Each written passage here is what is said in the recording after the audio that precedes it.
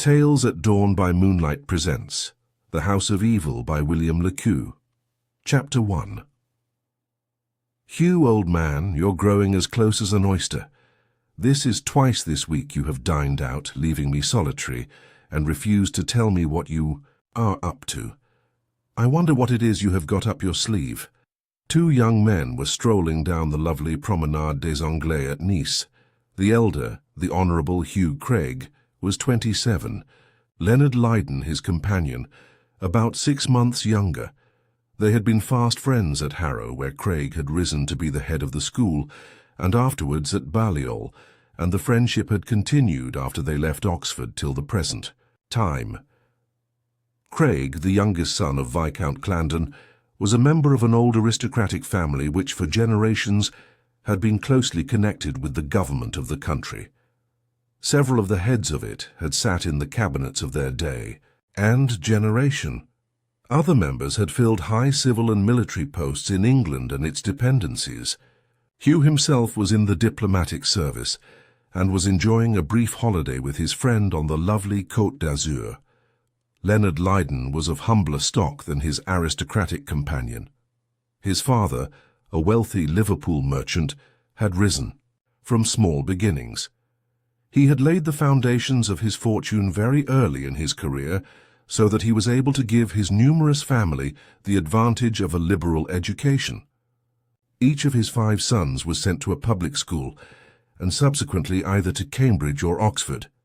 The Liverpool merchant had died a couple of years ago, leaving behind him a handsome fortune, half of which was left to his widow for life, the other half divided between the 5 sons and 4 daughters. The 2 elder sons inherited the business, as well as their share of the private fortune. As there were 9 persons to divide the half of the total amount, nobody received a very huge sum, but enough to bring in a comfortable income. After taking his degree at Oxford, Leonard had become deeply interested in wireless research and had studied until he became a full-blown radio engineer, a profession which he followed in the Admiralty during the later years of the war. After peace, he joined an American wireless communication company which had a branch in England. At the time this story opens, he had been appointed this company's chief engineer and designer. As he was in receipt of a handsome salary, his financial position was a very comfortable one.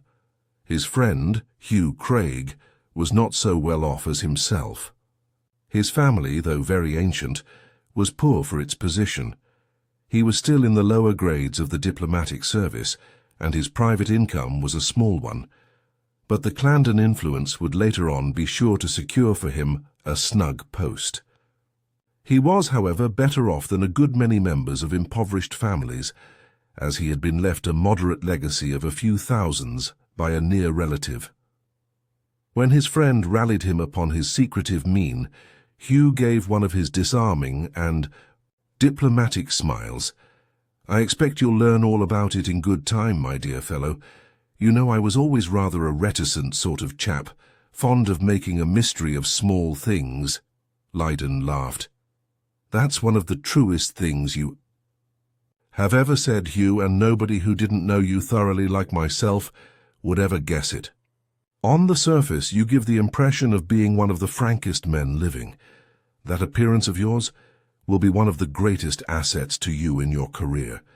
How easily it will enable you to hoodwink people when you want to." Hugh Craig smiled in his turn.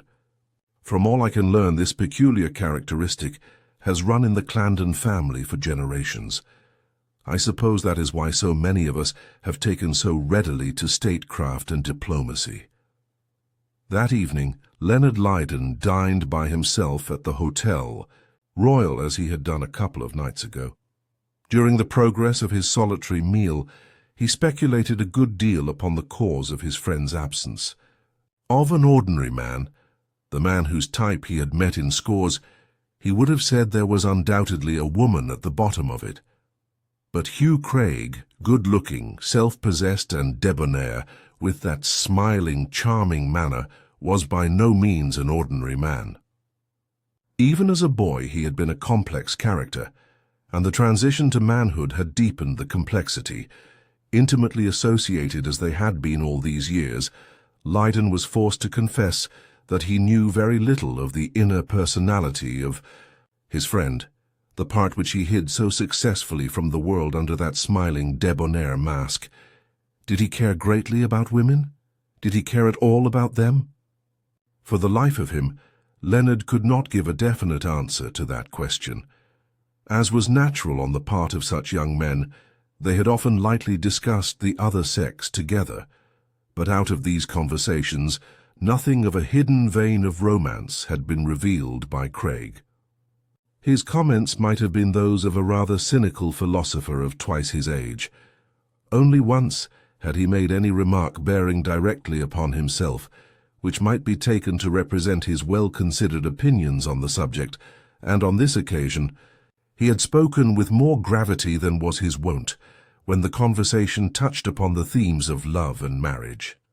No man who intends to make a career for himself should ever commit the folly of falling in love, he had said, because the chances are 10 to 1 that he will fall in love with the wrong person, marry for sound, sensible reasons perhaps. Even then, I think I should postpone the step as long as possible, so far as I am individually concerned.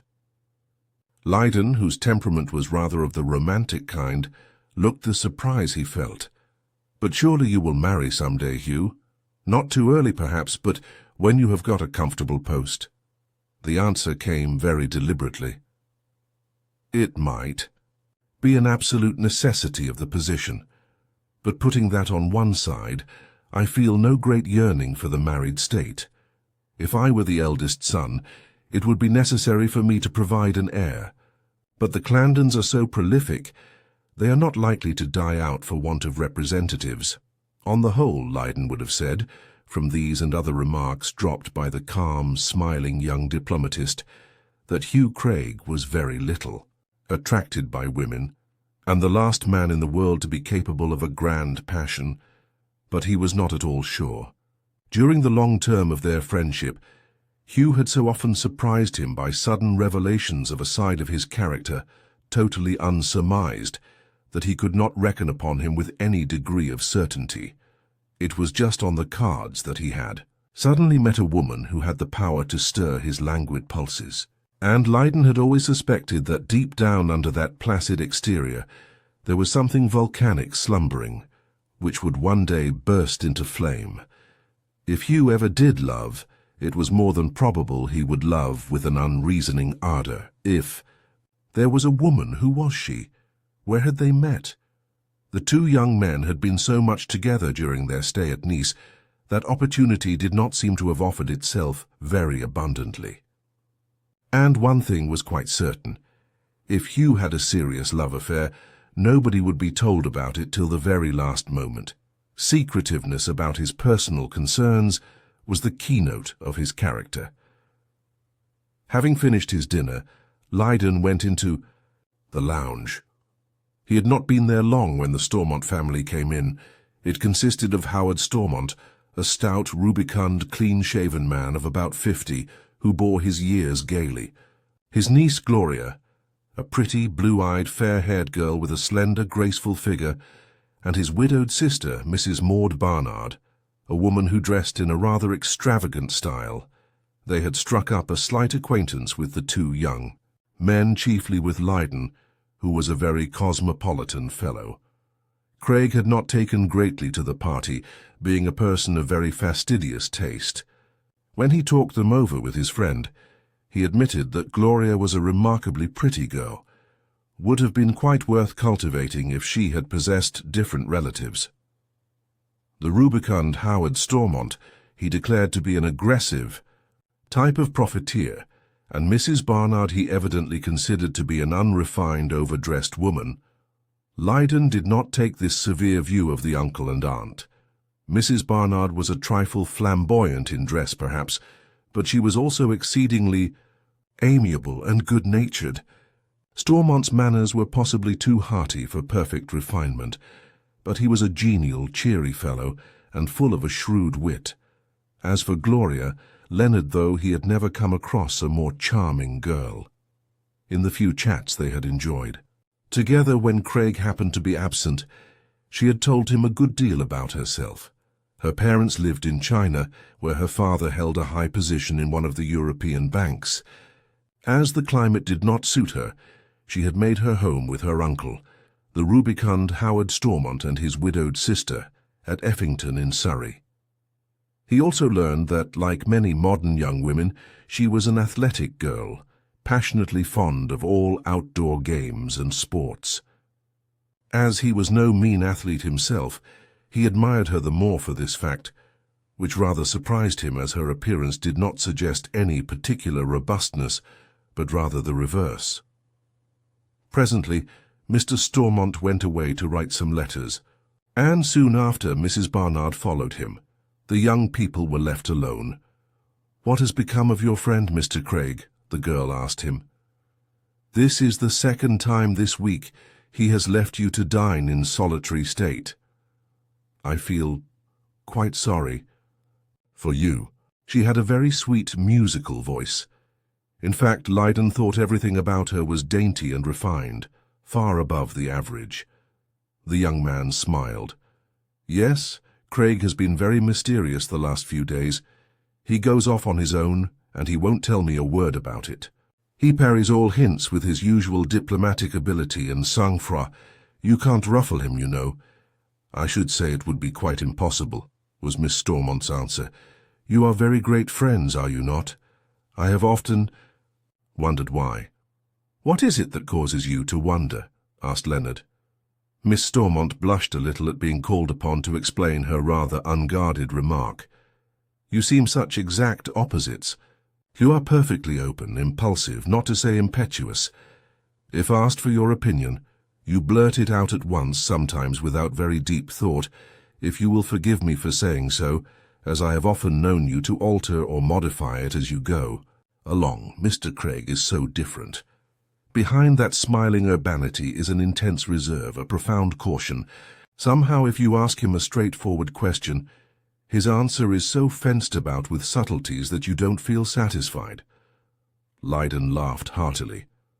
The girl was very frank, even to the point of indiscretion, but she had certainly judged his friend pretty shrewdly. Even those who loved him and admired his very considerable gifts were forced to admit that there was a good deal of the Jesuit about this young descendant of diplomatic ancestors. They had the longest talk they had ever enjoyed together that evening in the almost empty lounge, as she prattled gaily along.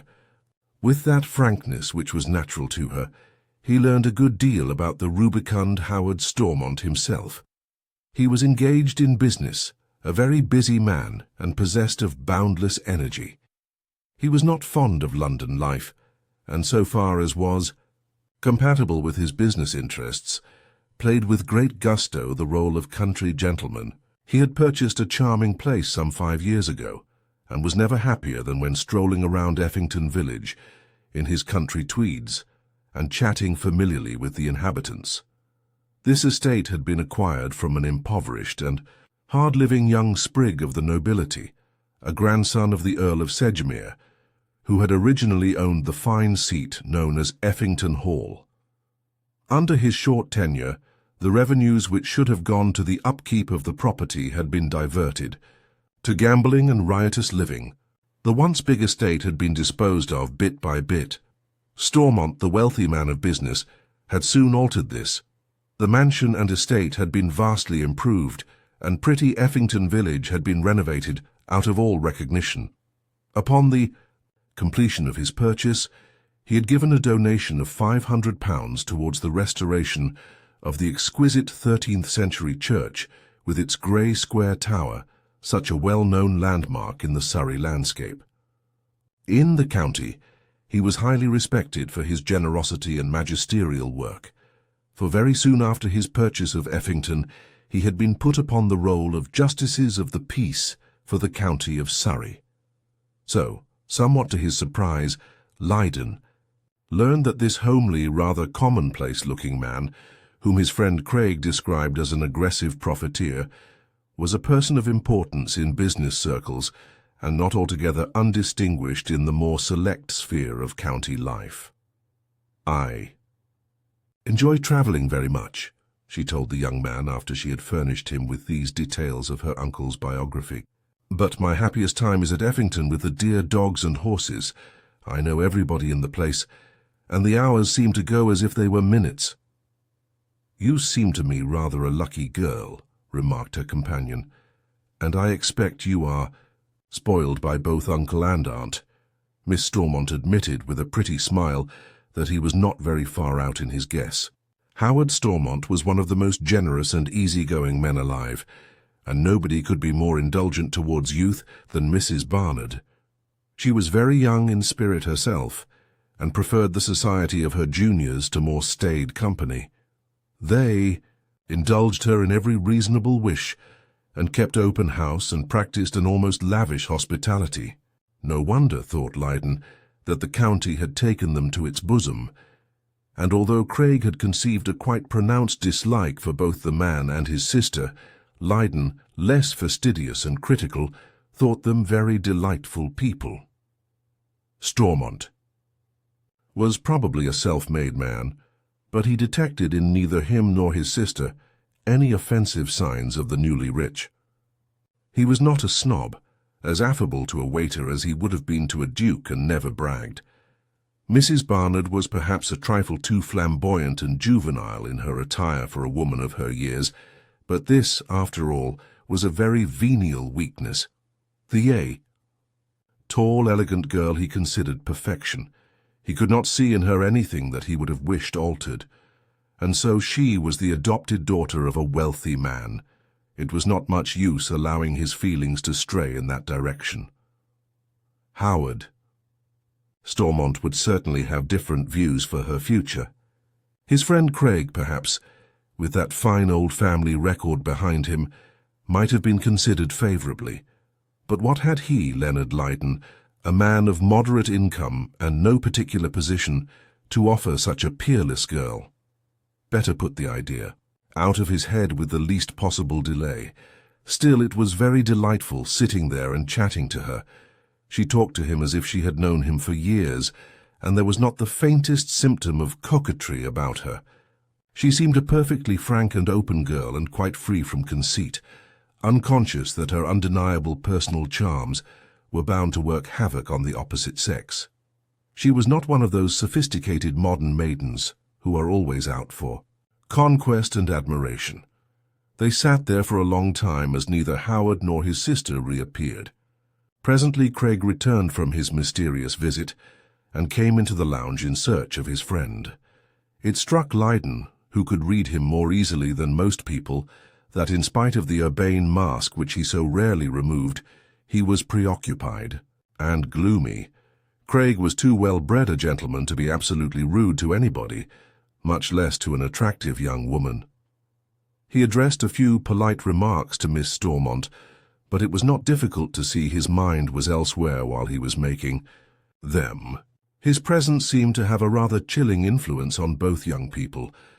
Miss Stormont evidently was affected by it, for after a very brief interval she rose and bade them good night, saying that she must go and look after her relatives. The young men smoked together for about half an hour, and during this time the conversation between them was desultory and fitful. Lydon was more sure than ever that his friend had something on his mind, but in spite of their close intimacy, he did not venture to question him.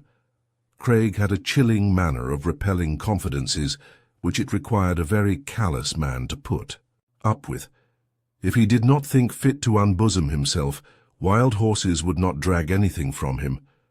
When he had finished his cigar, he rose and rather abruptly intimated he was going to bed. Lydon stayed a little longer, thinking of Gloria Stormont and her exquisite charm, and then followed his example. In the morning he came down rather late to breakfast, and was surprised to see the Stormont family in the hall, in the act of departure. The portly man addressed him in his usual breezy and genial manner. "Glad to have a chance of saying goodbye to you. Amongst my letters this morning, I found one summoning me back to England on urgent business that brooks no delay. Very pleased to have come across you. The world is small. I expect we shall meet again some day. Come along, Maud. Gloria, hurry up." There were hasty handshakes. Gloria smiled very sweetly and flushed just a little as she bade him farewell. Lydon felt his spirit sinking very low at her departure. He went into the dining room and found Craig halfway through his breakfast. He imparted the news to his friend. Craig made the very briefest comment. "I suppose you will miss her. You seemed on very good terms when I came upon you last night. Well, my dear chap, perhaps it is better. A very undesirable family, although I admit the girl is vastly different from her uncle and that overdressed aunt." Leonard did not make any reply to this unkind speech. He knew his friend too well. He was not a man of violent likes or dislikes, but when once he formed an unfavorable opinion of anybody, nothing would ever alter or modify it. Howard Stormont and his widowed sister were anathema to him, and anathema they would remain till the end of the chapter. They were staying on for the best part of another week, and during that period the young men were together the greater part of the time. But on several occasions Craig absented himself for short intervals, giving no explanation of his movements. And one day, by the merest chance, Leonard saw him in a side street, engaged in conversation with a shabby, rather furtive-looking foreigner. As they were too occupied to notice him, he soon removed himself from their neighborhood. He had come across a few acquaintances at Nice and Craig a great many. But this shabby, furtive-looking foreigner was not the sort of companion suitable for the fastidious young diplomatist. Clearly there was some mystery going on, which his friend was carefully hiding from him. Probably it might be connected with his diplomatic business, but Lydon had an uncanny idea that a woman was at the bottom of it, whatever it was. Never did he forget that early morning of the day which they had fixed for their departure.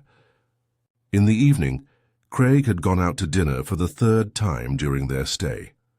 Lydon went to the masked ball at the casino and returned early in the morning.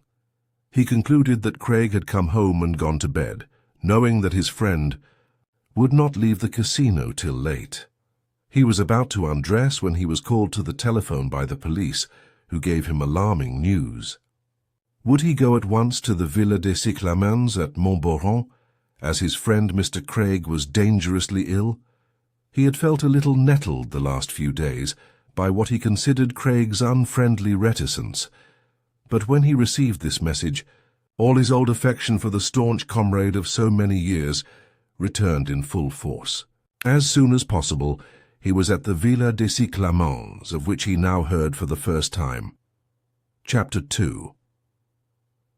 Great was his astonishment at finding the pretty villa overlooking the moonlit Mediterranean in possession of the police, amongst whom he observed the shabby, furtive-looking man whom he had seen talking to Hugh in the side street of Nice.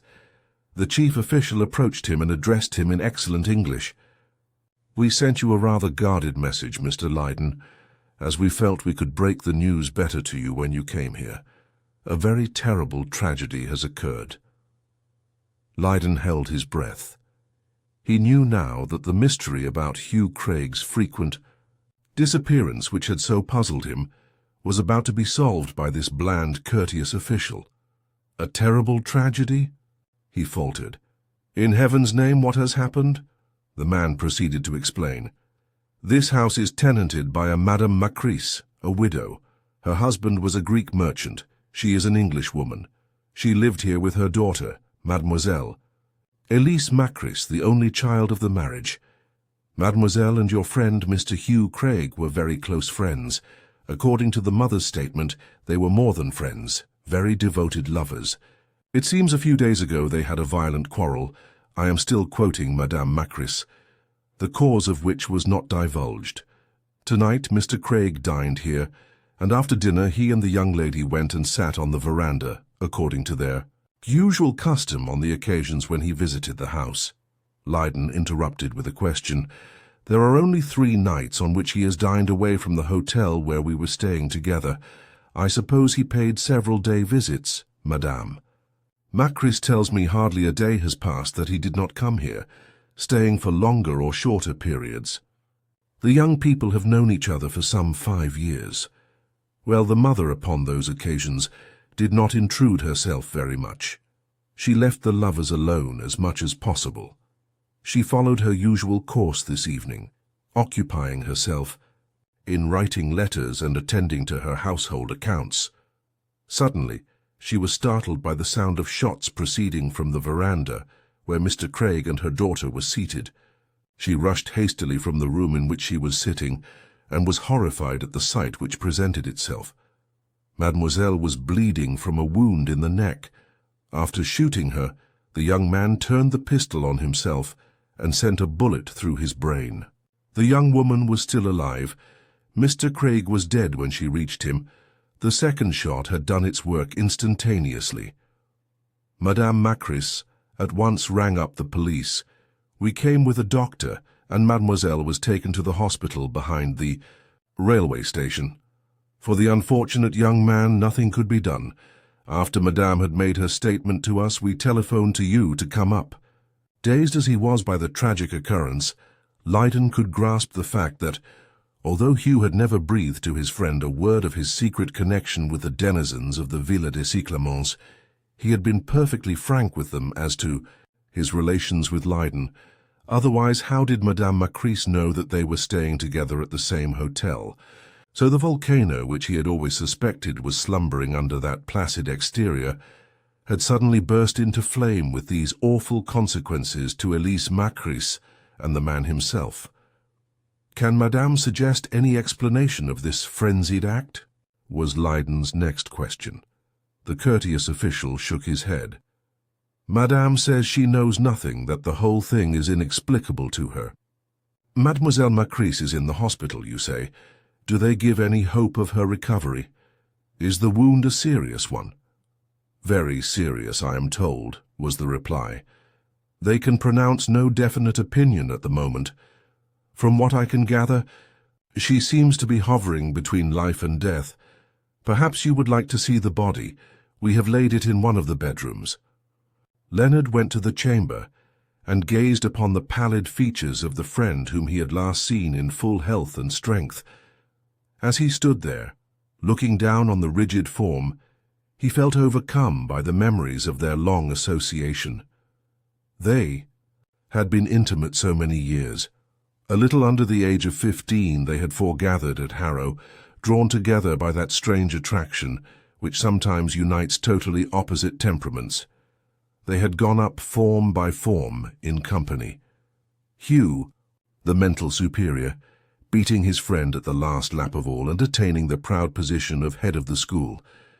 In the same year they had been put into the cricket 11 and had done battle against Eton at Lord's. At Balliol, whither they both proceeded, the intimacy grew stronger, and here again history repeated itself. They both represented their university in cricket against Cambridge, as they had represented Harrow. And now this life, so full of promise and opportunity, had been blotted out by his own rash act. And even more terrible, Hugh Craig had gone to his last account with the sin of murder, or at least attempted murder, on his soul. What terrible thing was it that had so unhinged his mind? The police had found the pistol clutched firmly in his dead hand. This fearful deed, then, was not due to some sudden temptation of the moment. It must have been premeditated, or he would not have taken a loaded weapon with him to this peaceful villa. When Hugh had bade his friend goodbye, he must have had murder and afterwards self-destruction in his mind. When the young man had left the death chamber, he inquired after Madame Macris, and was informed that she was prostrated with grief, as was quite natural. He exchanged a few words with the furtive-looking man, whom he had seen talking to Hugh in the side street a short time ago. "I saw you together the other day," he said, "but you did not see me, and I hastened as quickly as possible out of sight, as I did not wish to appear to be spying upon my friend. Do you know anything that can throw light upon this?" The shabby individual lowered his eyes as he answered, "No, monsieur, I am sorry to say, nothing. My acquaintance with Monsieur Craig was very slight. If the man was not actually lying, it was obvious there was nothing to be got out of him." Leyden impatiently asked him if he was one of the regular police. To this question he replied that he was not.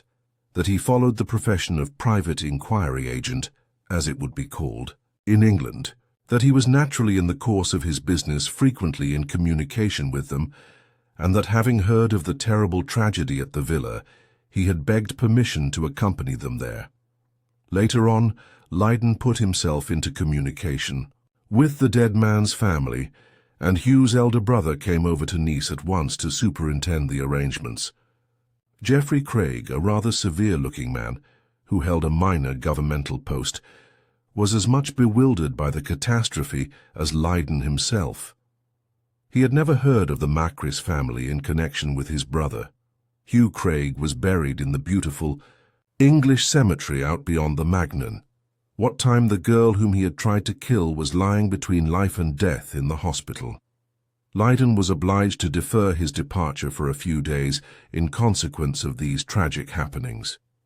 Before he left, he called upon Mrs. Macris, who was now sufficiently recovered to receive him.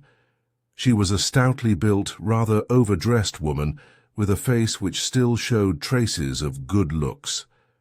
He had been told by the police she was an Englishwoman, and her thoroughly British accent confirmed the fact, but he had a shrewd suspicion that Jewish blood ran in her veins. While he was waiting in the pretty salon of the Villa des Cyclamens for the unhappy mother, he noticed upon a writing table a gorgeous carved sapphire made into a pendant, the stone, worn upon the breastplate of the high priest of the Hebrews as the sign of Issachar. He rather marveled that such a valuable article was allowed to lie there. In the distraction occasioned by the tragedy, it was of course possible that neither Madame Macris nor any other member of the household had heeded it. The Jewish-looking woman bore upon her still good-looking face the deep traces of her grief. When Leyden murmured a few words of sympathy, the ready tears fell immediately. "My darling Elise was all the world to me. We were devoted to each other," she said in a broken voice, "and this state of suspense is awful. 2 whole days have passed, and still they are not certain whether she will live or die." Leyden again expressed his deep sympathy. "I have been very terribly shocked too, although I cannot for a moment pretend to compare my feelings with yours. Hugh Craig and I have been friends from boyhood, and I should have judged him the last man in the world to have given way to such an awful impulse. Have you no inkling of the cause which led to such an unexpected catastrophe?" Madame Macris shook her head, a head covered with thick dark hair in which there was not a trace of grey, in spite of her years, which might have been anything from 45 to 50. "Not the slightest, Mr. Leyden. There had been some disagreement between them a little time previously, for I discovered my poor girl in tears after he had left. I pressed her to tell me the reason of her agitation, but she parried all my efforts to extract the truth from her. She assured me it was quite a trifling matter, and that she would not have been affected by it, except for the fact that she was in low spirits. May I ask, madam, if they had known each other for long?" "Some few years," was the answer. "There was no regular engagement between them, but it was understood that they would marry as soon as they could.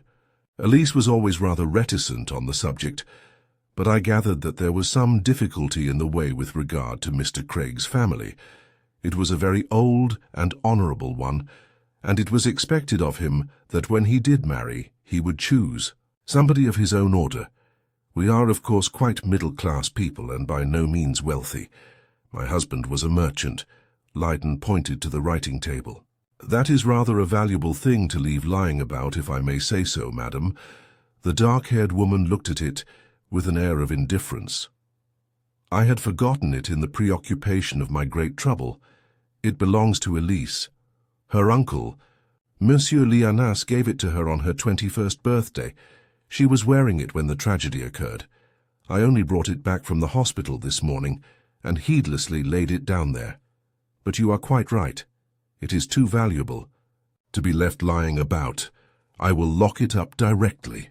Heaven knows if my poor child will ever wear it again," she concluded with a burst of tears. Leonard went back to England the next day, very sad at heart at the loss of his lifelong friend. He pondered much over the meagre information that Madame Macris had given him. The young people had known each other for some years. There had been no formal engagement between them, but it was an understood thing they were to be married as soon as they were in a position to do so. And during those years, although they had met so frequently, Craig had never dropped a word about Elise or her mother to his friend. So strange a silence passed beyond the bounds of ordinary reticence. There must be some reason for it, most likely some mystery behind it. He could quite understand that Hugh might find some difficulty in reconciling his family to his marriage, with a foreigner of no particular position. But it was strange that a man should be in love and never say anything about it to his closest friend. As was natural under such painful circumstances, his thoughts of Gloria Stormont had been temporarily pushed into the background. But after a little, when the first violence of the shock had passed away, her charming image again recurred to him. What a beautiful girl she was, and how delightfully unaffected. Was it likely he would ever come across her again? Her uncle had spoken of it as a probability when he remarked that after all the world was a small place, and a fortnight later Howard Stormont's prophecy was fulfilled. Lydon suddenly made up his mind to run down for a weekend to the Metropole at Brighton. As he ascended the steps of the well-known hotel about an hour before dinner-time, the first person he encountered in the vestibule was the genial Stormont. Looking more prosperous and rubicund than ever, nothing could have been more hearty than the greeting Lydon received. "Well met, my dear fellow, glad to see you. I said it would not be long before we ran across each other again. My sister and Gloria are with me. Are you alone? Good, you must join our table. Well, as soon as you have settled about your room, let us celebrate the occasion with a cocktail. Good old Metropole, you can't beat it. I'm not very busy just now, so we're here for a week. My sister is a bit run down, and the sea breezes will set her up." What a good-hearted fellow he was, Lydon thought. Gloria had said of him he was one of the kindest and most generous of men. Over their cocktails the young man told him of the tragic happenings at the Villa des Cyclamens. But Stormont had read it in the papers. Of course it was impossible that anything could be kept quiet in the case of a man of Hugh Craig's position. A very mysterious affair, and I suppose nobody will ever know the rights of it, he remarked when Leonard had communicated all the details he knew, which, as we know, were somewhat meagre. "Well, I cannot say I ever took very kindly to your poor friend, for the reason probably that he took very little pains to conceal his dislike of me. But it is a terrible ending to a promising career. I suppose in the course of time he would have ended up as an ambassador. The Clarendon family have a knack of falling into soft jobs.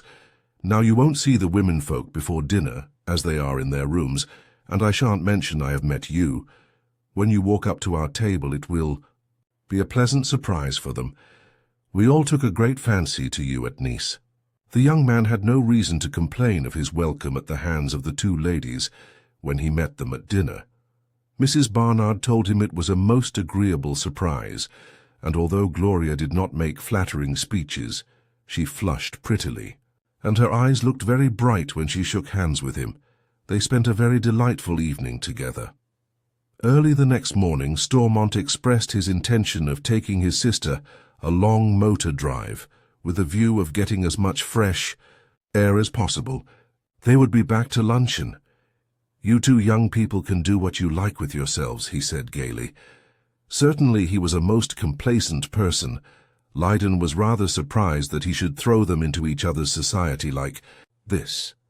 Surely he must have ambitious views for his niece's future, and he could not help wondering what it was his friend Hugh had seen in the man which made him dislike him so intensely.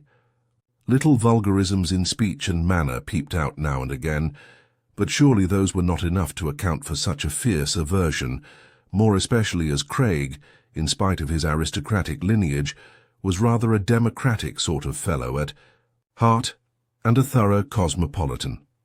The two, thus dismissed to their own resources, went on to the West Pier, where they sat for some little time. Then they walked up and down the parade for a couple of hours, till it was time to return to the hotel. During these happy and precious moments, Leonard felt that he was making great headway with the charming girl. She talked to him with as much freedom as if they had been friends of old standing. She told him all about her uncle's place, Effington Hall, and of her mode of life there.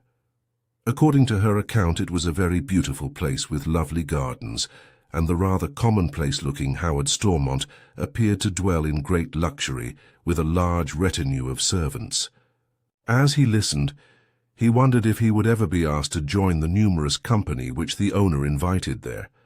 Stormont did not seem to mind his enjoying the girl's society on a casual visit to the seaside, but would he draw the line at the familiarity born of a long stay in a country house? Had he been in the uncle's place, he was inclined to think he would. His visit did not terminate with the weekend.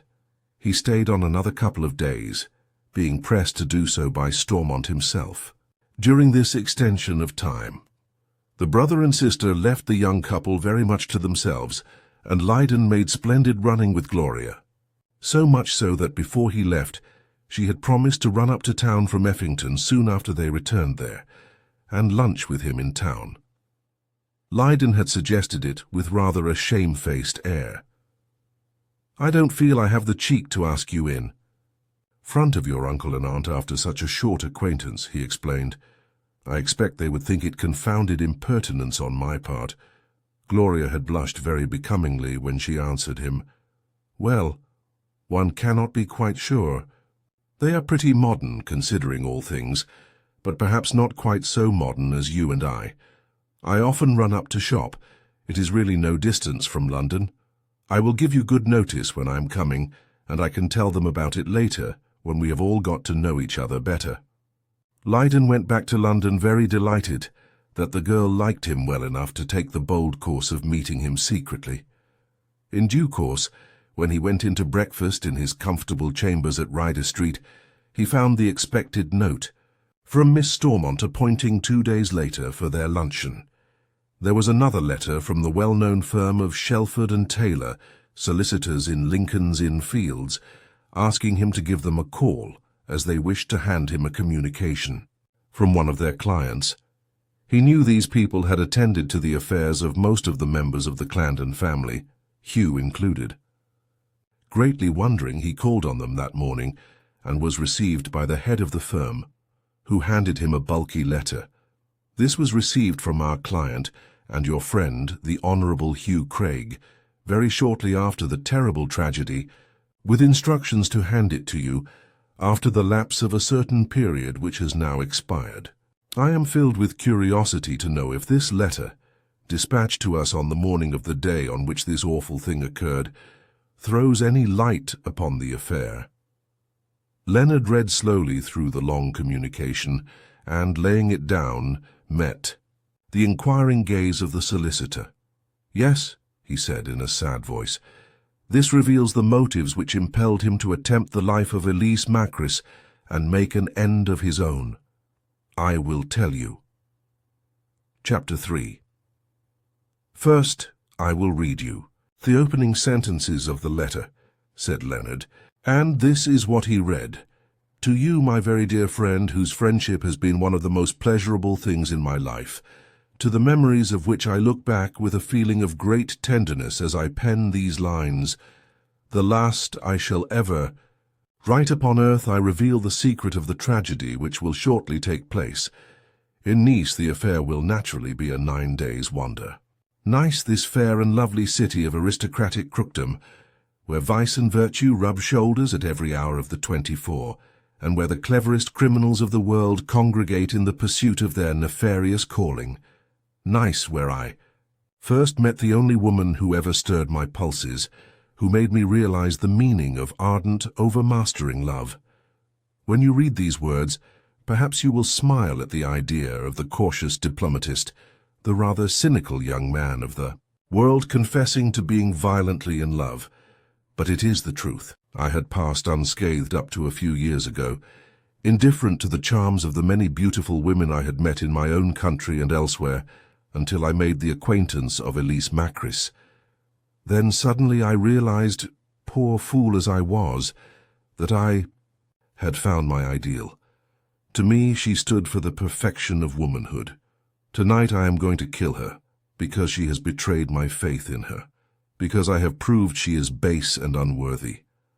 And when I have accomplished this justifiable vengeance, there is nothing left for me but to end my own life. By the time you receive this letter, the 9 days' wonder will have died out, and the memory of Hugh Craig will only linger in the hearts of 1 or 2 faithful friends like yourself.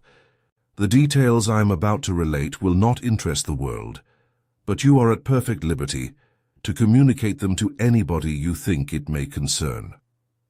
As you are such an old and confidential friend of the Clarendon family, Mr. Shelford, said the young man when he had finished reading this preliminary portion of the letter, I feel quite justified in reading to you what my poor, unfortunate friend has disclosed to me. From the astounding narrative to which Mr. Shelford listened, he learned the following remarkable facts.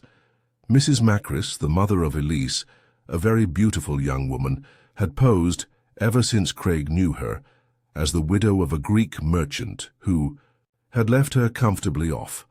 Her late husband's fortune was settled upon her for life, she told him, and her daughter would inherit it at her death. It was on Craig's last visit to Nice, and then only towards the end of it, that his suspicions concerning the truth of her story were aroused. Elise had addressed to him by mistake a letter intended for somebody else, a letter of a most suspicious character, betraying her acquaintance with a very questionable set of people. When he asked her for an explanation, her replies were evasive and unsatisfactory, so much so that he at once came to the conclusion that both the girl and her mother were quite different from what they seemed. He did not at once break off with her, wishing to test the truth of his suspicions. For this purpose he secured the services of a private inquiry agent, without doubt the shabby, furtive-looking man to whom Leonard had seen him talking in that quiet side street.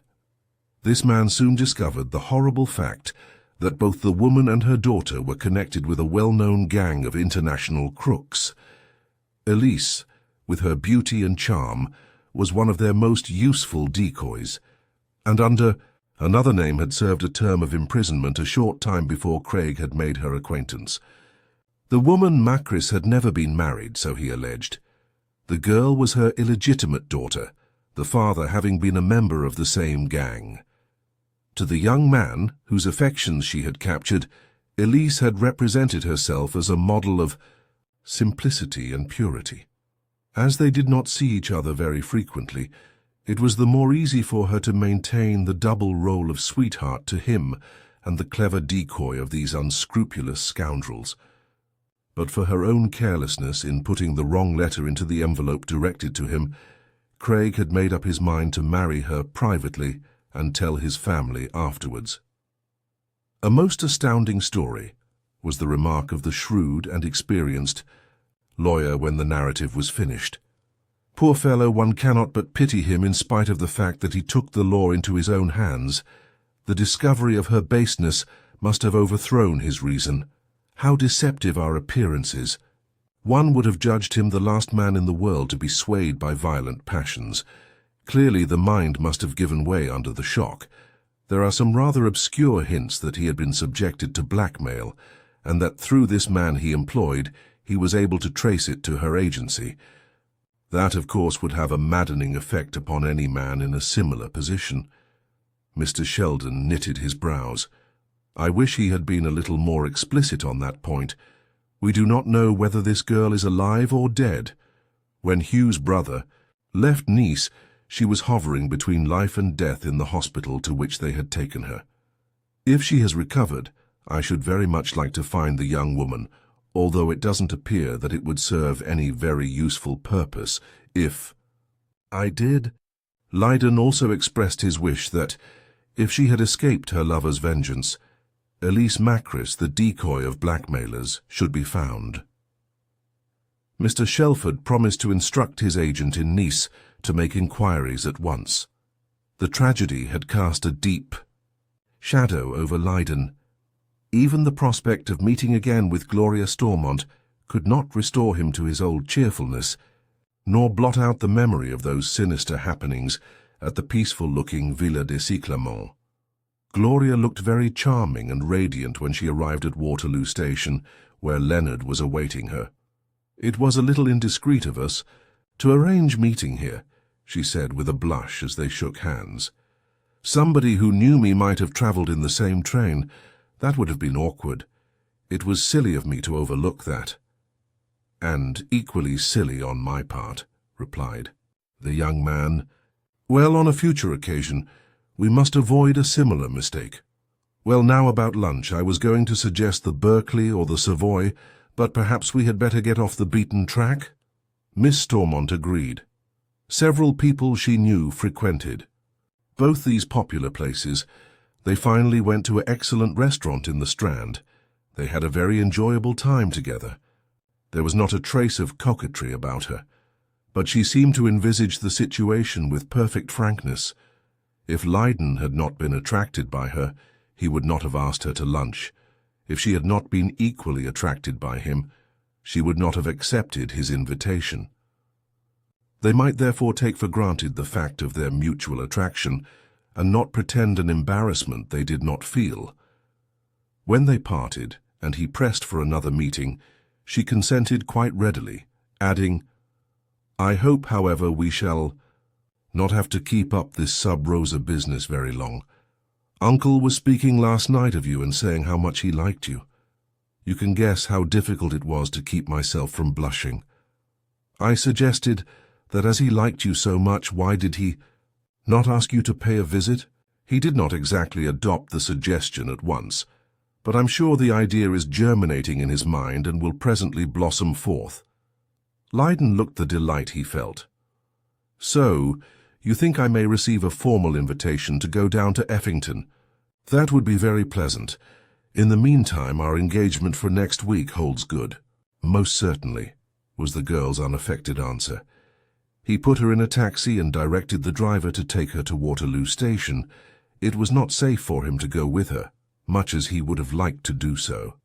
At this hour of the day, some of the early birds might be returning home, and at this stage of the proceedings, it was not politic for Miss Stormont to be seen by any of her neighbours in the company of a good-looking young man.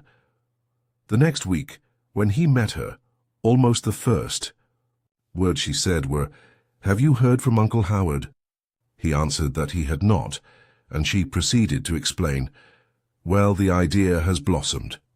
2 days ago at breakfast, he announced solemnly to Auntie and myself that he was going to write to you at the address in Ryder Street you gave him, and ask you down for a weekend. Today is Wednesday. You ought to have had the letter by now. But perhaps he didn't intend to ask you for this weekend, but the next. Uncle is very impetuous in some things, but slow-moving in others. And if it is, for the following week, naturally he wouldn't be in a hurry." It was, however, this weekend that the genial Stormont had fixed in his mind. When Leyden went home that night, the precious letter was awaiting him, having arrived by a midday post. If Mr. Leyden had no previous engagement, would he spend next Saturday to Monday, or if possible Tuesday, at Effington? If so, Stormont would meet him at Waterloo by a certain train, and they would go down together. Of course he sent an immediate reply. So, at last, he was made free of Effington. He would see his beloved Gloria in her own home, and be able to feast his eyes upon her for several hours. If Howard Stormont was as unconventional as his appearance and manners proclaimed, there would be an end of the sub-rosa meetings. In these advanced days, when the chaperone is nearly as extinct as the dodo, he would be able to ask her openly to lunch with him when she came up to London to do her shopping. It was a great step gained. On the Friday before his visit, he had a summons from Shelford, the solicitor, who had heard from his agent in Nice Elise Macris was alive. Wonderful to relate. For some days the doctors had entertained little or no hope.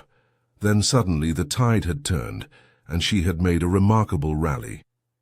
3 days before Shelford's letter of instructions reached Nice, she had been discharged from the hospital, still somewhat weak, but in no danger of a relapse.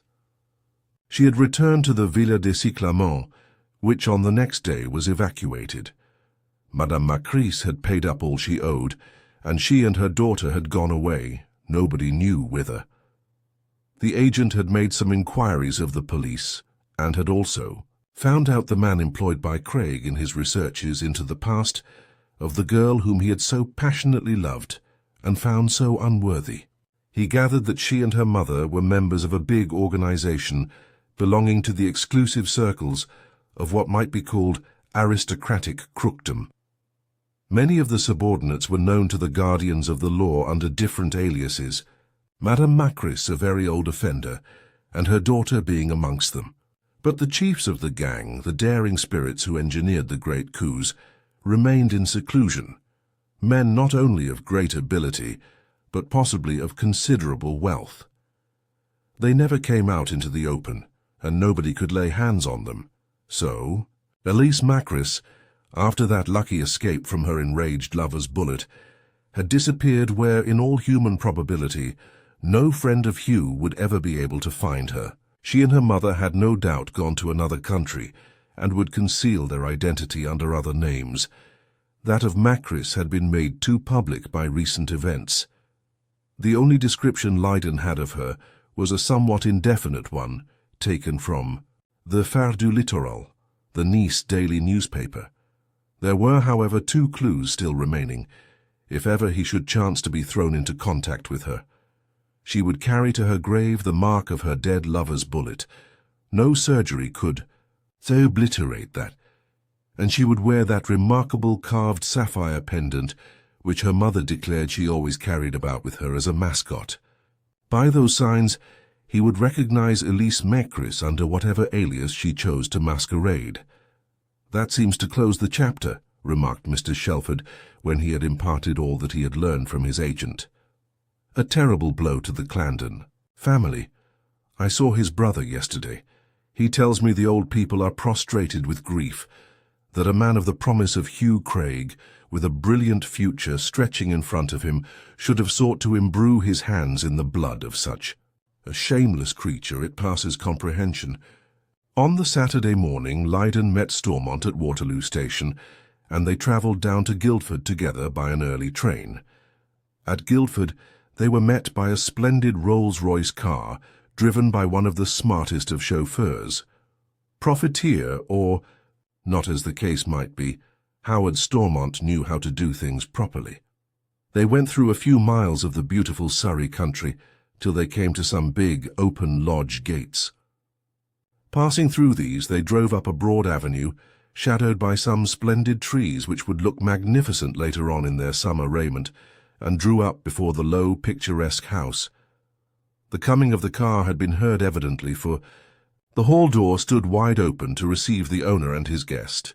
Behind the decorous form of the stately white-haired butler, Duncan, appeared the gaily apparelled Mrs. Barnard, and the slim, exquisite figure of the smiling Gloria.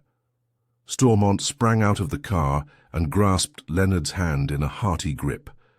"Welcome, my dear boy, to Effington," he said in his loud, ringing voice. Chapter 4. There was a big dinner party in the evening, somewhat to Leonard's disappointment. He had hoped they would have spent the first night by themselves, so that he would have an opportunity of appropriating more or less the charming Gloria.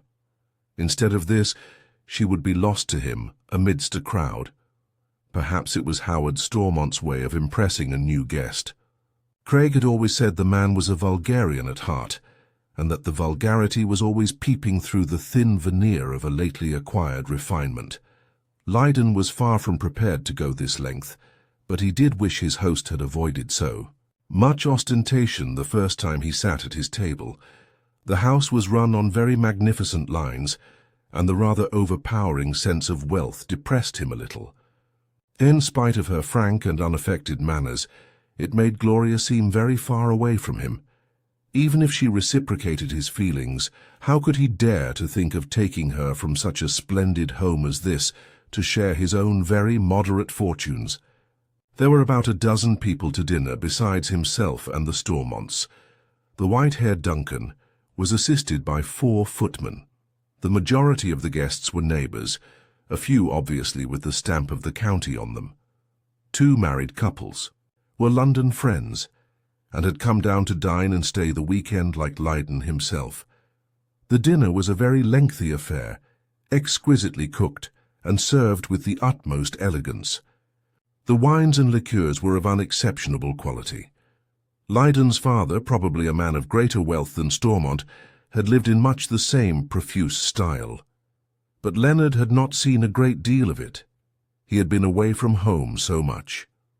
His own tastes were very simple, and he had no hankerings after luxury, to judge by Howard Stormont's beaming countenance as he sat at his end of the table, with a rather severe-looking county lady on his right. He seemed to revel in it. Lydon did not think for a moment that the man had been born to it. From many little signs he could deduce the contrary. But possibly he was one of those ambitious souls to whom magnificent surroundings seem a quite commonplace part of their environment. What to Lydon seemed ostentation only appeared to the other ordinary comfort. And what about Gloria? Was all this wealth and luxury, these dainty, never-ending dishes, this army of deftly trained servants, an absolute necessity of her well-being, as it seemed to that of her uncle and the richly dressed Mrs. Barnard, who beamed as benignly on their guests as her portly and rubicund brother? Well, he did not know enough of her yet to decide. All he did know was that she looked very beautiful in some soft, shimmering fabric that displayed to perfection the ivory white of her well-poised neck and rounded arms. Now and then he caught a kindly glance, speaking of more than ordinary acquaintance, from the soft, pretty blue eyes. Now and again he caught her low, sweet laugh at some remark of her neighbour. Lydon had for his partner one of the county people, a young married woman, Mrs. Lycett, not very remarkable for good looks, but very lively and voluble. He learned afterwards that she was a very important person in her set, by reason of her various accomplishments. She was a keen and prominent golfer, a daring and fearless rider to hounds, an adept at every kind of sport. As Lydon was no mean sportsman himself, he got on very well with this voluble person, who chattered away to him about her prowess. But all the same, Mrs. Lycett, with her vivid account of her feats in so many departments of sport, could not make up to him for Gloria. She was an athletic girl, too, but she had not that slight touch of the masculine which rather disfigured Mrs. Lycett, and above all, Gloria did not boast about her achievements. She was so distinctly feminine and lovable. Long before the protracted meal was over, Leonard found himself growing more than a little weary. He had not bargained for being thrust so suddenly into a crowd of absolute strangers. He looked back with pleasure on his 2 sub-rosa meetings with the beautiful girl, whose glance he only occasionally met across the big dinner table. After dinner, the men sat for a little time to smoke a cigarette and then joined the ladies. Soon the large party split up into groups. Some went to the billiard room, most sat down to bridge. A few clustered round the piano, where Gloria sang some very charming songs in a well-trained voice. Lydon joined this particular group, not because he was so keen on music, but from a desire to be as near to Gloria as possible. At a fairly early hour in the evening, carriages were announced, and the neighbours departed, almost in a body. Only the house party was left, and after a little while the ladies took their candles, and the men adjourned to the smoking room, a handsome apartment decorated in the Moorish style, for a final chat. The 2 visitors from London were elderly, men contemporaries of the host, and their conversation was chiefly about general topics in which the 3 were interested. The next day, Sunday, was, on the whole, quite enjoyable. Everybody except one of the London men went to church in the morning. In the afternoon, Leonard, to his great delight, got Gloria to himself, and they went for a long walk from after lunch till close upon tea-time. No other guests were present at dinner, for which the young man was very grateful. The elderly people gravitated naturally to each other and left the young couple very much to themselves. They carried on a low-toned conversation at the far end of the big drawing-room. In the course of it, Leonard suggested they should soon have another lunch in town. Gloria was quite willing. "I think you can suggest it quite openly now," she said. "As a matter of fact, you can include Auntie if you like, but she will be quite certain to refuse. She has so many interests at Effington, and she so loves the place, that it is difficult to drag her up to London except when she wants new clothes. And really, you might pay Uncle Howard the compliment also, and 10 to 1, the result would be the same. He takes a good many holidays, but when he does go to his business, he works like a horse, so at least he tells us, and has no time for frivolity." "Works hard and plays hard," remarked Leyden. "So far as I can judge from my short stay here, he seems to revel in the good things of life." Miss Stormont smiled. "You have judged him quite accurately. My dear old uncle is a perfect sybarite. A crumpled rose-leaf in his bed would disturb him acutely. He likes the best of everything, the best that money can buy, as he puts it in his rather blunt fashion. The most perfect food, the choicest cigars, the rarest wines. Of course he has to dine out here a good deal, as he cannot affront his neighbours by refusing. But the dear man really prefers entertaining to being entertained. When he entertains, he is sure of the quality, eh? He knows he won't be put off with the second best," laughed Leyden. "Away from home he might get an inferior vintage or an inferior cigar." "I am afraid he has that idea at the back of his mind," admitted his niece. "Well, if he should accept my invitation to lunch, I will take him to my best club and allow him to order the luncheon," said Leyden, speaking in the same light spirit. "Well, what about Mrs. Barnard? Is she a sybarite like her brother?" "Not in the least. Like me, her individual tastes are very simple. She likes moderate comfort, but she has no hankering after luxury. She is a frightfully energetic woman, busies herself in everything going on in the neighbourhood, local charities and so forth, and writes letters by the score. She would die of ennui if her hands were not fully occupied. And, of course, at her time of life, sport has no attraction for her. She is rather devoted to bridge, but she never plays it till the evening." Leyden was very pleased to hear that Gloria had simple tastes, that luxury was not essential to her. Presently he said to her, "Do you know, I have got a little whim, that I should like to have just another of those quiet little meetings before we take the others into our confidence. I wonder if you would very much mind." Miss Stormont had one very delightful feminine trait. She was always ready to admit the supremacy of the sterner sex, and give way to them wherever it was consistent with her own dignity. "If you very much wish it, I don't mind in the least," she answered sweetly. "But I would like to know the reason of this whim."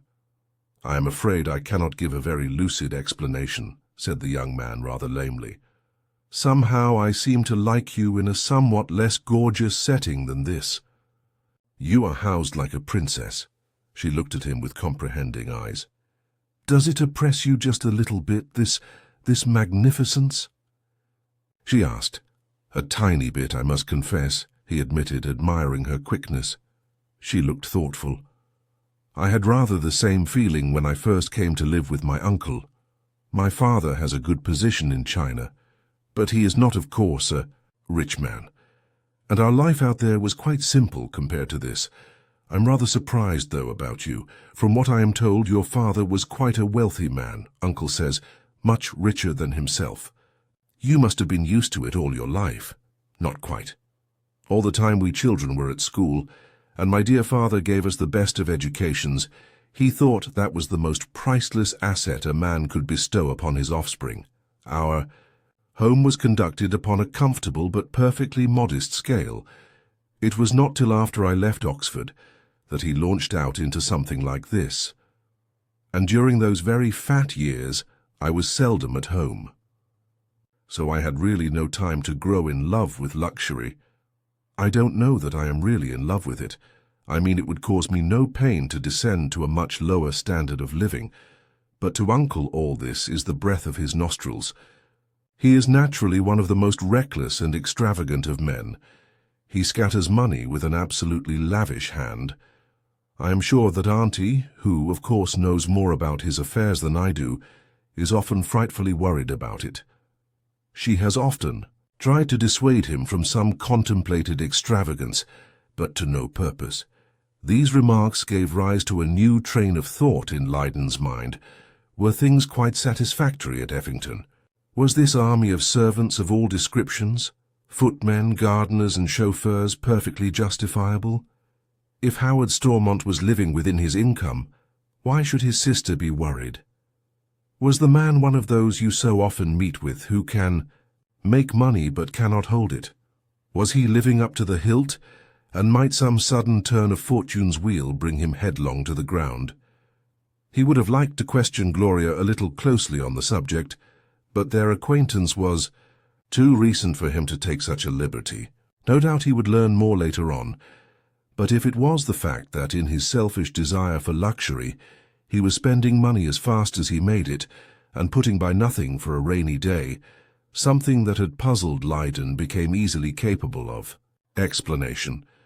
In this case, Gloria would not be an heiress, and her uncle had not formed any grandiose plans for her future. He would be content if she could marry a man who would keep her comfortably and not expect any fortune with her. And, as a result of this hypothesis, Howard Stormont fell distinctly in his estimation. He was simply living for his own gratification, oblivious of those he left behind. In Leyden's opinion, the most contemptible conduct any man could be capable of. On Monday morning, the two elderly couples departed. The young man would have gone also, but on the Sunday night Stormont took him on one side and pressed him to stop another day, if his business engagements would permit. I very rarely go up on a Monday myself, unless there is something very urgent, he had said. And at my age I think I may be permitted to allow myself a little latitude. I simply love pottering about this dear old place. Although I have had it for some time now, it is still a new toy to me after being pent. Up in cities nearly the whole of my working life. Stop till Tuesday morning and we will go up together. Leyden, nothing loath, agreed to the pleasing proposition. The Monday was the happiest day of his visit. Soon after breakfast, Stormont went off on his own. Mrs. Barnard was fully occupied during the morning and afternoon, and he had Gloria practically to himself until it was time to dress for dinner. That evening in the smoking room, Leyden told his host what Hugh had disclosed in that letter, which the solicitor Shelford had handed to him. He fancied that Stormont did not take very much interest in the matter.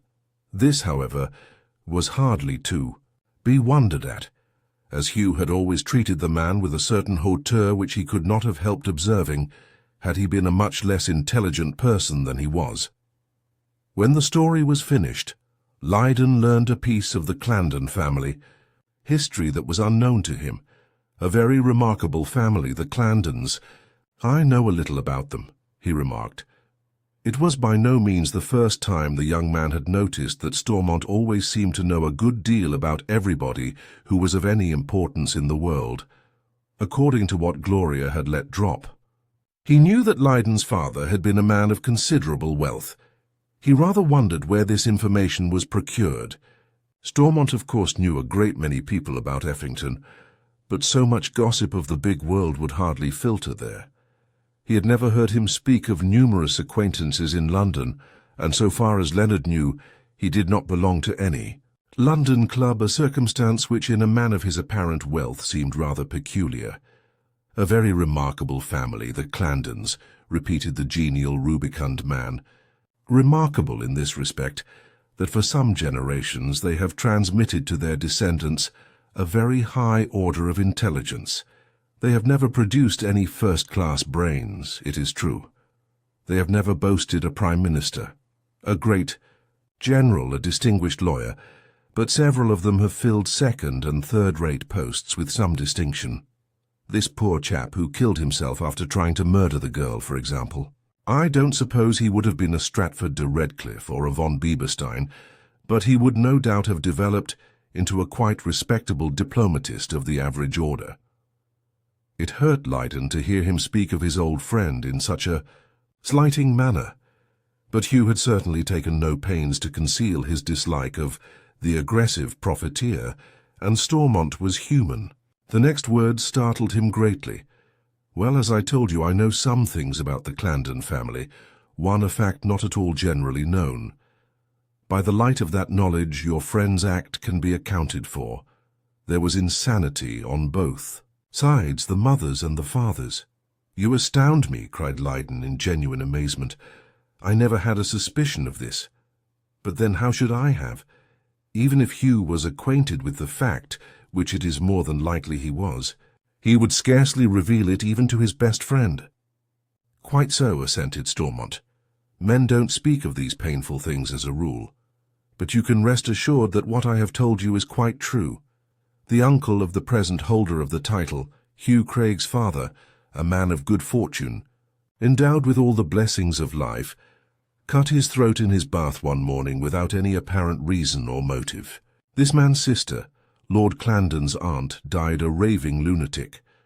On the mother's side, Lady Clandon has a younger brother who has been in a private asylum for the last 25 years. It is not generally known outside the family. My sources of information happen to be rather exclusive. So you see the taint suddenly developed in this poor chap as soon as he got an overpowering shock. So the family history accounted for poor Hugh's sudden aberration, the mysterious malady of madness that sometimes passes a whole generation to break out with virulence in the next one. On the Tuesday morning, Leonard travelled up with his host. They parted at Waterloo Station, as Stormont said his offices were in the city, while those of Leonard were in Victoria Street. The young man was warmly pressed to pay another visit to Effington at an early date. Obviously, this genial uncle was not going to put any obstacle in the way of increased intimacy between the young people. The very significant facts admitted by Gloria seemed to solve what might otherwise have proved a puzzling problem. Mr. Howard Stormont had apparently made up his mind to live for the day, and to say with the French monarch, "Après moi le déluge." A few days later, he met Gloria at the luncheon which she had agreed should be a secret one. She was very sweet and amiable, but evidently her conscience pricked her, for when they parted, she told him firmly it must be the last under such conditions. "There's really no longer any necessity for it," she said. "Uncle likes you very much, and he has now made you free of Effington. If he disapproved of our friendship, he would not ask you to his home." "You are quite right," admitted Leyden. "It was a foolish sort of whim of mine. I could not quite get it out of my mind that if I took such a liberty with the niece of the owner of such a splendid place as Effington Hall, he would send me to the right-about." Gloria laughed, told him that he seemed an exceedingly modest young man, and hoped he would always remain so. It was evident that Stormont desired his friendship, for on the following Friday he rang him up and inquired if he would go down with him to Effington the next day. Of course, the young man was only too pleased to go. He had not ventured to hope that he would see Gloria again so soon. Stormont was at the station awaiting him, and with him was a tall, thin man of about the same age as himself, whom he introduced as Mr. Whitehouse.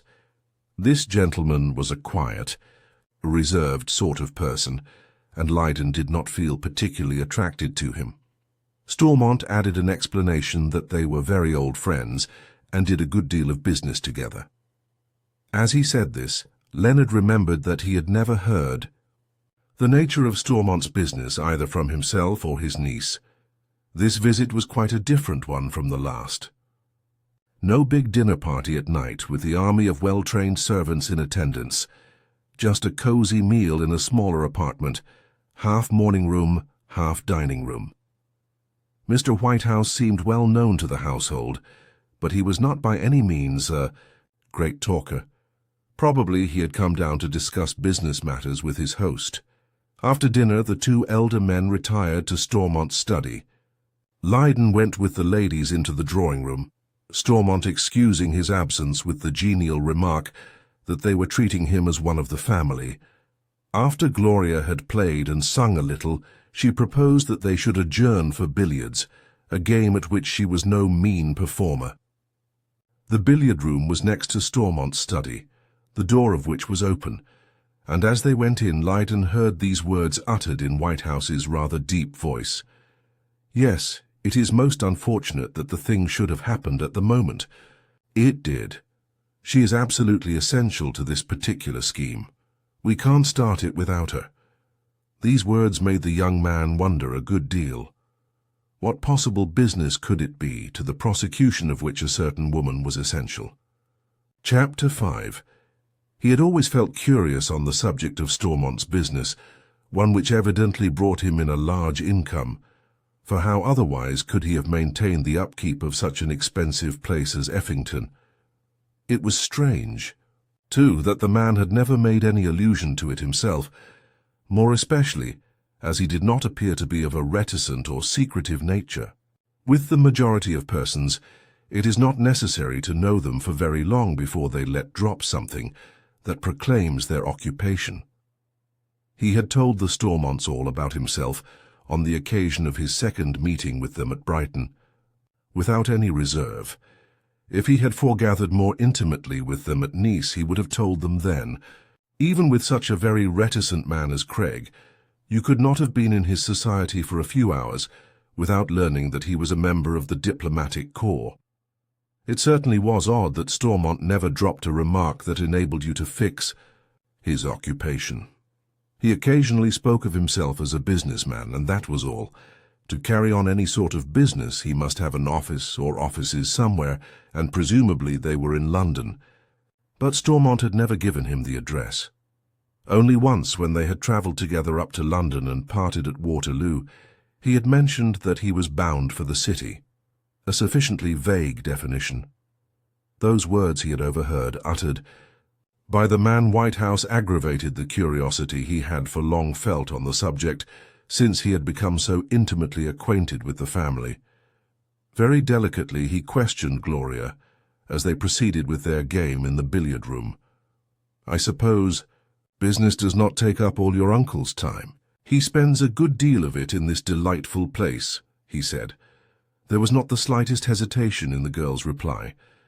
He had long ago made up his mind that everything about Gloria Stormont was open and above board.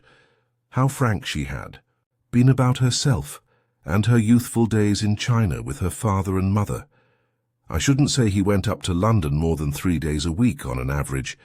His heart has been wrapped up in Effington ever since he bought it from young Sedgemoor a few years ago. When we lived in London itself, he used to work much harder. "Oh, you lived in London before you came here," said Leonard, who learned this fact for the first time. Certainly Stormont was a very reticent fellow about strictly personal matters. He had never made any allusion to a previous home which, from his intense fondness for rural life, the young man fancied might have been in the country. "Yes, we had a dear old 18th-century house in Curzon Street. It was very comfortable and convenient, but my aunt and I welcomed the change as much as he did. I should hate to go back to town life again after this sweet Effington." "I suppose you had a very large circle of acquaintances in town?" asked Leyden, still pursuing his questioning. "Not large at all, considering the fact that my uncle seemed so well off," was the frank answer. "He honestly owns that he is not very fond of general society. He has a few friends who come down here now and again. There were some of them with us on your first visit. Of course we know a lot of people round about here, in fact a great many more than in London. You travel a great deal, don't you? Mr. Stormont seems well acquainted with all the principal places in Europe." This was one of the subjects on which her uncle had not been reticent. His knowledge of the continent, of the customs and habits of the different foreign nations, was extensive and exhaustive, and he always seemed pleased to air it. "Oh, Uncle is a tremendous traveller. He has been everywhere and seen everything. But he has not travelled so much since we have been here, a matter of some 5 years. Before that, he used to be away the greater part of the year. Sometimes my aunt and I went with him, but usually he went alone. His business took him a good deal abroad, you know. Here was the opportunity he had been waiting for, and he hastened to seize it. It seems rather funny, One learns these things so soon as a rule. But I have never heard what your uncle's business is. Gloria's reply was perfectly free from embarrassment. It is connected with finance. I suppose he is what you call a financier. So the secret was out. The owner of Effington Hall was a financier. Well, there were a good many people belonging to that profession, some of them quite reputable, controlling vast interests, some of them quite the reverse, addicted to very shady doings. No doubt the rubicund Stormont was one of the respectable ones, but why the deuce had he been so reticent about it? The proper pursuit of finance was quite a respectable calling. When a man does not openly mention his occupation, his silence rather gives you the idea he is secretly ashamed of it. It was quite within the bounds of possibility that Stormont was not amongst the high spirits of the financial world, that his activities inclined a little to the shady side of the profession. But if that were so, would he have had the hardihood to buy Effington and run the gauntlet of the respectable people of the neighbourhood? On the Sunday morning, Stormont absented himself from church, contrary to his usual custom. Mr. Whitehouse remained at home to keep him company. All the others went as they had done on the previous occasion. Leyden had a shrewd suspicion that the two men wanted to be alone to discuss business affairs. Evidently matters were settled during the morning, for the two men did not shut themselves up again during the rest of the day. Whitehouse might possibly be an excellent man of business, but he was not a lively or inspiring person. Grave and taciturn, to a degree he spoke very little, and only when addressed directly by his host or some other member of the party. He did not volunteer conversation. From a few hints dropped by Gloria, Leonard gathered that the women rather disliked him and looked upon him as a wet blanket. In reply to further questioning, Miss Stormont said that he used to be a frequent visitor to Curzon Street, but since they had taken up their residence at Effington, he came somewhat infrequently, not more than 3 or 4 times in the year, and then only for a stay of a day or two. She understood that he and her uncle had been connected in business for many years, and that they had a very great regard for each other. Whitehouse left directly after breakfast on the Monday morning, and Leyden hailed his departure with pleasure. There was something rather repellent about the man, with his taciturnity, his unsmiling gravity, his deep-set eyes and sombre gaze. For himself, he accepted Stormont's cordial invitation to stay another day, during which he enjoyed the society of the charming Gloria to the full. He had expected that his host would accompany him to town on the Tuesday morning, but Stormont announced that as the weather was so fine, he had made up his mind to take a week's holiday. Leyden thought it must be a very accommodating business that allowed him so much leisure, more especially in view of the fact, inadvertently dropped by Gloria, that he was in a certain sense living from hand to mouth, at any rate spending money as fast as he made it. Mrs. Barnard said goodbye to him in the dining-room after breakfast. Stormont and his niece went with him into the hall. When he had shaken hands with them, rather a lingering process in the case of Gloria, Stormont detained him with a gesture, and went out to tell the chauffeur to drive down to the lodge gates and await them there. "Just a word with you, my boy, before you go," he said, linking his arm in that of the young man and conducting him slowly down the avenue, leaving a rather surprised Gloria behind. When they were well out of earshot, he spoke. "Look here. My dear Leonard, I hope you don't mind me calling you by your Christian name, but I think we are now intimate enough to excuse the liberty." "Not in the least," answered Leyden, who wondered what was coming. "Thanks. I want to tell you that I'm not blind, neither is my sister. You are in love with Gloria, aren't you?" Leonard was rather taken aback by the direct question. In his confusion, he could not make any coherent reply. "I am," he stammered, "but of course I—" He could not finish the sentence. "I quite understand, my dear fellow," said Stormont, his broad, rubicund face relaxing into a smile. "You admit you love Gloria. I wanted you to be quite frank and open with me in the matter. I don't wonder at it, for she is a sweet girl, 1 out of 1,000, charming, honest, open as the day. Well, I will let you into a little secret. If my observations are correct, I believe she returns your affection. My sister thinks so too, and women can read each other pretty well as a rule." He spoke in his hearty, breezy way. In spite of Craig's caustic criticism of him, there was something engaging about the personality of the homely-looking man. Lydon could not help flushing. "It makes me inexpressibly happy, sir, to hear you say that. I take it from your telling me so much that you do not disapprove. Have I your permission to speak to Miss Stormont?" "When and as soon as you please," was the hearty response. "I had half made up my mind to tell you yesterday. I wish I had. I dare say by now I should have been congratulating you and my niece. Personally, I am very pleased that you have fixed your affections on Gloria. So is Mrs. Barnard, who is a shrewd judge of character. In common with myself, she likes you very much and thinks you would make an excellent husband. Well, I can't say more, can I? Run down here again next week and fix it up. Come as often as you like. My sister and I love young people about the house." Lydon thanked him in warm terms for having made his wooing so easy. True, Gloria had not yet revealed her feelings, but in his heart he had not much doubt as to what they were. But Stormont had not yet said all he wanted. As they drew near to the lodge gates where the car was waiting, he motioned the young man to a halt. Just a little something more to make everything plain and clear. "Very possibly you have thought that Gloria is the niece of a rich man and will come into a tidy sum when I die." The young man interrupted him hastily. "I assure you, on my word of honor, Mr. Stormont, I never speculated on such a contingency.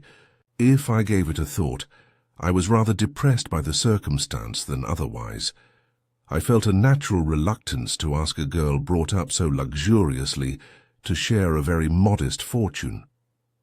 You're not the sort of which fortune hunters are made. I could see that at a glance, or I should not have been so open with you," was the generous reply. He sank his voice very low when he continued. "Well, I must let you into a little secret, which I think nobody suspects.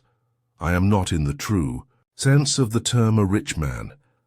I make plenty of money, and I believe I shall continue to do if my luck holds as long as I live. But I am an incurable spendthrift. I fritter as fast as I make. Of course, you are a totally different temperament from me. At such an admission you will shrug your shoulders and think I am an insensate fool."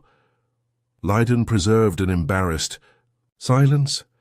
Had he expressed in words what he really felt, they would have been far from palatable to the hearer.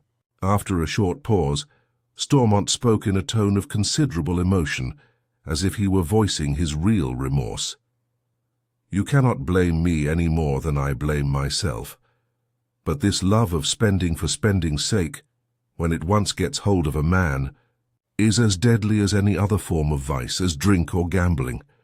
Dozens of times I have tried to check myself, to act prudently, but to no purpose."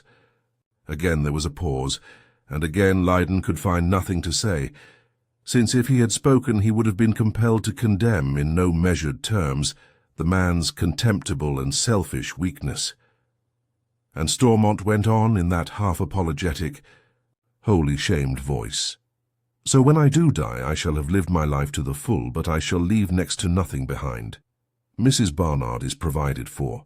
She will always be able to live in comfort, and luxury makes little appeal to her.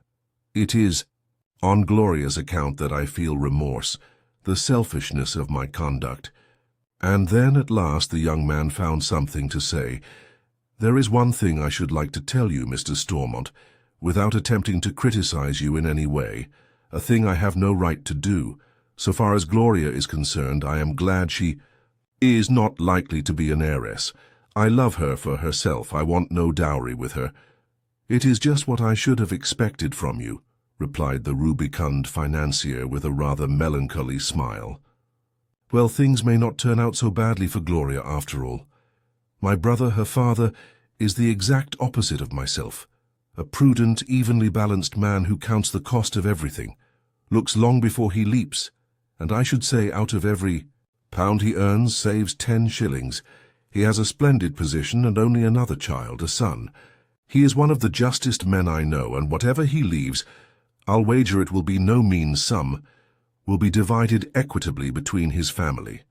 So my dear Gloria may be an heiress in a small way, in the end. Now I have kept you talking too. Long you have got your train to catch. Goodbye for the present, we shall expect you next week. The two men shook hands, and Leyden drove to the station, thinking very much over Stormont's somewhat humiliating confession. How deceitful are appearances! In the eyes of the local circle round Effington, the man with his lavish expenditure must have passed as a person of considerable wealth, and yet the real truth was that he was living, in a sense, from hand to mouth, and that any day might see him stripped of his fair possessions.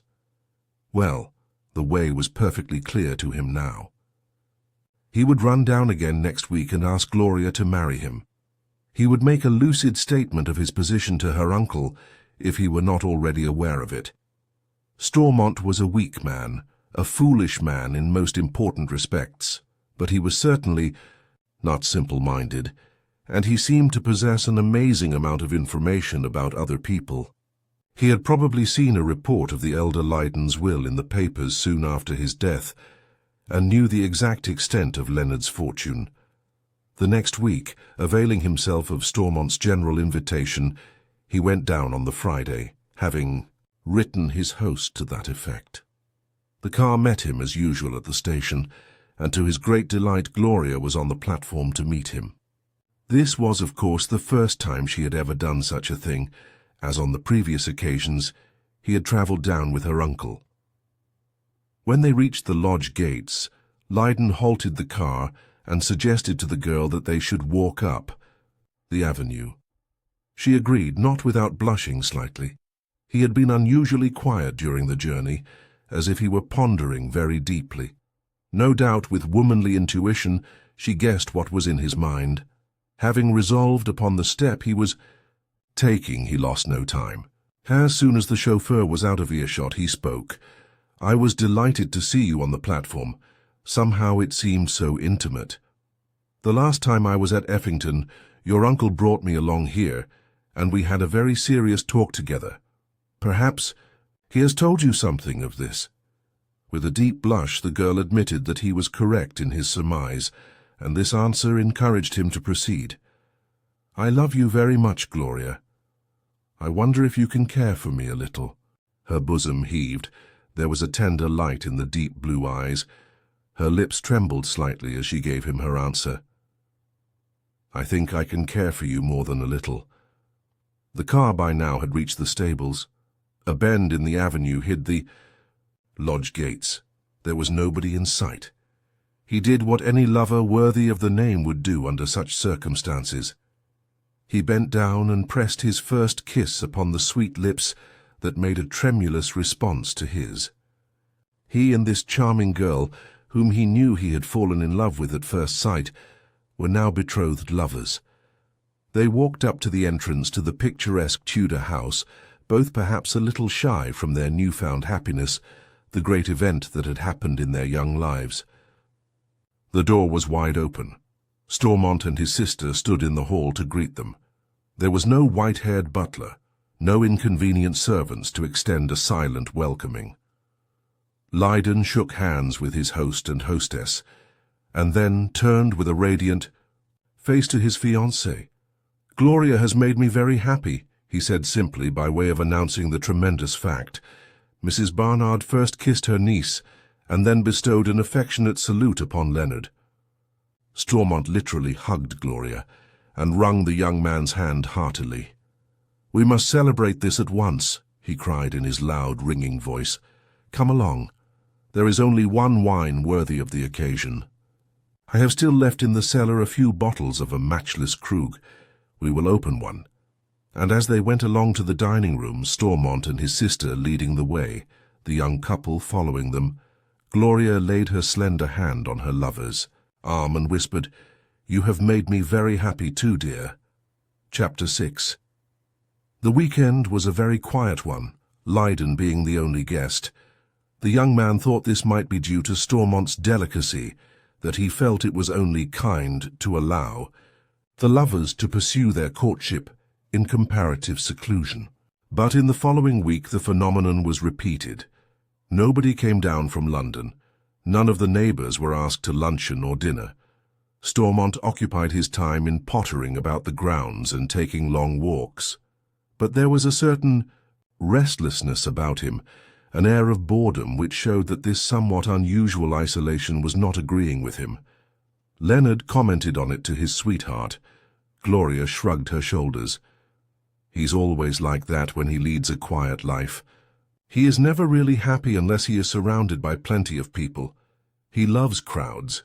Perhaps he is sacrificing himself for our sakes, suggested Leonard.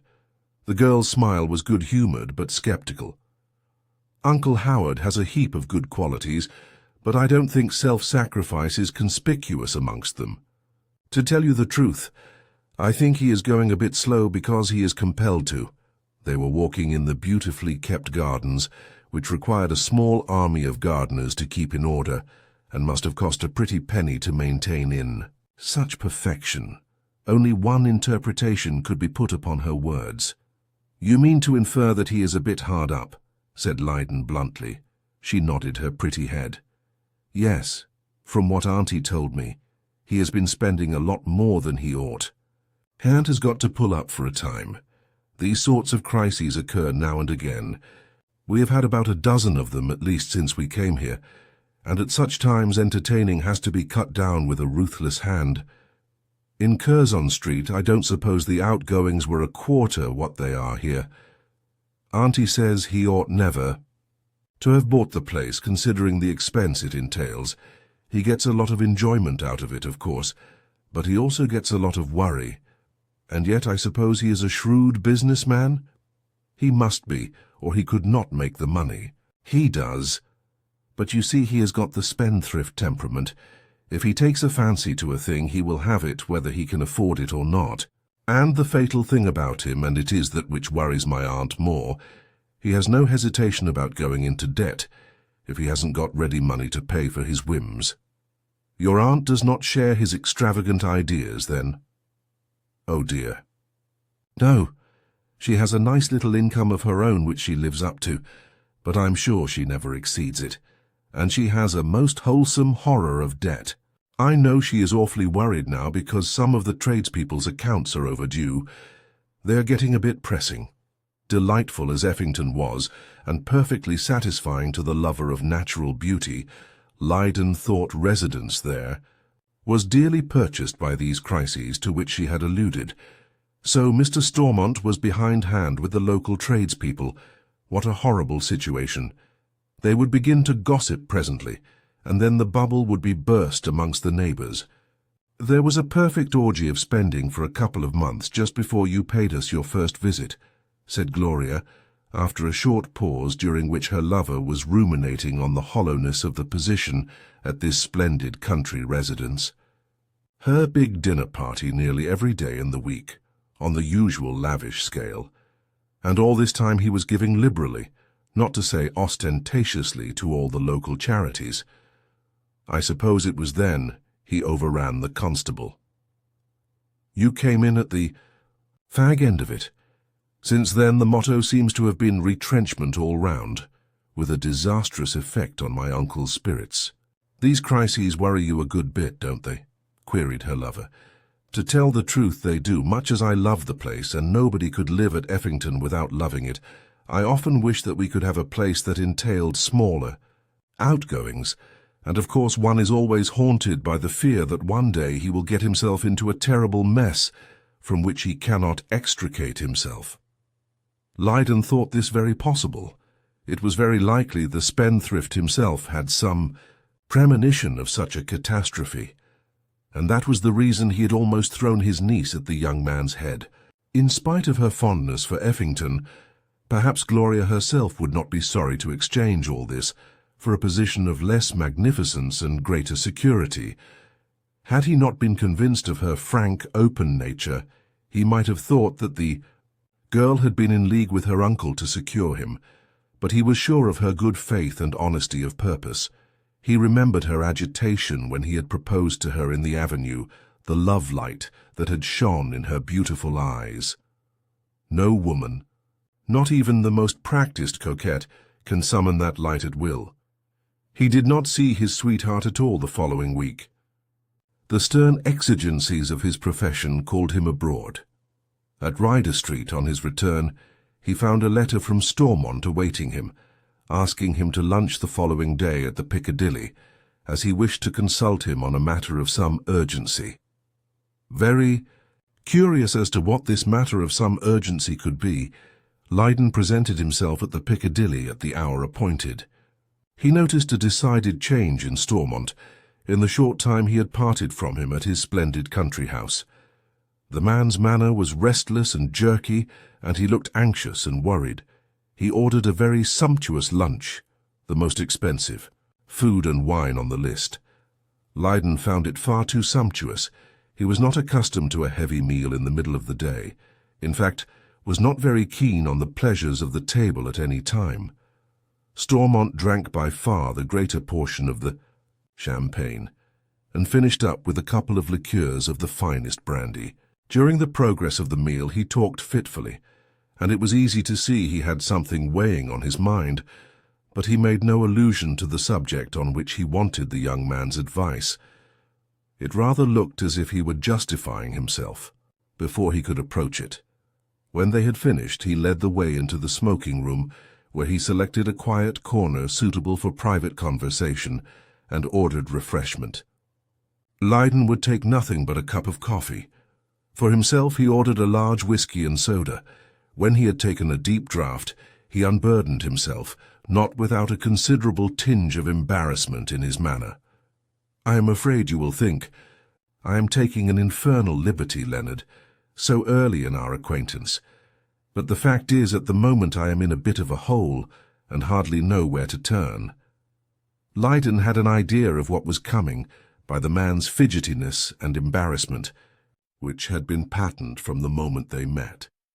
He murmured some conventional words of condolence and waited for further details. "I'm expecting a sum of £5,000 in a week at the latest. In fact, I may receive it any day between now and then. In the meantime, there are some pressing things I ought to pay. Would it be possible for you to lend me £1,000 for a week, at a fair interest, of course?" It was rather a cool request, even to a man who was about to enter his family. Leonard was by no means a parsimonious man, but he rather resented it. Why the deuce did he not manage his finances properly, curb his extravagance, instead of sponging upon somebody apparently much poorer than himself? He spoke rather coldly. He thought that if he made it too easy, Mr. Stormont would be encouraged to fall back upon him at any time he thought fit. "It's a bit inconvenient, but if you can't get it anywhere else, I must do it. Won't your bank do it?" Stormont shook his head. "The manager is a very cross-grained chap, puts every obstacle in the way of doing you a favour. And to tell you the truth, I am just a trifle overdrawn. It is not the most propitious time to ask for even a short loan." This admission revealed a terrible state of things, thought Leyden. Just a trifle overdrawn. He had probably drawn his last cheque to pay for the unnecessarily expensive lunch, unless he had borrowed the money from his sister. The solid fact emerged that Howard Stormont, who had driven up to the Piccadilly in his Rolls-Royce, the supposed man of wealth, the owner of that lordly pleasure house, Effington Hall, was at the present moment as hard up as anybody could be. And he appeared to have no credit, no husbanded resources. He was awaiting that 5,000, which was to come not later than a week, which might come earlier, which, for all the young man knew, might never come at all. That request for £1,000 might be the last throw of a desperate gambler. Still, if he was going to run the risk, he might as well do the thing gracefully. "Can you deposit anything in the way of security, in case of unforeseen accidents?" he inquired casually. He was fairly certain of what the answer would be, but he wanted to make quite sure as to whether or not Stormont had any resources. Again the financier shook his head. "Nothing that you could call absolute security," he replied, his rubicund face growing a shade redder as he made the damaging admission. "I could, of course, show you papers proving there is a lot of money coming to me, but as the accommodation is for so short a time, I should suggest my note of hand for the amount, plus interest." "I don't want any interest," said the young man hastily. "I'm not a moneylender. I'm doing this in a friendly way. Well, I've a busy afternoon before me, so, if you don't mind, we'll settle this affair as soon as possible. Drive me round to my rooms in Ryder Street, and I will give you my cheque. I have as much lying at the bank which I was intending to invest. We can get a bill at the nearest post office as we go along." But there was no necessity for this. Stormont had a bill of the required amount in his case. He explained that he always carried bill stamps with him, as they were so frequently used in his business dealings. Lydon did not quite believe this. He thought the man had taken his acquiescence for granted and had come prepared. They drove out of Ryder Street, and in 5 minutes the transaction was completed. The rubicund Stormont put the cheque in his pocket, it being too late in the afternoon to pay it in, and drove back to Effington in his opulent-looking car, leaving Lydon wondering whether he should ever see his money back, whether that £5,000 was a myth invented for the occasion.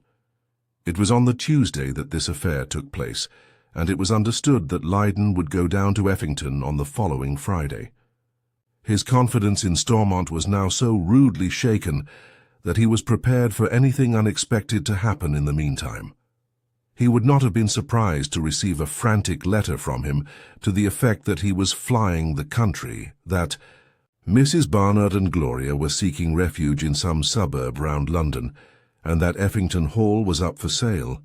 Lydon rather wondered what was his position with regard to this splendid mansion. Originally, he must have been able to put his hands on a considerable sum of money for its purchase. In all probability, it was now mortgaged up to the hilt. Happily, nothing of such a disturbing nature happened. On his arrival at Guildford Station, Gloria met him in the car. She was, of course, delighted to see him again after his brief absence, but her lover fancied there was just a shade of embarrassment in her manner, the reason of which he presently learned as they drove along. "There is a renewal of festivities, which are such an abiding joy to my uncle's soul," she said, speaking in a hard voice. "Tonight we've a dinner party of 12 people, all neighbours. Nobody is staying in the house but you." So the rubicund Stormont had resumed his extravagant habits the moment he found himself in possession of a bit of money. He had no doubt paid off some pressing old debts, and was feverishly incurring new ones. The young man had no desire to face a lot of strangers, but perhaps this dinner party was, in a way, a healthy sign.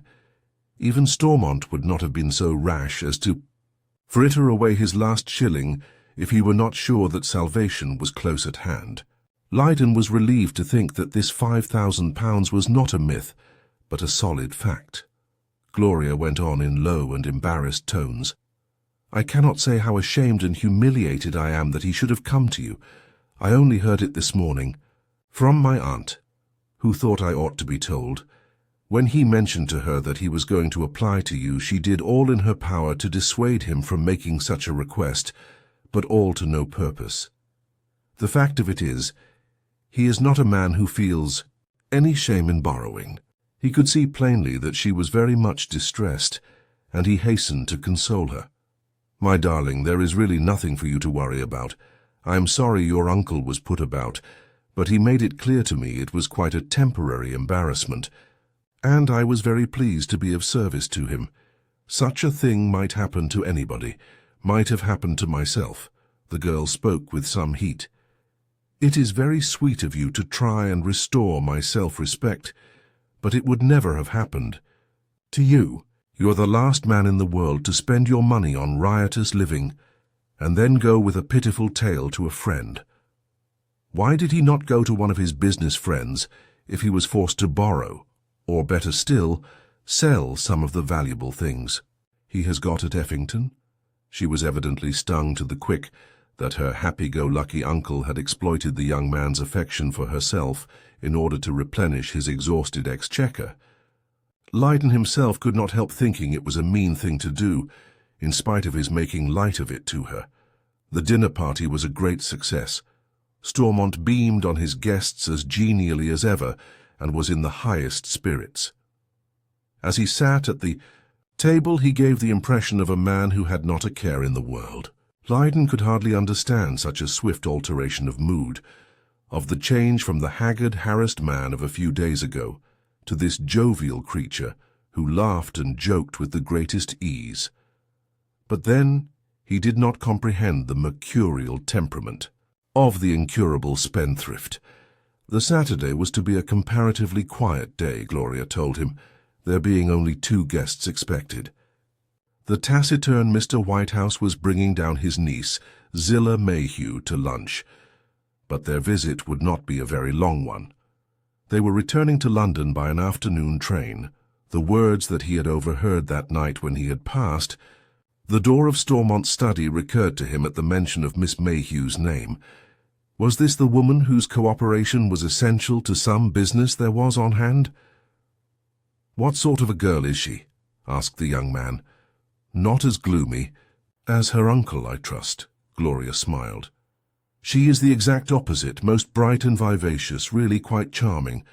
I haven't seen her more than 6 times in my life, but I took a great fancy to her. Does she live with the solemn Whitehouse?" "Not permanently. Uncle has never told me much about her history, but I know that her parents are dead, that she has a little income of her own and lives now with one relative, now with another. She passes a great deal of her time abroad, where she has several friends and connections." Leyden began to feel rather interested in the young woman.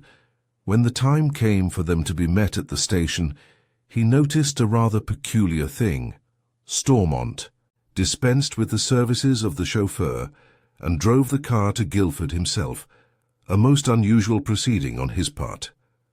The young man was convinced by this circumstance that his suspicions were correct. Stormont wanted to be alone to have a quiet chat with Whitehouse and his niece. The lovers went for a walk, and on their return a few minutes before luncheon, the visitors had arrived. Leyden shook hands with Whitehouse and was introduced to Miss Mayhew, a tall, dark, handsome girl with splendid eyes and the complexion of the brunette. She spoke English without the faintest trace of accent, but there was a foreign air about her. He looked at her very attentively, and his scrutiny revealed 2 very strange things. On the back of her neck was a blemish partially concealed by powder, and she wore as a pendant a magnificent sapphire carved in the shape of a closed lotus flower. His memory flew back to that day when he had stood in the drawing-room of the Villa des Cyclamens and called the attention of Madame Macris to a similar jewel, which was lying unheeded on the table. Chapter 7. Like a man in a dream, he heard the pleasant contralto voice of Miss Mayhew asking him if he did not think Mr. Stormont looked wonderfully well, and then, without awaiting his answer, go on to remark that country life evidently agreed with him. He could see plainly that she was very much distressed, and he hastened to console her. "My darling, there is really nothing for you to worry about. I am sorry your uncle was put about, but he made it clear to me it was quite a temporary embarrassment, and I was very pleased to be of service to him. Such a thing might happen to anybody, might have happened to myself." The girl spoke with some heat. "It is very sweet of you to try and restore my self-respect, but it would never have happened. To you, you're the last man in the world to spend your money on riotous living, and then go with a pitiful tale to a friend. Why did he not go to one of his business friends if he was forced to borrow, or better still, sell some of the valuable things he has got at Effington?" She was evidently stung to the quick that her happy-go-lucky uncle had exploited the young man's affection for herself in order to replenish his exhausted exchequer. Leyden himself could not help thinking it was a mean thing to do, in spite of his making light of it to her.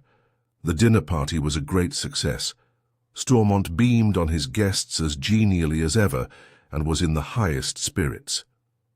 As he sat at the table, he gave the impression of a man who had not a care in the world. Lydon could hardly understand such a swift alteration of mood, of the change from the haggard, harassed man of a few days ago to this jovial creature who laughed and joked with the greatest ease. But then he did not comprehend the mercurial temperament of the incurable spendthrift. The Saturday was to be a comparatively quiet day, Gloria told him, there being only 2 guests expected.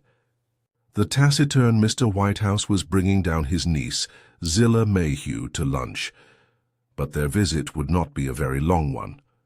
They were returning to London by an afternoon train. The words that he had overheard that night when he had passed the door of Stormont's study recurred to him at the mention of Miss Mayhew's name. Was this the woman whose cooperation was essential to some business there was on hand? "What sort of a girl is she?" asked the young man. "Not as gloomy as her uncle, I trust," Gloria smiled. "She is the exact opposite, most bright and vivacious, really quite charming. I haven't seen her more than 6 times in my life, but I took a great fancy to her. Does she live with the solemn Whitehouse?" "Not permanently. Uncle has never told me much about her history, but I know that her parents are dead, that she has a little income of her own and lives now with one relative, now with another. She passes a great deal of her time abroad, where she has several friends and connections." Lydon began to feel rather interested in the young woman. When the time came for them to be met at the station, he noticed a rather peculiar thing. Stormont dispensed with the services of the chauffeur and drove the car to Guildford himself, a most unusual proceeding on his part. The young man was convinced by this circumstance that his suspicions were correct. Stormont wanted to be alone to have a quiet chat with Whitehouse and his niece. The lovers went for a walk, and on their return a few minutes before luncheon, the visitors had arrived. Lydon shook hands with Whitehouse and was introduced to Miss Mayhew, a tall, dark, handsome girl with splendid eyes and the complexion of the brunette. She spoke English without the faintest trace of accent, but there was a foreign air about her. He looked at her very attentively, and his scrutiny revealed 2 very strange things. On the back of her neck was a blemish partially concealed by powder, and she wore as a pendant a magnificent sapphire carved in the shape of a closed lotus flower. His memory flew back to that day when he had stood in the drawing-room of the Villa des Cyclamens and called the attention of Madame Macris to a similar jewel, which was lying unheeded on the table. Chapter 7. Like a man in a dream, he heard the pleasant contralto voice of Miss Mayhew asking him if he did not think Mr. Stormont looked wonderfully well, and then, without awaiting his answer, go on to remark that country life evidently agreed with him. Having broken the ice with Lydon in the easy manner that showed she was endowed with plenty of self-confidence, she turned to the rubicund gentleman himself, whom she addressed familiarly as Uncle Howard. "I'm afraid since you took possession of this lovely place, you don't work half as hard as you used to do." Whatever her relations with the other 2 members of the family, she was apparently on very close terms with the head of it, as was apparent from the way she addressed him. Gloria had said that they had seen very little of each other. Stormont then must have had additional opportunities of intimacy. Unless she knew him very well, she would not have called him uncle in the presence of his real niece. He wondered whether Gloria quite relished the familiarity. In spite of her obvious recognition of Stormont's failings, and her resentment of what had just taken place between himself and her fiancé, he was sure that she had a very soft spot in her heart for her uncle, whom she always declared to be one of the kindest and most generous of men. But Gloria did not seem piqued in any way, and she had told him that Miss Mayhew was not only very bright and vivacious, but especially charming also. One of his sweetheart's best traits was that she was not a jealous or an envious girl. Whitehouse was always taciturn. He ate heartily and drank a fair amount, but neither of these processes ever seemed to exhilarate him. Mrs. Barnard was naturally a quiet woman, of a disposition rather reserved than otherwise. The conversation at lunch was carried on mainly between the host and the dark, handsome girl. Miss Mayhew appeared to have travelled a great deal abroad, for she was constantly making references to places where apparently she and Uncle Howard had been in each other's company. It was no doubt owing to these meetings that they seemed so intimate with each other. The visitors did not stay very long after lunch, although Stormont, in his hospitable way, pressed them to reconsider their decision and postpone their departure till at least the following day. But Whitehouse shook his head and replied briefly it was impossible, as he and his niece had an engagement on Sunday. Stormont drove them alone from the house, as he had driven them alone to it. There must be some reason, for Lydon knew he was not fond of acting as chauffeur. Probably he wanted a few last words with the girl who was necessary to the prosecution of some business scheme hatched between the two men. After they had left, Mrs. Barnard retired to her usual task of writing letters, and the engaged couple went into the billiard room. "Well, what do you think of the handsome Zillah?" asked Gloria as they chose their cues. "Uncle says she breaks hearts wherever she goes. Did you find her very fascinating?" Lydon had certainly been greatly fascinated by her, but not for the reasons Gloria had in her mind when she put the question.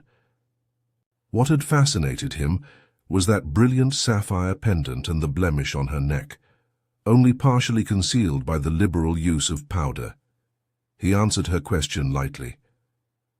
"I expect most men would find her more than ordinarily attractive. But you know, darling, I have never had any great admiration for dark women." Gloria no doubt was quite satisfied with the answer, for she did not pursue the subject. She had been rather eclipsed at lunch by the vivacious and brilliant Miss Mayhew, but now she was alone with her lover. She chatted away merrily enough as they played their game. And as she talked, Lydon found himself speculating on the recent visitor and the strange position of affairs at Effington. There was plenty of unreality about the whole thing. Was there also perhaps more than a mere suspicion of mystery? Why did Stormont maintain that persistent reticence about his business, a man usually of a most garrulous disposition? Even now, Lydon did not know precisely where his offices were situated. On the bill of exchange, it was necessary for him to put an address, but he had simply described himself as of Effington Hall, Surrey. Whitehouse, seemingly his most intimate friend, seemed more than a little mysterious too. He always gave Leonard the impression of a man who was constantly keeping close watch upon himself, lest he should drop something that he did not wish known. And who was this independent, self-assured young woman, Zillah Mayhew, with the blemish on her neck and that striking pendant, who seemed to spend her life in rushing hither and thither, and was on such intimate terms with Uncle Howard? He led the conversation presently round to the same subject. For all the time he was making his strokes, the dark, handsome Zillah, with her foreign look, was in his thoughts. "What a lovely sapphire that is she wears. You noticed it, of course." "One could not very well avoid noticing it," was the reply. "As I have told you, I haven't seen her many times, but on every occasion she has had it on. Uncle says it is her mascot." "And did you also notice that peculiar blemish on her neck, which cleverly, as she tries to hide it, peeps through the powder?" "Yes, I did," answered Gloria, "for the first time today. I am certain it was not there the last time I saw her." "And how long ago might that be?" was her lover's next question. The girl considered. "Let me see, I am not very good at remembering dates, but I do recollect this much. She came over here a few weeks before we went on that visit to Nice, where we met you and your friend, Mr. Craig." Lydon was thinking rapidly. "You didn't happen to meet her at Nice?" Gloria looked at him in surprise at the question. "No, I am sure I did not. What makes you suggest it?" The young man laughed a little awkwardly. It was too early to tell his sweetheart the strange suspicions which had formed in his mind. "Oh, no particular reason, but from what she said at luncheon, she seems to be always on the travel. It just struck me she might have been there at that particular time." He left on the Monday morning this time, having on a great pressure of work. He would not be able to ask Gloria to lunch in town during the week, as he was so uncertain of his engagements, but he would be sure to be down. On the following Friday, he went back to his business very much obsessed with his thoughts of the dark, handsome girl known as Zillah Mayhew. Was it only a queer fancy of his that had led him to connect her with the woman who had been the cause of his friend's death? When he got back to his rooms in Ryder Street, he hunted up the portrait in the illustrated paper which he had brought with him from Nice. It was a blurred and wretched thing. One moment he fancied he could detect a resemblance between Elise Macris and Zillah Mayhew. The next he was bound to confess he could see not the slightest resemblance. It happened that he did see his sweetheart during the week. On the Wednesday morning, he had to carry out some tests of wireless telephony at one of his company's experimental stations at Esher. He was testing a newly invented thermionic valve, and during the morning he got into communication with Aberdeen and Rotterdam, and was gratified to learn they reported his speech and gramophone music as strong and clear. He lunched at the Bear Hotel, and a happy thought struck him.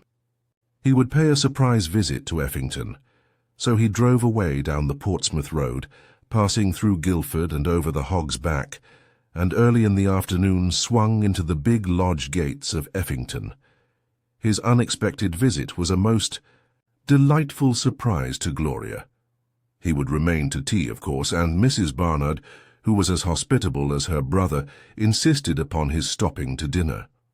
She regretted that Stormont would be absent, as he had motored to London to a directors' meeting, and would not be back till late.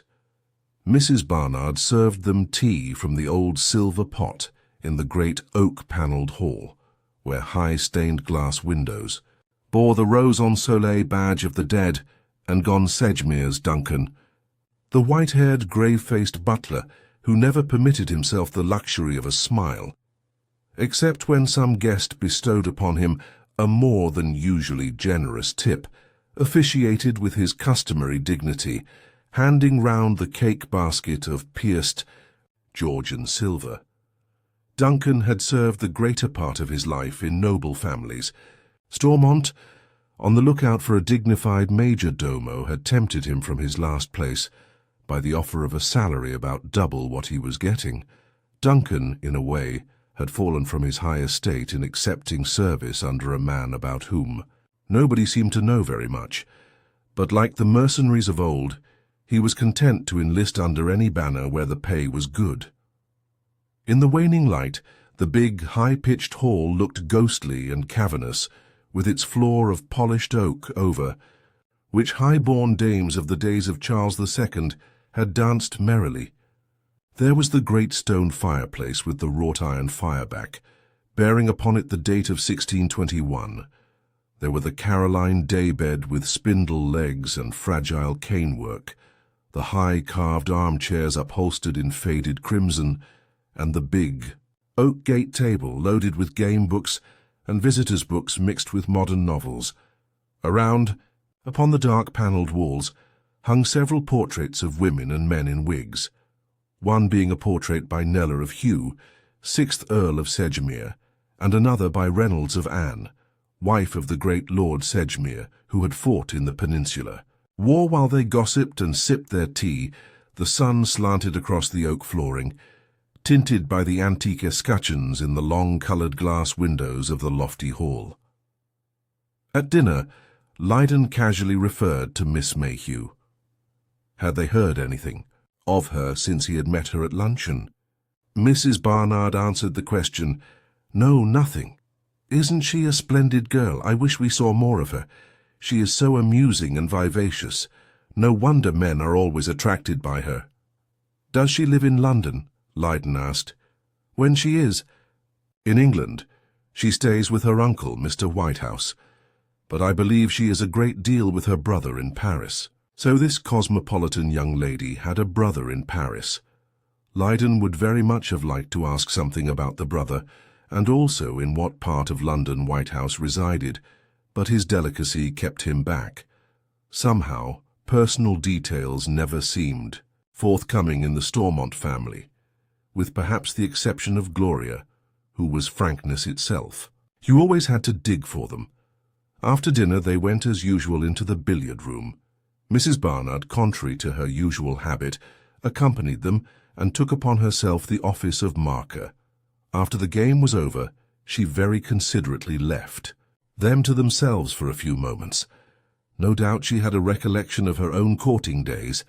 A little while before the young man was preparing to take his leave, she came in with a bundle of letters in her hand. "Leonard, I found these on my brother's table just now. He had intended to take them along with him, and forgot them in the hurry of leaving. Will you please post them at Guildford or somewhere as you drive along?" Lydon promised that he would. He said goodbye to the amiable Mrs. Barnard.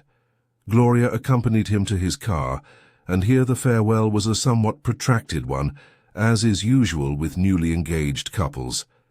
He drove away over the Hog's Back and stopped before the Guildford post office. For the first time he looked at the letters as he dropped them into the box. He came to the last and read the superscription in Stormont's bold handwriting. It was addressed to Miss Mayhew, 18 Ashstead Mansions, Sloane Square. Little time ago he had been longing to ask at dinner where Mr. Whitehouse lived, and had refrained from feelings of delicacy. By the merest accident, the forgetfulness of Stormont, he had found out what he wanted. This was a piece of luck. His first natural impulse was to scribble the address upon his shirt cuff and send the letter into the box with the others. He never quite knew why he changed his mind. Probably his strong conviction that there was a great element of mystery about Stormont himself, and secondly, his equally strong obsession that Elise Macris and Zillah Mayhew were one and the same person. Second, thoughts gained the day. Instead of posting the letter as he knew he ought to have done, he put it back in his wallet, jumped back into the car, and drove along the London road through Ripley, Cobham, Esher and Kingston to the garage close to Ryder Street. He was determined to pluck at the heart of the mystery. 2 hours after it had been given to him by Mrs. Barnard, he stood in his rooms in Ryder Street, and the letter from Howard Stormont to Zillah Mayhew was lying open in his hand. This is what he read. A very clever Zillah. I have seen Edwards and arranged everything. You will leave for Paris tomorrow and wait at the Hotel Terminus for further instructions. Edwards will bring or write them. Show this to Whitehouse, and then destroy. Uncle. He read it through a dozen times, and then he carefully resealed. The flap for the gum was still wet from the steam he had applied. When it had dried under the weight of some heavy body, he went out and posted it in the nearest pillar box.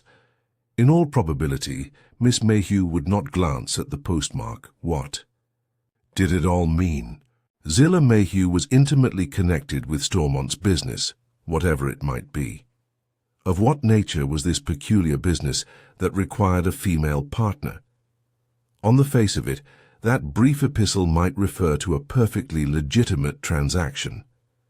A woman's subtle influence might be necessary to secure some special concession, some particular contract, but the more he thought it over, the more he rejected this explanation. The predominant thought in his mind about Howard Stormont, the country gentleman who played his role with such absolute enjoyment of it, was that he was a very different person from what he appeared to his neighbours at Effington, and this suspicion would become a certainty if he could prove that Elise Macris, the decoy of swindlers and blackmailers, was none other than Zillah Mayhew, the niece or pretended niece of the taciturn Whitehouse.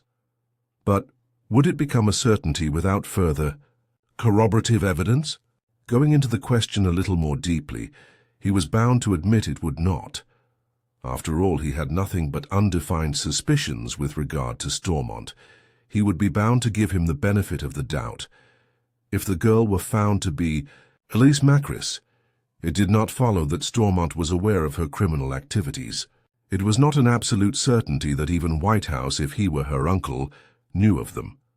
She was obviously a very clever, resourceful young woman, She would not go about proclaiming her nefarious profession from the housetops. Stormont might have originally made her acquaintance in a quite simple and ordinary way, and found her talents useful to him in a peculiar line of business that entailed the exercise of a considerable amount of diplomacy. In fair-mindedness, he felt bound to reason on these lines. But all the same, his instincts loudly confuted his reasoning, and those instincts told him that the rubicund financier was very different from what he appeared to be. Chapter 8 Leiden might not be able to lay claim to any remarkable brilliance of intellect. At Harrow and Oxford his progress had been steady and respectable, but he had not distinguished himself like his friend Craig, for instance, to whom the acquisition of knowledge was an easy task, whose mental alertness was the delight of his masters and tutors. But he was a shrewd young fellow and endowed with a considerable fund of common sense. He also possessed a dogged spirit of determination.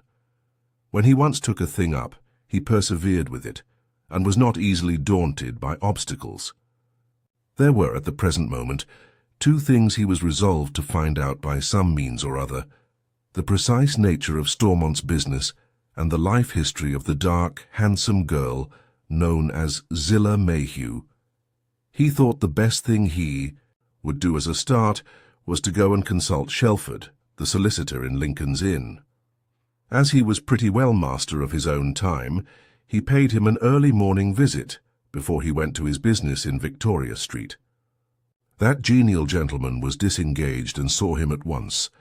To him the young man related his accidental meeting with Miss Mayhew at the house of a mutual friend, and the two remarkable facts that she had a blemish on the neck and was wearing a rather original piece of jewellery, similar in design to one he had seen in the drawing-room of the Villa des Cyclamens, when he had called there to condole with Madame Macris on the tragedy. Mr. Shelford was very much impressed, as Leiden was sure. He would be.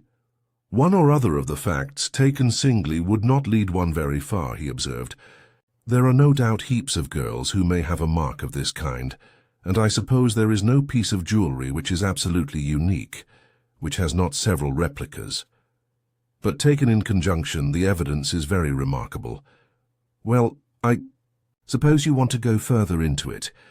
What you have learned about this young lady in the ordinary course does not satisfy you. Leiden answered that it certainly did not, that he wanted to have his suspicions disproved or confirmed. What did Shelford advise? The solicitor was quite ready with an answer. If you or I were to undertake the task of tracing the history of Miss Mayhew, I expect we should find out next to nothing. Such a business is not the least in our line, but there is fortunately a class of men who are experts in this kind of thing, and perform wonders if you give them something to go on. You have heard, of course, of private inquiry agents, perhaps may have employed one in your time. I have heard of them, naturally. Some of them advertise their skill in tracking faithless wives and erring husbands, but I have never had occasion to avail myself of their services. Then, if you want to get at the bottom of this, you had better go to one at once while the scent is hot, advised Mr. Shelford, speaking in a brisk tone. Like every other profession, there are all sorts in it, some very smart, some the reverse. I can recommend you to a particularly good man, as keen as mustard. Whenever we have any of this sort of work, we give it to him, and he has always served us well. His name is Grugus, and his office is in Craven Street, Strand. I will give you a note of introduction to him, and as he is a busy man, you had better ring him up for an appointment. Stay, as it is pretty early, he'll be at his office.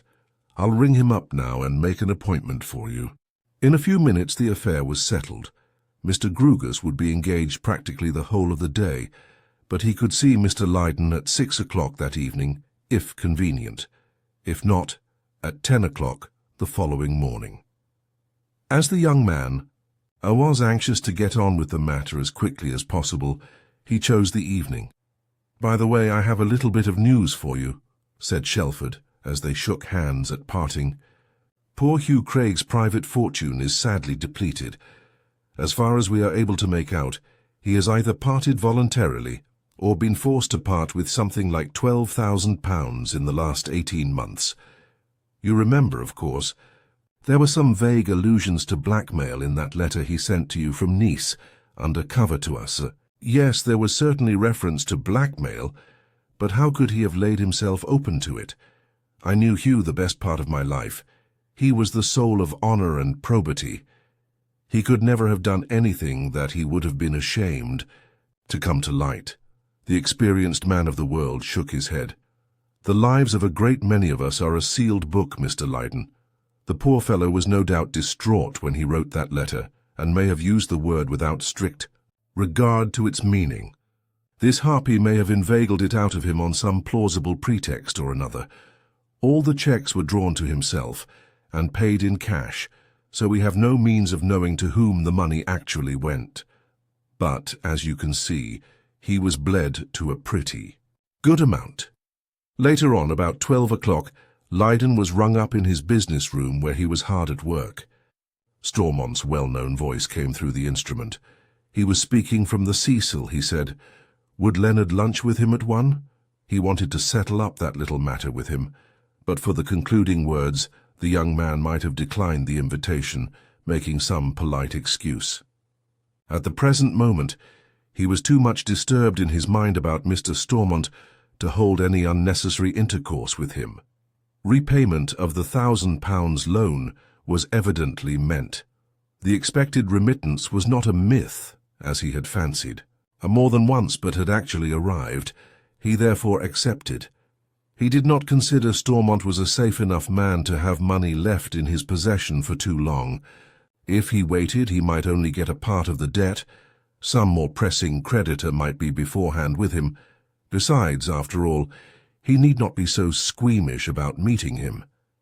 He had no intention of breaking with Gloria just because he had some strong suspicions of her uncle.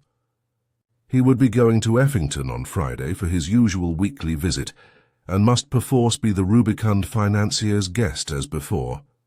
Stormont seemed more hearty and genial than ever when they met in the entrance hall. As on the previous occasion, he ordered a most lavish lunch and the most expensive wine.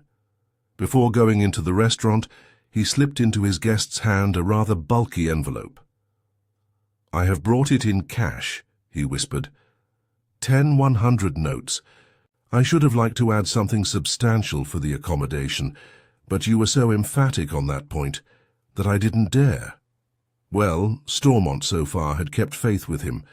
That should certainly be accounted to him for righteousness, but Leyden could not help thinking how strangely the financier managed his affairs for a man of business.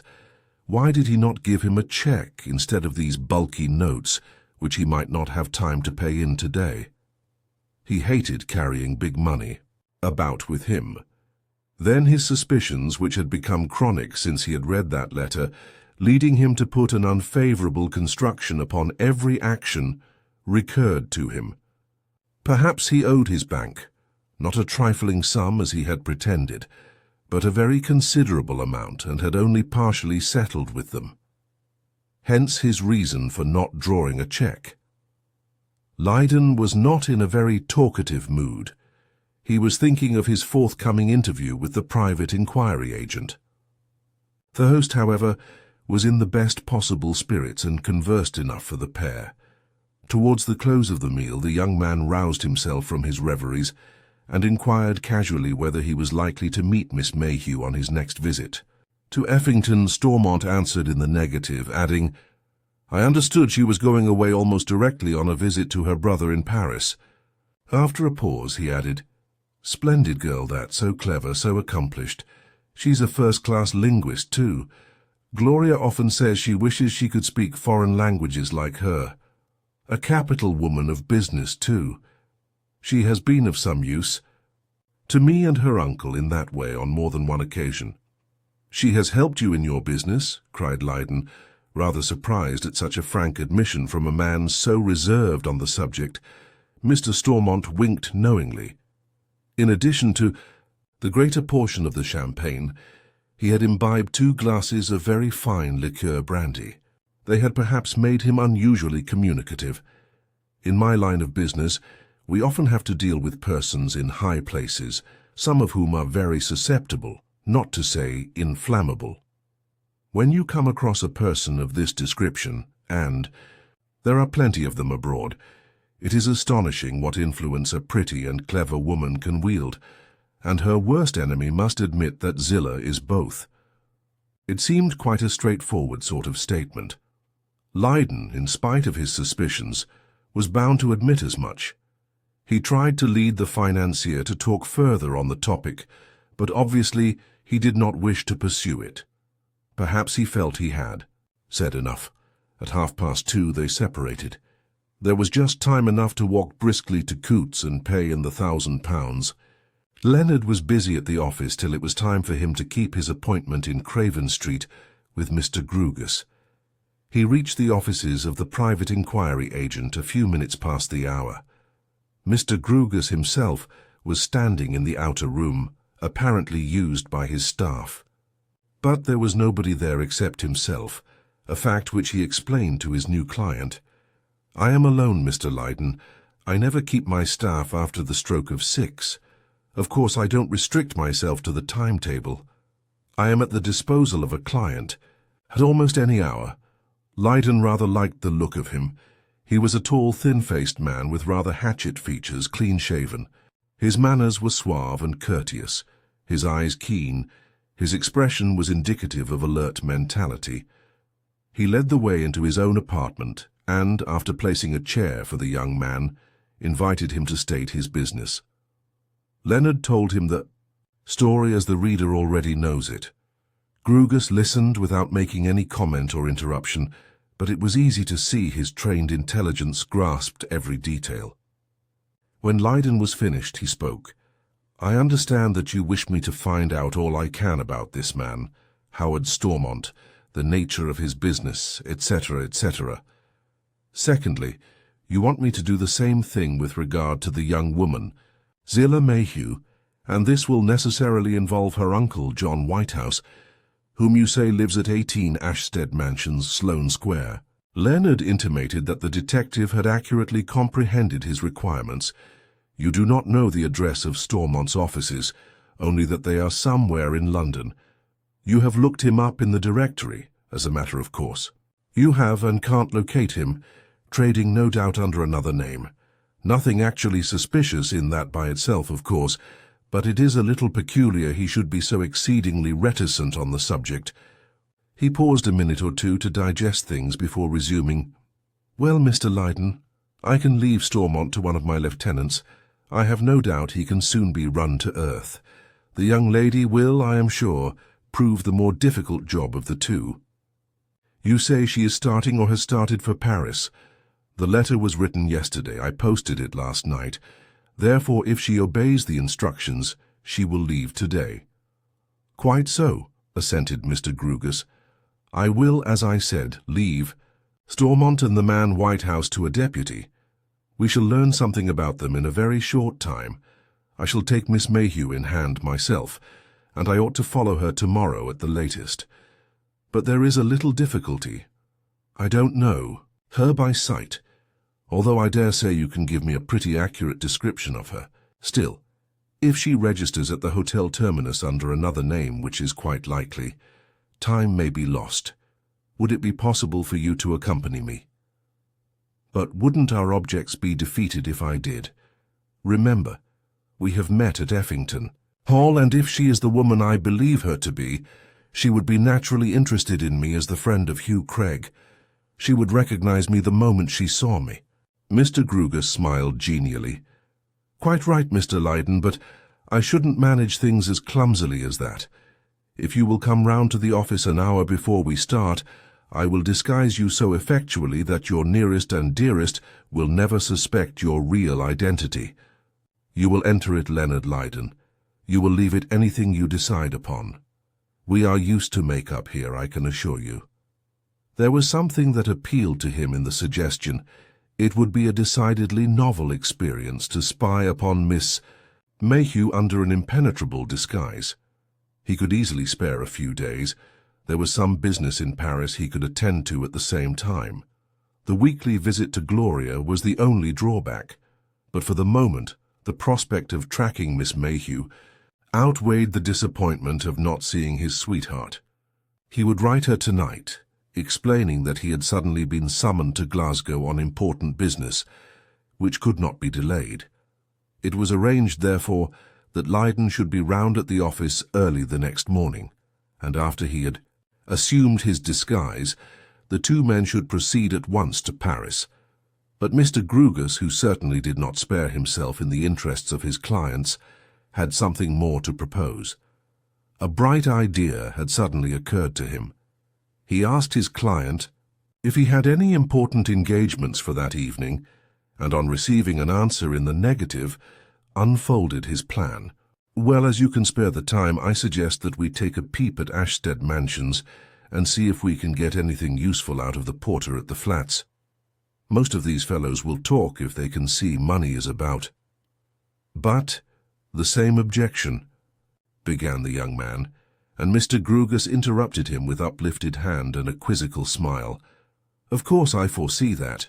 You might meet the Mayhew girl or Whitehouse, or both coming down the staircase, and they would at once smell a rat. What about having a rehearsal of that excellent disguise which you are going to assume tomorrow? I can rig you out comfortably in a quarter of an hour," Lydon agreed. There was an element of sport in the whole thing which the hatchet-faced detective seemed to enjoy as much as his client. Disguised in a heavy beard and mustache, the young man walked out of the detective's office.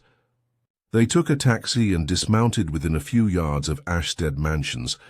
The porter, a young military-looking man, was standing outside the particular block they entered. Grugus whispered in his companion's ear, "I've reckoned him up in a single glance. I know the type. He will talk till doomsday after the first 10-shilling note is slipped in his hand. Of course you won't mind a bit of expense over the job." Lydon whispered back that, under the circumstances, expense was no object. He was prepared to spend a considerable amount of money to confirm or disprove his suspicions of Zillah Mayhew. They went into the hall and scrutinized the board containing the names of the particular block in which number 18 was situated. The name of Whitehouse did not figure on it. The detective rubbed his thin face. "This is 18 Ashstead Mansions, right enough, but nobody of the name of Whitehouse resides here. You are quite sure of the number?" The young man smiled. Detectives perhaps resembled solicitors. They did not credit the average person with ordinary intelligence. "Impossible for me to make a mistake," he answered. "I was far too interested not to make sure. I only learned it last night." Seeing they were obviously perplexed, the porter strolled up to them. "Are you looking for somebody, sir?" he asked, addressing Grugus, whom he evidently regarded as the more dominant personality of the two. "Perhaps I can assist you." Grugus spoke in his rather precise, formal way. "Am I correct in saying that a Mr. Whitehouse occupies one of these flats?" The military-looking man shook his head. "Nobody of that name in this block, sir, or any of the others."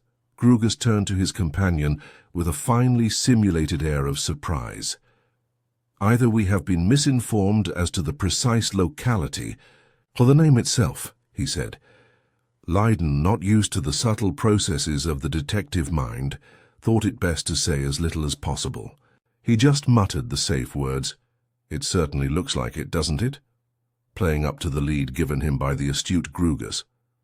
That gentleman extracted with a great air of deliberation a 10-shilling note from his waistcoat pocket and pressed it into the receptive hand of the porter. "I may as well tell you we are here to make a few inquiries about a certain party," he said. "You say there is no Mr. Whitehouse here. Does a young lady named Mayhew reside in this or any of the other blocks?" The porter, stimulated by the douceur so promptly and adroitly administered, became voluble at once, thus justifying the detective's hasty diagnosis of his temperament. "Miss Mayhew, sir, lives with her uncle and aunt, Mr. and Mrs. Glenthorne, in this block, number 18. I believe she is their niece. I have heard her call him uncle." Grugus turned to the disguised young man and addressed him with the utmost coolness and suavity. Of course, we were given the wrong name. I suspected it after I searched that board." He turned to the porter, who, by the knowing smile that showed itself upon his good-looking face, appeared to be awaiting developments of an interesting character. "Now, can you tell us something about this Mr. Glenthorne? Do you know his profession, his business, his occupation?" The smile on the porter's face deepened as he saw Grugus's hand steal ostentatiously to his pocket and withdraw another note. It had evidently dawned on his mind by now that they were detectives and were prepared to pay liberally for information. "I could tell you about almost anybody in this block, sir, but not Mr. Glenthorne. When he is in London, he seems to go out every day and returns at all sorts of hours, sometimes to lunch, sometimes to dinner, sometimes not till close upon midnight." "A gentleman apparently of quite irregular habits," interjected the detective. "Quite so, sir. Whatever his business is, it takes him away a good deal. He spends more than half the year abroad." "And what about Miss Mayhew? Is she as—" "Erratic. Never stays here very long, sir. She was off today. From something I heard, I think she was bound for Paris." A second note found its way into the porter's ready palm, and Grugus was prepared to admit that he had earned it. The two men were turning away when the porter said in a low voice, "Here is Mr. Glenthorne, sir. Do you know him?" Grugus motioned him to silence. A well-remembered figure entered the hall and ascended the staircase. He cast a sharp glance at the two men, but it was evident he did not penetrate Leyden's disguise. When he was safely out of earshot, Leonard whispered to his companion, "It is the man whom I know as John Whitehouse." They went out into the street, and then the detective spoke. "Glenthorne in Ashstead Mansions and Whitehouse when he visits his friends at Effington. The beginning of a very pretty mystery, Mr. Leyden. Perhaps our trip to Paris will help us to solve it." Chapter 9. When they had left Ashstead Mansions safely behind, the detective turned down a side street, and leading the young man under a convenient archway, dexterously whipped off the disguising beard and moustache and put them in a small bag he had brought with him. "Now Richard is himself again and can face the world in his own proper person," he observed in a jocular tone. "I suppose we will separate here. I am going on to Hammersmith to see one of my smartest men and put him at once on the job of finding out what he can about Stormont and the man whom you originally knew as Whitehouse. Better be at my office about 8 o'clock tomorrow. As soon as I have made you up, we will start." As they parted, Grugus observed that he had better pay out all the outgoings, and Leyden could give him a cheque from time to time. "I expect it will run you into a pretty penny," he said, "but from what you have said, I gather you don't mind that. The thing certainly seems worth investigating. The fact of this fellow having two names is very suspicious, and whatever cares going on, I have little doubt we shall be able to connect Stormont with it.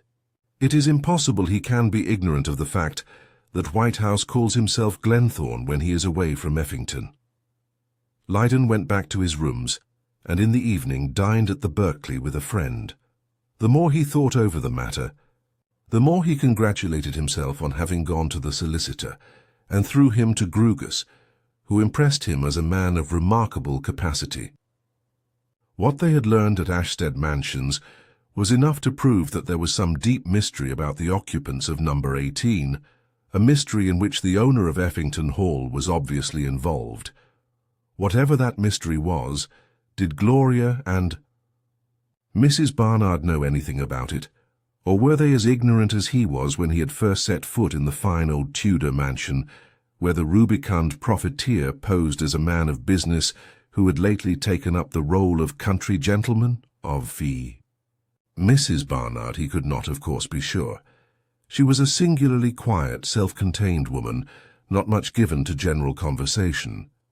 Considering the hours he had spent down at Effington, he had really seen very little of her. She seemed to play a very subordinate part in the life led there, her brother taking the lead in everything, impressing himself upon his guests in his bluff, genial way, while she remained in the background. She seemed, so far as he could judge, to be interested in two things: clothes and the local charities. And no doubt Stormont had put her onto the latter in order to make a good impression in the neighborhood and disarm the critical attitude which is so often assumed against a newcomer. Gloria, he was convinced, knew nothing and suspected nothing. He loved the girl with his whole heart and soul, with every pulse of his being, but even his great love would not have blinded him if he had observed anything suspicious or evasive about her. In all their intercourse together, she had been so perfectly frank, even with regard to the uncle whose kindness she so greatly appreciated. When she told him that Stormont was a financier, it was evident she was telling what she believed to be the truth, and about her early life with her parents. In China she had been as open as a book.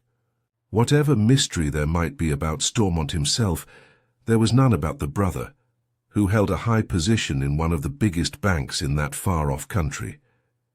She had shown him more than one letter from her parents, who kept up a constant correspondence with her, and he could see from what he read there was nothing suspicious about them. In the last one he read, there was an intimation that at any moment they might make up their minds to come to England for a brief holiday. Yes, there was no doubt everything was open and above board with Jasper Stormont, her father. The young man found himself wishing that visit would be paid soon. He could question a man more closely than he could a woman. He was at Gruger's office at the appointed hour next morning. As before, there was nobody there but the detective himself. The staff did not put in an appearance till 9. In a very few minutes, the disguise was effected, with a few additional touches which made it more complete. When he had finished, Gruger drew back and surveyed his handiwork with an air of pardonable pride. If Miss Mayhew meets you face to face, she will never suspect you are the young man she met at Effington Hall. There was no recognition in Whitehouse's glance last night, although I have no doubt he was suspicious of what we were doing there. I bet you he will have asked the porter a question or two by now, but that chap is no fool. He will know how to put him off. When Leonard looked in the glass which Gruger handed him, he was bound to confess that a complete metamorphosis had been effected. There was no resemblance between this heavy-bearded creature and the good-looking lover of Gloria Stormont. "Now I think we will be off," observed Gruger. "I have written a letter to my head clerk telling him I'm off to Paris and giving him the address of the hotel we shall stay at. Of course it will not be the terminus, that would hamper us too much. I shall only take you there for the purpose of identifying her. I shall watch her from elsewhere. To stay there would be fatal to our plans. If she is the person you believe her to be, she is naturally as sharp as a needle, and she would soon tumble to the fact that we were taking a suspicious interest in her." A short time later, they had left London behind them and were on their way to Paris and Zillah Mayhew. It was a fairly empty train, and they had a first-class compartment to themselves. Gruger proved himself a most entertaining companion, and told Lydon many interesting things in connection with himself and his profession, in the pursuit of which he took the keenest delight. He was about 55, he told the young man, who was surprised at the statement, for with his clean-shaven face and keen, alert expression, he looked a good 10 years younger. He had been 15 years at Scotland Yard and 10 years on his own. While at the Yard he had acquired a considerable experience of the underworld. He told him some wonderful stories of the wide ramifications of crookdom, of all classes from the lowest to the most aristocratic, of high-class gangs directed by men who presented a most respectable appearance to the outside world, mixing in decent society and adopting some well-known business or profession as a blind. He regaled him with some thrilling tales of how diamond had cut diamond, of the marvelous ingenuity with which certain professional detectives had got the better of their natural enemies, the criminals. Since he had been in private practice, his experiences had been less thrilling. He did a good deal in divorce business, and he was applied to in many cases of blackmail. If this young woman turns out to be Elise Macris, as you suspect, "We are likely to be up against a blackmailing gang here," he observed. "And I should gather they pursue their activities chiefly abroad. You will remember the porter dropped the fact that Glenthorne was frequently out of England. They snatched a light meal at Boulogne, and they got out at Amiens for a very welcome whisky and soda. The Paris train was pretty full, and there was no opportunity for further disclosures of a confidential nature. Just before they rolled into the station, Grugus whispered in his companion's ear, 'As you said I was to spare no expense, I sent a wire to an old ally of mine to meet the train. We have worked together very often, and he is a most useful fellow, being a splendid linguist. He can speak French like a native, even to its slang. It may be I shall have to watch more than one person, and he will come in handy for the other.' Evidently, Mr. Grugus was going to do the thing thoroughly, and the young man was pleased that he had got hold of such a painstaking fellow. The man with whom he had made the appointment was waiting on the platform, a clean-shaven, smart-looking individual rather like Grugus himself. He was introduced to Leyden by the name of Simmons. "I think you and I, Mr. Leyden, will stay at the Palace Hotel. It is pretty handy to the other one.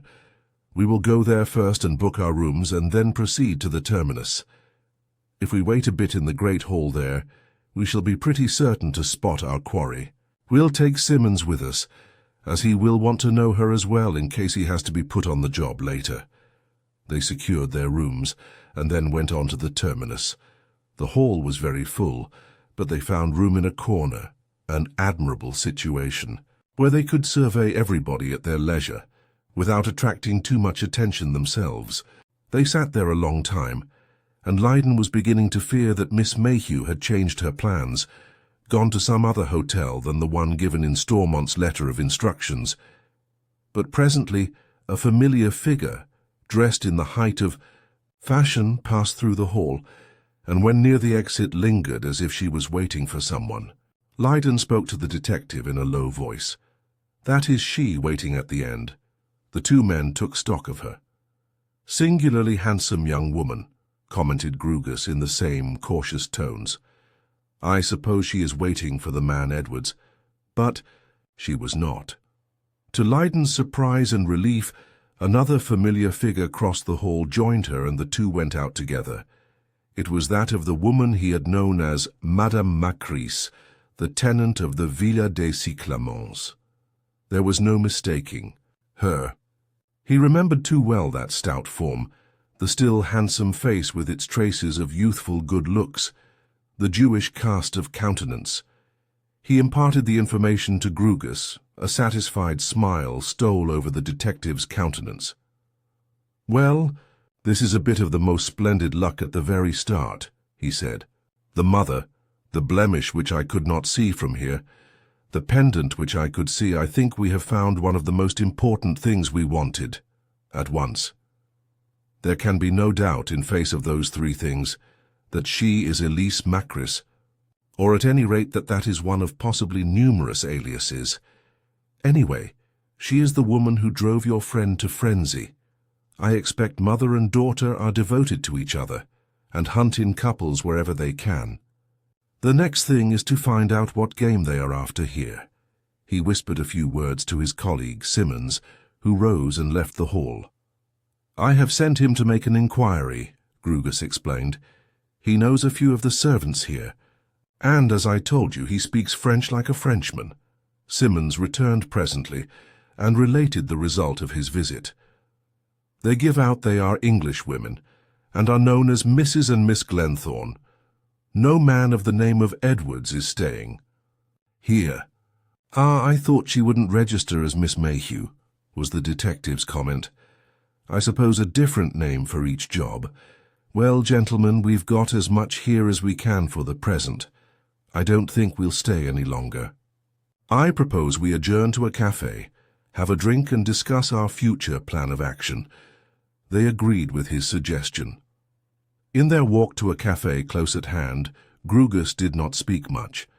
His mind was no doubt busily working on the situation and the best way of tackling it. When they were halfway through their drinks, he spoke. We can't hope to do very much this evening. Now what I propose is this, Mr. Leyden. I know Paris rather thoroughly, although I dare say my friend Simmons knows it better. This isn't exactly a pleasure trip you've come on, and you won't want to spend more money than is absolutely necessary. We must have something to eat, for that light. Meal at Boulogne wasn't very satisfactory. Leyden laughed. I am in hearty agreement with you. The long journey has made me feel frightfully hungry. Well, if we go to one of the swagger places, you'll be charged through the nose. This is the city par excellence of good cooking. And I can take you to a capital little restaurant close by where everything is excellent, and you'll pay about a third of the price. Their wines are good and reasonable too. I'm in your hands, said the young man. I should like you to take me along as soon as possible. He noticed that Simmons did not appear to be included in the suggestion. The reason was explained when Grugus turned to his colleague. It's not likely we shall be fortunate enough to do much tonight, as I said just now. We have had one big bit of luck to start with, which has saved us a lot of time and trouble. All the same, we won't. Let our vigilance sleep. I want you to start on the watch at once, Simmons, if this woman and her mother come back. We shall be at the restaurant Grice for at least a couple of hours. If in the meantime there is anything to report, come to us there. If we have gone, come to the hotel. The obedient Simmons finished his drink, rose up and went forth at once to obey his leader's commands. After a final aperitif, Grugus led his companion to the restaurant Grice. Here they had a most excellent meal, consisting of a good soup, a sole worthy of the Café Royal, followed by some tender veal. They drank with it a white wine recommended by Grugus. While they were eating, the detective dwelt regretfully on the vast difference between now and before the war. If you knew the ropes, it was one of the cheapest places in the world to live in, and whatever you paid, you got splendid value for your money. Of course, very few of the English who came here did know the ropes. I shouldn't have known them. But for a young fellow I met, a student in the Latin Quarter, gad, what he didn't know about Paris wasn't worth knowing. After their dinner was over, they sat and smoked to the accompaniment of another bottle of white wine. Grugus was not keen on spirits. They had promised to wait a couple of hours there in case Simmons had anything to report, and they were as comfortable here as they would have been in their hotel, more so perhaps. During this period of waiting, Grugus entertained his host with some more thrilling stories of crooks and crookdom. Leyden found himself much interested. Before he met this reminiscent person, he had no idea that there was so much rascality in the world. According to Grugus, every big city was teeming with it. On the whole, for what he called aristocratic crookdom, he was inclined to give the palm. To Nice, where our friend Miss Mayhew appears to hail from, he observed with a sardonic chuckle. She's a member of some foreign gang, I suppose, suggested Leyden. She has a foreign look about her, although I heard her mother was an Englishwoman, apparently an English Jewess. Grugus shook his head. I should rather fancy an international one. White House is mixed up with her. We can't assume him to be ignorant of his niece's activities, if she is really his niece. Then there is the man Edwards, and of course Stormont, upon whose business she is here according to that letter. 3 Englishmen, you see. Decidedly an international gang by that. What is your reading of it so far, Mr. Grugus? Well, we can't say positively till I've found out what her game is here. But I should say, she is one of the working members of the gang, and Edwards is another. White House and his friend are probably the controlling spirits who plan and engineer, but never come into the open, never execute the dirty work. A few minutes before the 2 hours had expired, Simmons bustled in with an air of importance that told he had something of interest to communicate. It was briefly this. Mother and daughter had returned to the hotel alone, an hour after they left. The mother had gone upstairs. Miss Glenthorne had sat in the hall, evidently waiting for somebody. That somebody presently turned up in the shape of an opulent-looking Frenchman, thickly bearded and of middle age. The couple left together, and drove to one of the most expensive restaurants in Paris. Simmons followed them into the expensive restaurant and had his dinner there, conceiving it to be his duty to spend money in order to watch them. From the waiter who attended on him, he learned that the Frenchman was an old customer and a wealthy man. He was a partner in the big firm of jewelers, Dubost Frères, located in Marseille. Every 3 months, he made a trip to Paris to have dealings with firms in the same line of business. On these occasions, the waiter had been told, he brought with him several samples worth thousands of pounds. His name was Monsieur Léon Calliard. With regard to the young woman, the waiter knew nothing about her. He fancied he recognized her as having been in the restaurant before during his period of service, but he could not say with whom. This was certainly the first time he had seen Monsieur Calliard in her company. From the restaurant, where they quickly got through their dinner, Simmons followed them to a music hall where he had left them when he came to make his report. Nobody joined them in the music hall, no Englishman who might be the man Edwards? Queried Grugus when his colleague had finished his recital. No, so far Edwards has not appeared upon the scene, was the answer. The detective looked at his client. Looks like a case of blackmail, or perhaps robbery and blackmail, was his comment. Anyway, the old game. I didn't know whether you would like to go and have a look at them yourself, hazarded Simmons. But Grugus thought not. He would wait till tomorrow to get on the track of the man Edwards, that is, if he were taking an active part in the affair and still in Paris. Chapter 10. After breakfast the next morning, Grugus inquired if Leyden had any intention of making a long stay in Paris. The young man replied in the negative. His business claimed him, his sweetheart claimed him, although he did not communicate the latter item to the detective. He had, up to the present, said nothing about her or her relationship to Stormont. Naturally, he shrank from doing so. I take it if I stayed, I could be of little use to you in your proceedings, Mr. Grugus, he queried. The reply was polite but quite emphatic. Well, Mr. Leyden, I think not. If I detailed you off on the watching business, you might find it a very difficult job. Shadowing people is an art. Of course, Simmons and I are quite used to it. I'm sure I understand. If I attempted to follow Miss Mayhew about, she would soon spot it.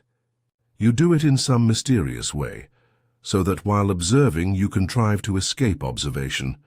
Grugus was pleased to find his client took such a sensible view of the situation. He bestowed on him a cordial smile. Everybody to his job, Mr. Leyden. I may say to you that speaking from a professional point of view, this promises to be an exceedingly interesting case, more especially when we succeed in getting onto the track of the man Edwards, who is no doubt about. I don't fancy the young woman is doing it all off her own bat. There was a certain air of satisfaction about Grugus as he spoke, which convinced his client he was engaged in a business after his own heart. There had been aroused in him those sleuth-like instincts, lacking which no man makes a good hunter of criminals. Grugus was away all the morning, and Leyden took advantage of his absence to stroll about and renew his rather slight acquaintance with the beautiful city. They met for déjeuner at the same place where they had dined the previous evening. There was news of some importance to communicate. Simmons had seen Miss Mayhew with a tall, elegant-looking young man in the Bois de Boulogne. They had separated very soon, and surmising the man to be Edwards, he had followed him to his quarters in an hotel in a different part of the city, close to the Gare du Nord. Discreet inquiries elicited that the young man was registered under his proper name. He had not thought it necessary to change it like Miss Mayhew. It looks as if were in charge of the job, and that the girl is playing her usual role of decoy, remarked Grugus, when he had imparted this information.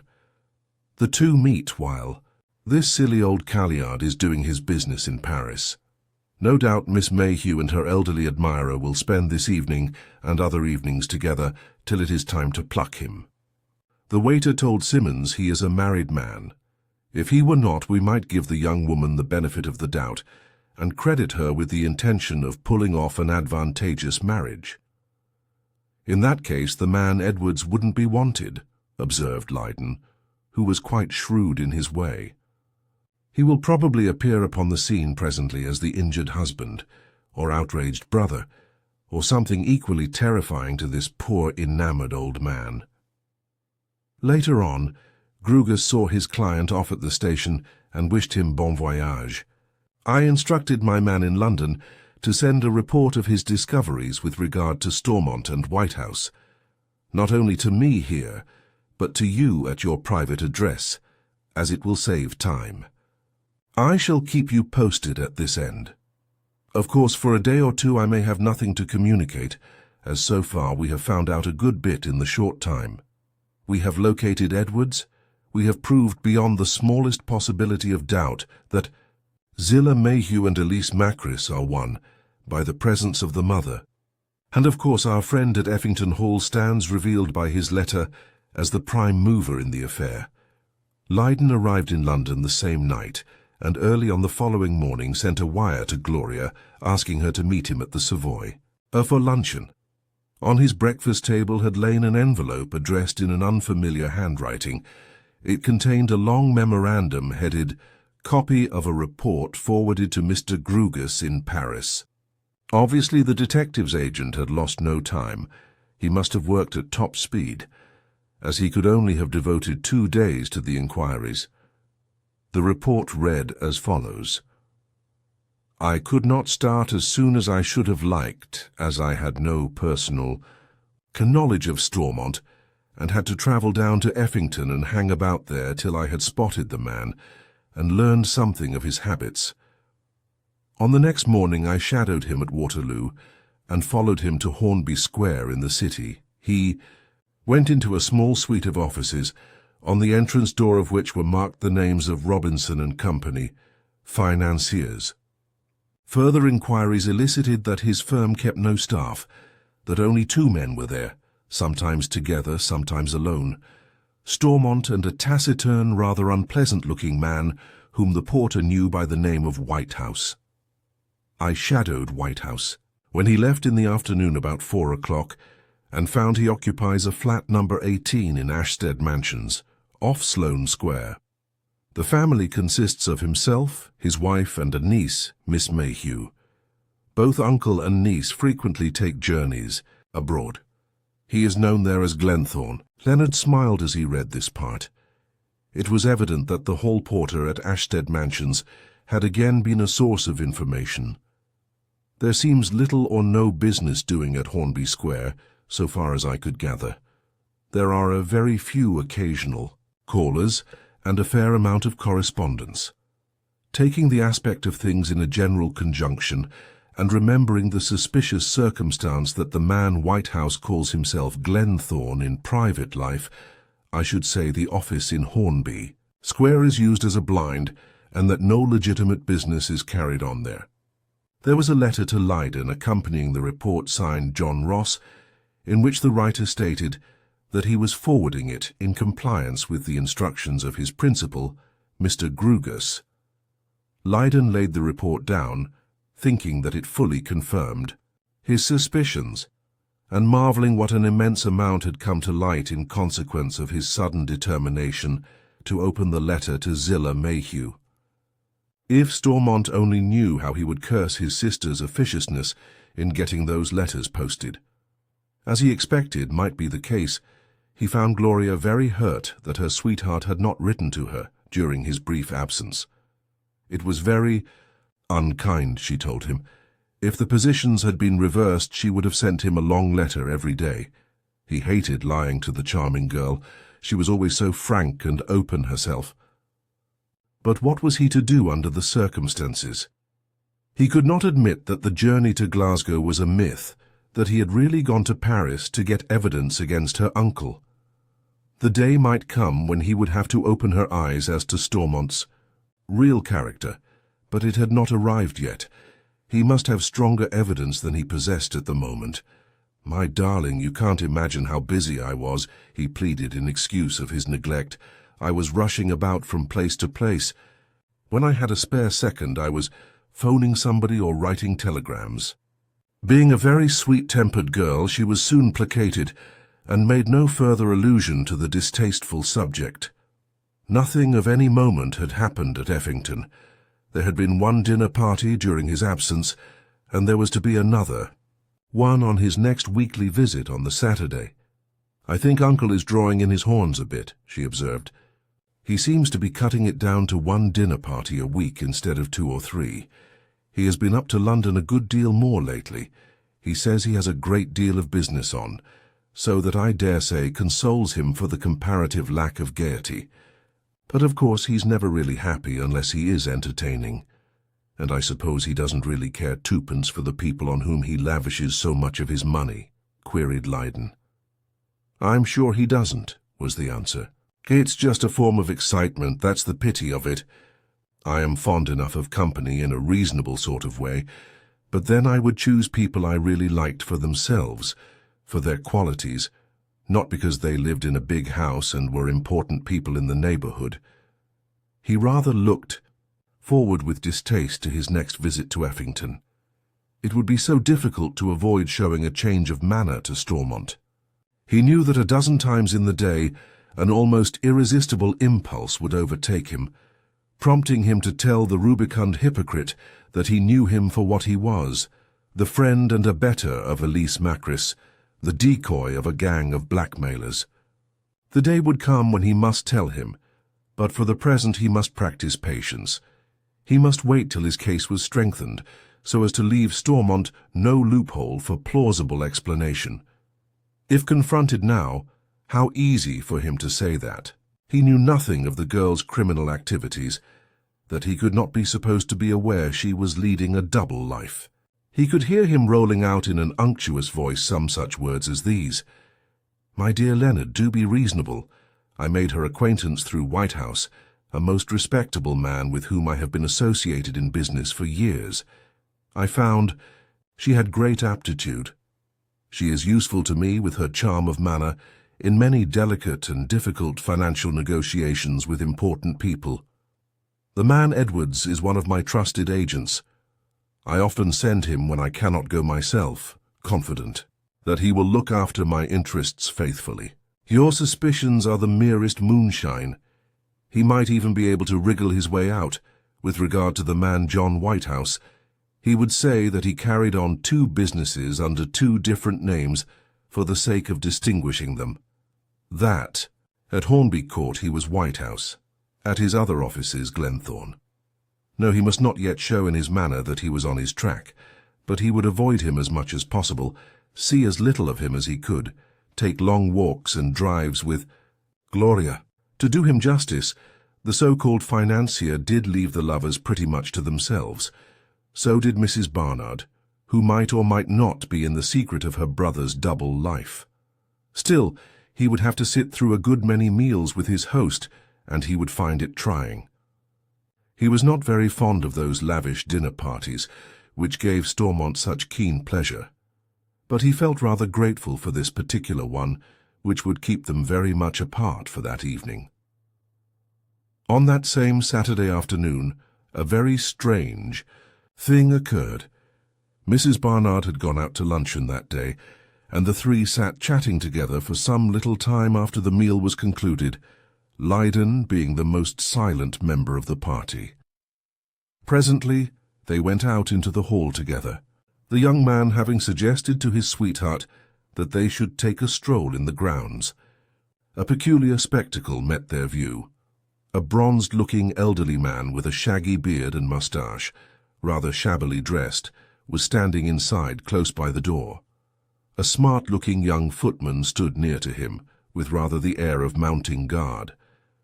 Duncan, the butler, was advancing in the direction of the dining-room, but halted when he saw the party approaching. He spoke in his grave, respectful voice, in which there seemed just a tinge of surprise. A person wishes to see you. Sir, he declines to give his name, says he wants to surprise you."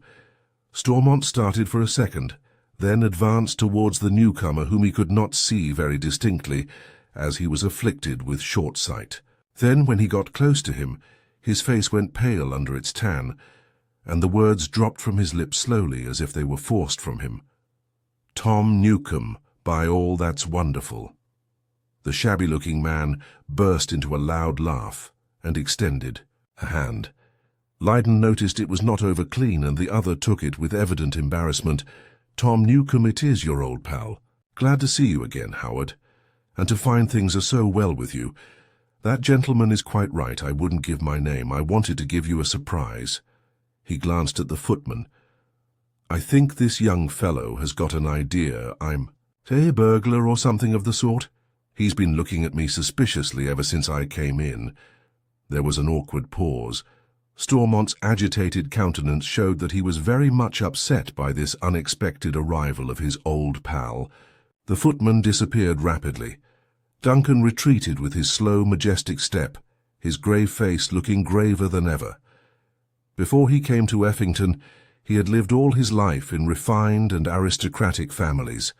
Never had he known, in his respectable experience, such an occurrence as this, a shabby-looking stranger entering the house and greeting the owner as "your old pal." There is no doubt the dignified butler was thoroughly shaken. Lydon was very generous-hearted, and in spite of the altered feelings with which he now regarded Stormont, he could not but feel a wave of pity for the man, subjected to such a rude shock in the very midst of his splendour, before the eyes of his astonished servants. Thinking the most tactful course was to withdraw, he touched Gloria lightly on the arm. "Let us go for our stroll," he said, and she, understanding his object, nodded her head. They went out and left the agitated Stormont to deal with Mr. Tom Newcombe. When they were in the grounds, she turned to him, a look of surprise. Lydon fancied a faint hint of trouble in her clear, candid blue eyes. "What can it mean, Leonard? Such a common fellow, too, his way of talking. Not a broken-down gentleman. You heard him speak of Uncle as his old pal. Where in the name of wonder could he have known him? Do you know anything of your uncle's past, of his life as a young man?" As her sweetheart put the question, his thought was that she probably knew as little of the past as she did of the present. The girl answered him with her usual frankness. "Nothing. From some little things father dropped, I gathered that he was rather wild in his youth. I don't fancy they had ever been very good friends as young men. I am sure you have noticed how little Uncle Howard ever talks about himself, about his business or his past. I know nothing about these things. Auntie may know more about them than I do, but I don't fancy very much. He is so strangely reticent.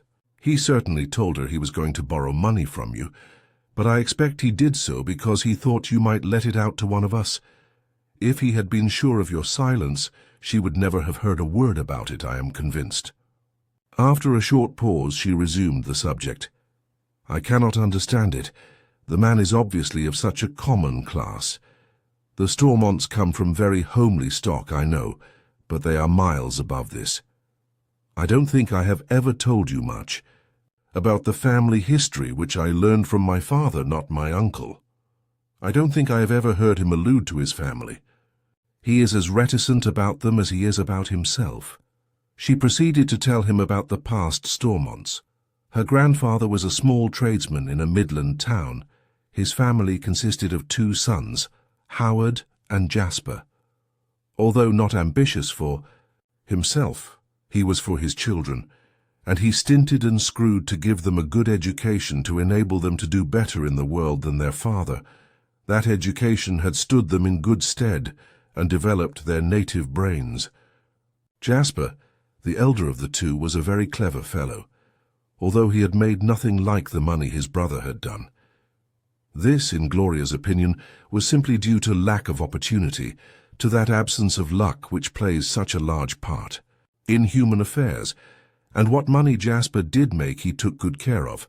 But although he has never tried to make any show, Father's career has been one of steady success, she concluded with an air of pardonable pride. And he is one of the most upright men with high ideals of duty. He has not got Uncle Howard's robust geniality, but he has most lovable qualities. I should be so pleased for you to meet him." They strolled about for a long time before they returned to the house.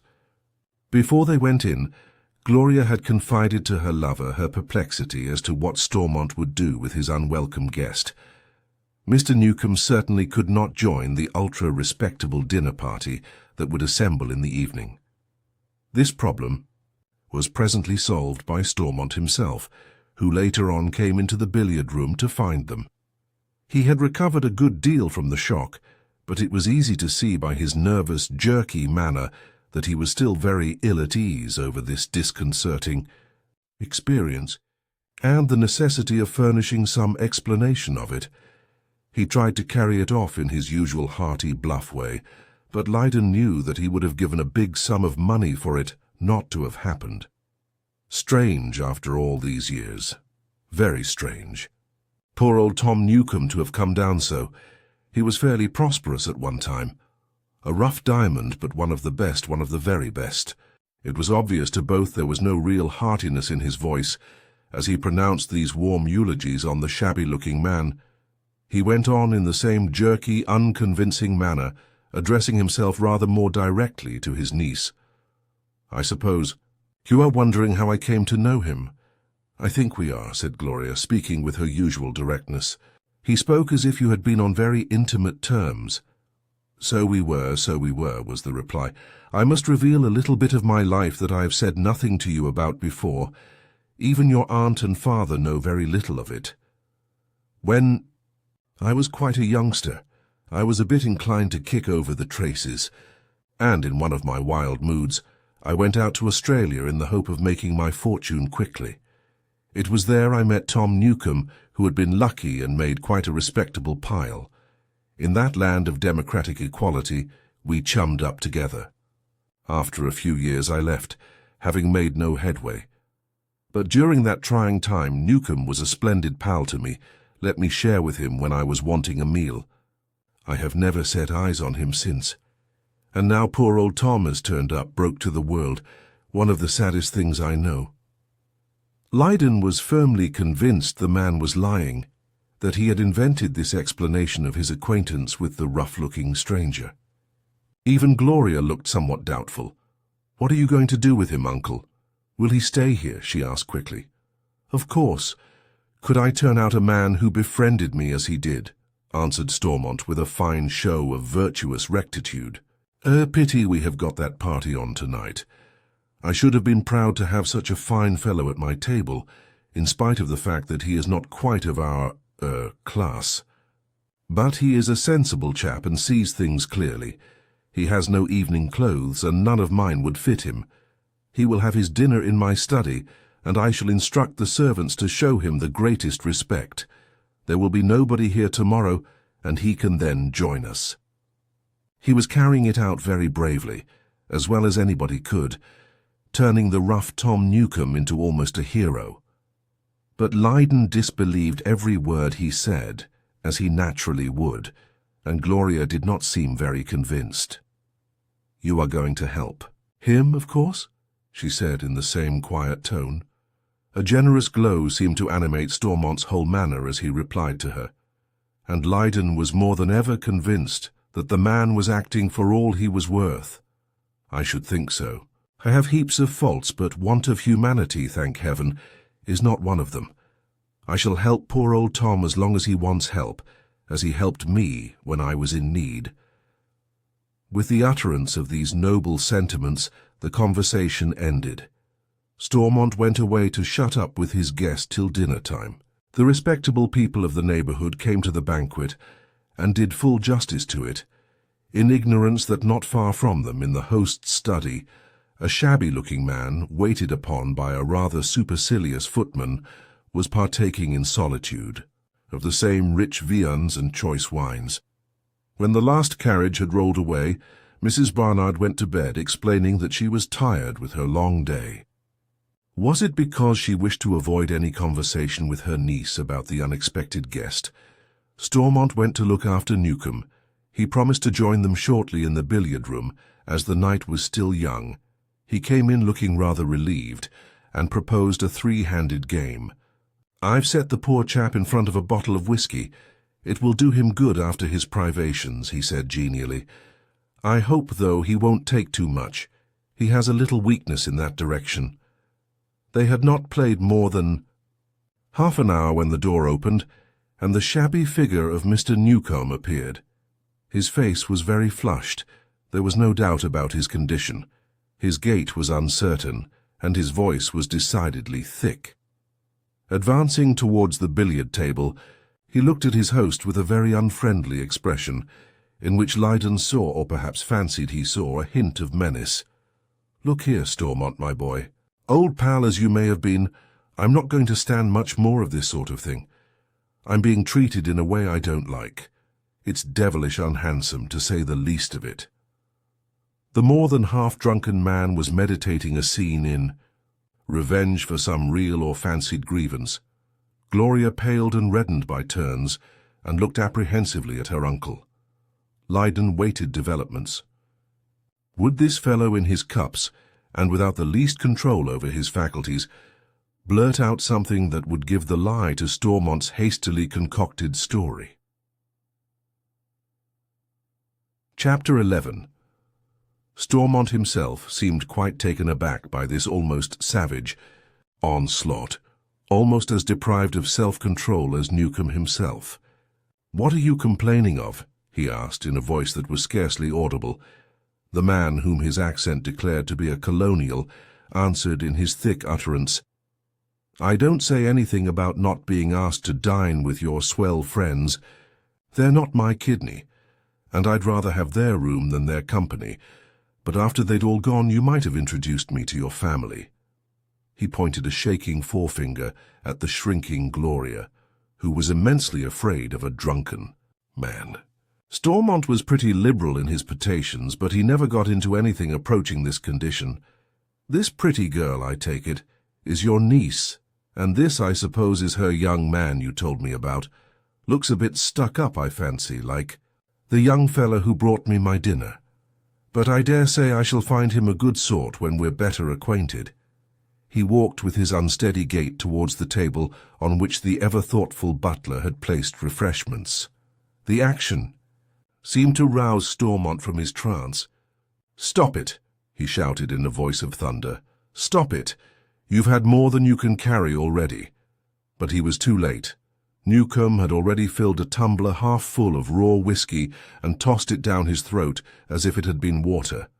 Having done this, his manner seemed to change. From a mood very nearly approaching ferocity, he lapsed into one of maudlin sentimentality. A weak smile overspread his bearded countenance. "Well, my boy, we mustn't quarrel. We've been two dear old pals for that." He laughed with the disconcerting hilarity of a drunken man. "Lord, what fine games we've had in our day, Howard, haven't we? Do you remember that glorious day we followed up old Billy Stiles?" Again Stormont's voice rang out, and there was a note of almost agony in it.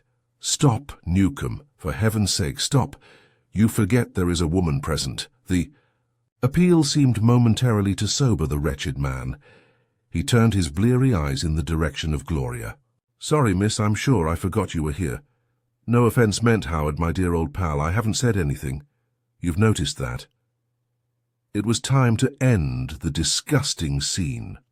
Stormont turned to the young man.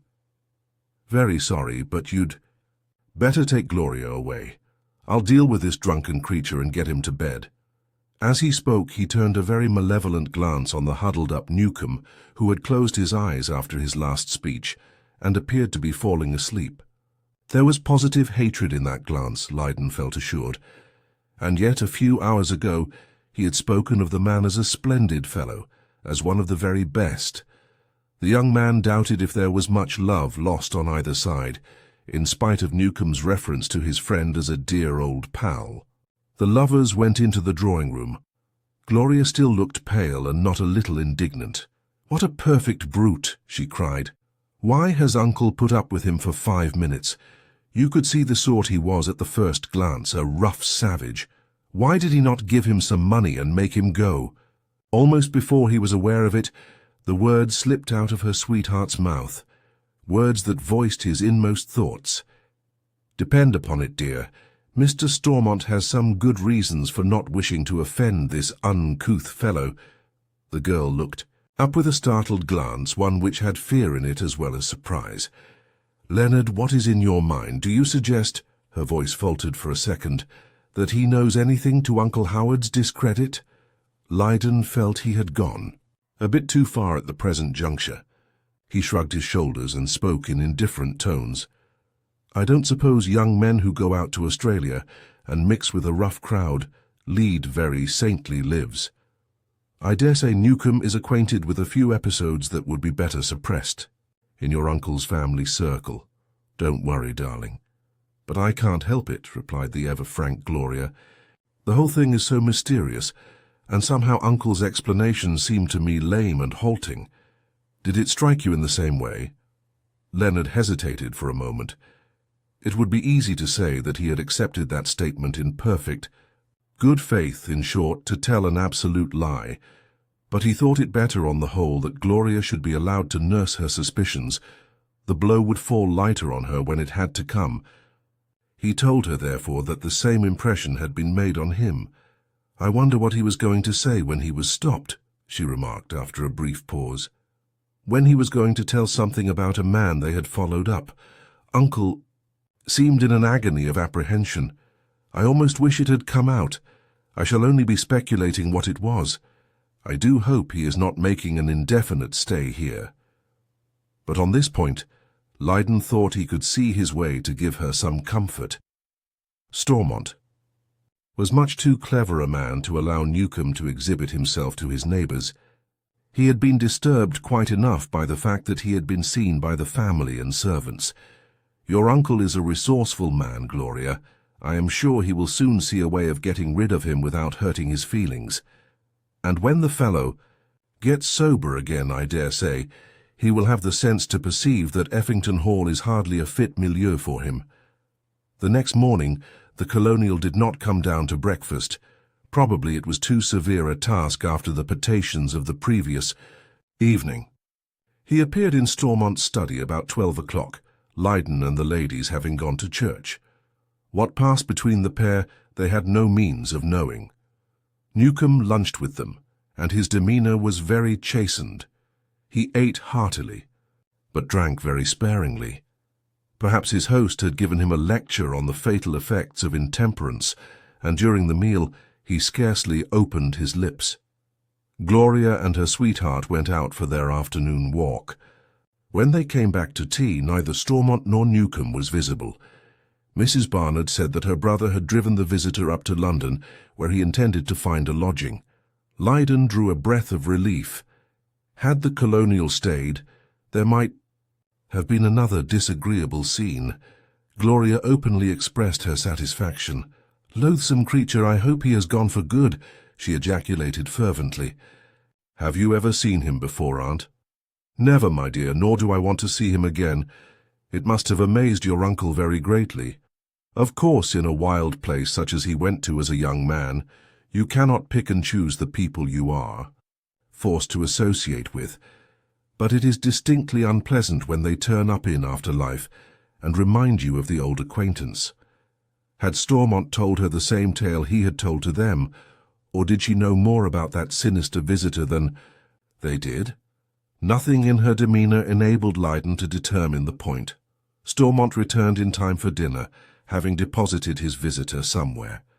No further allusion was made to him by any member of the party, but his advent had created an uncomfortable feeling, which was not wholly allayed by his departure.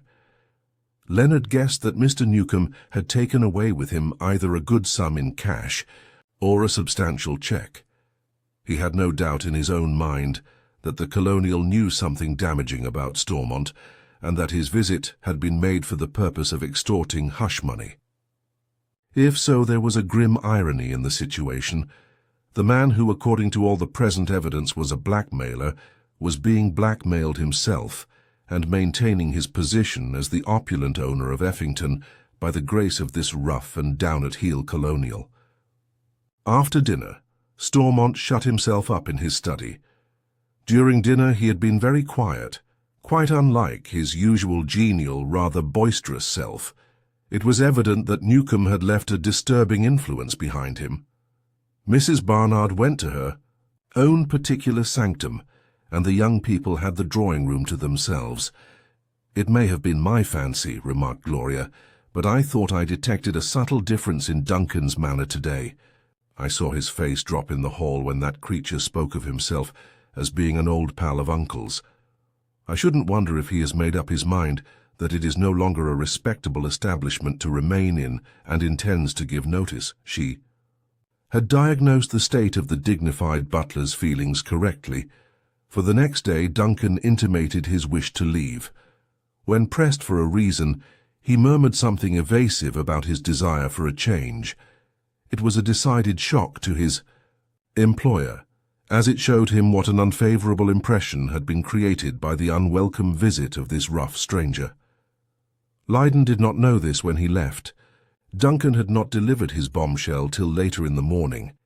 There had been considerable excitement at the breakfast table. Something had happened which temporarily drove Mr. Newcombe out of the minds of every member of the family. Stormont had received a letter from his brother Jasper, dated from the Hotel Cecil. Gloria's father and mother were staying there, having arrived in London early on the Sunday. They had given no previous intimation of their intended visit, as they wanted it to come as a complete surprise to their relatives. Would they come and see them on the Monday, if they had no previous engagement which it was impossible to put off? Of course they would dine with them, and in this invitation Leonard was included. Gloria must stay with them at least a week, if not longer. The unpleasant atmosphere created by the late happenings seemed very much cleared by this pleasant news. Stormont and his sister seemed quite pleased, in spite of the fact that the brothers had not been very great friends in their youth. He remarked with a touch of his former geniality that it would be very pleasant to see good old Jasper again, a sentiment fully endorsed by Mrs. Barnard. Gloria clapped her hands together in her frank delight. "How lovely!" she cried. "It was on the tip of my tongue to say I wish they had let us know beforehand, but I think I am rather glad they have taken us by surprise. It is such a sensation." She turned impetuously towards her sweetheart. "I am sure you will like my father very much, Leonard. He is one of the dearest men and very fond of young people, who all take to him. He is awfully liked out there by everybody, and he has the highest reputation for integrity and high-mindedness." Did Howard Stormont look just a little glum as he listened to this sincere praise of his elder brother, or was it Leyden's fancy? Had the man's conscience, deadened as it must be, suddenly awakened to fresh life and pricked at him as he thought of the difference between Gloria's father and himself? Leyden was pleasurably excited at the prospect of meeting with Jasper Stormont, of whom his daughter had always spoken with love and the greatest respect. She had often told him how attached to him she had been as a child, and what grief she had suffered at parting from her parents. And time and the generous treatment of her aunt and uncle had never weakened that early affection. When the young man met them in the hall of the Cecil, a few minutes before the time fixed for dinner, he was very favourably impressed by the appearance of both mother and father. Mrs. Stormont was a very handsome woman, and her slim, elegant figure made her look remarkably young. She had preserved herself wonderfully, and might have passed for her daughter's elder sister. It was easy to see the husband was very proud of his youthful-looking wife. In appearance, Jasper Stormont was quite unlike his younger brother, his junior by 2 years. He was tall and spare, with an aristocratic bearing. His face, if not exactly handsome, was pleasant to look upon, and his features were refined. His manner was quietly genial, without that bluff boisterousness which distinguished the so-called financier. It exhaled an air of old-world courtesy, which stood out in marked contrast to some modern manners. He welcomed the young man with a cordiality that was perfect under the circumstances, not too effusive or overdone. Leyden was prepared to think that everything about the man was genuine. He seemed a perfect type of the commercial aristocracy. "Delighted to see you, Mr. Leyden. Later on I shall come to the more familiar Christian name, but to such a long exile, we have been over only once before since I left England. Everything seems strange, and in some cases I must confess, of course not in the present one, a little out of tune. I'm glad to see my little girlie looking so well. Certainly her uncle and aunt have taken great care of her and made her very happy. She is staying here with us for a week, and at the end of that, my brother Howard insists that we must shift our quarters to Effington. There was something a little formal in his words, in his diction, that Lydon rather liked. There was also about the man an ease, an unconscious air of authority that pleased him. Beside him his brother, Howard Stormont, with his supposed great wealth, appeared plebeian. He learned afterwards from Gloria that the elder brother was much the superior in mentality. He might not have the money-making instinct so strongly developed, but he had taken far greater advantage of the good education their father had bestowed upon them. He was a very cultivated man, passionately fond of art and music, and an omnivorous reader. Howard was essentially a man of the world and nothing more. The arts did not interest him, and the daily newspapers were almost his sole literature. It was a very pleasant dinner. Jasper Stormont was an exceedingly good talker, but he led the conversation without any attempt to monopolize it, giving everybody a chance to contribute to the common fund of entertainment. Howard Stormont and his sister were staying the night at the hotel, returning to Effington on the morrow. Leonard left early, good taste suggesting that he should not intrude himself too long on what was a family conclave. There must be many things they would wish to discuss alone. The liking between the two men seemed mutual. Jasper Stormont shook Leonard's hand very warmly when they parted. "As I told you, Gloria is going to give herself to us for a week, and I should like you to come very often, to dinner every night if you can." He gave him a very charming smile when the young men protested that this was taking undue advantage of his position.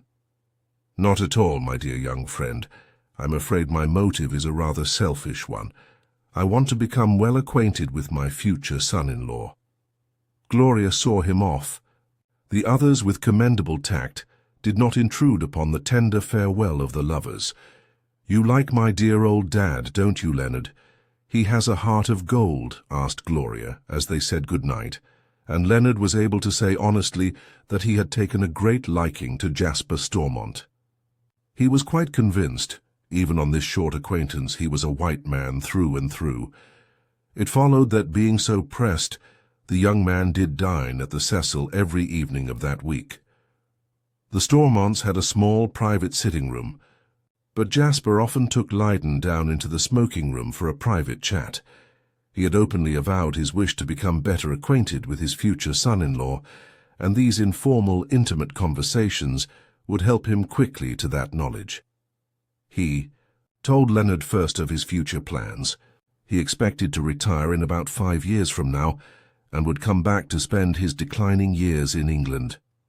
He was nothing like so rich a man as his brother Howard, so he said, but he would be able to live comfortably on the interest of what he had saved. He went on to speak of Gloria's childhood, and the unhappy time when they had to part with her. "It was one of the greatest griefs of our life," he said in his simple, straightforward way. "But there was no help for it. We had the best medical advice, and the verdict was unanimous. She could not live in the East. My other child, a son, has thrived there.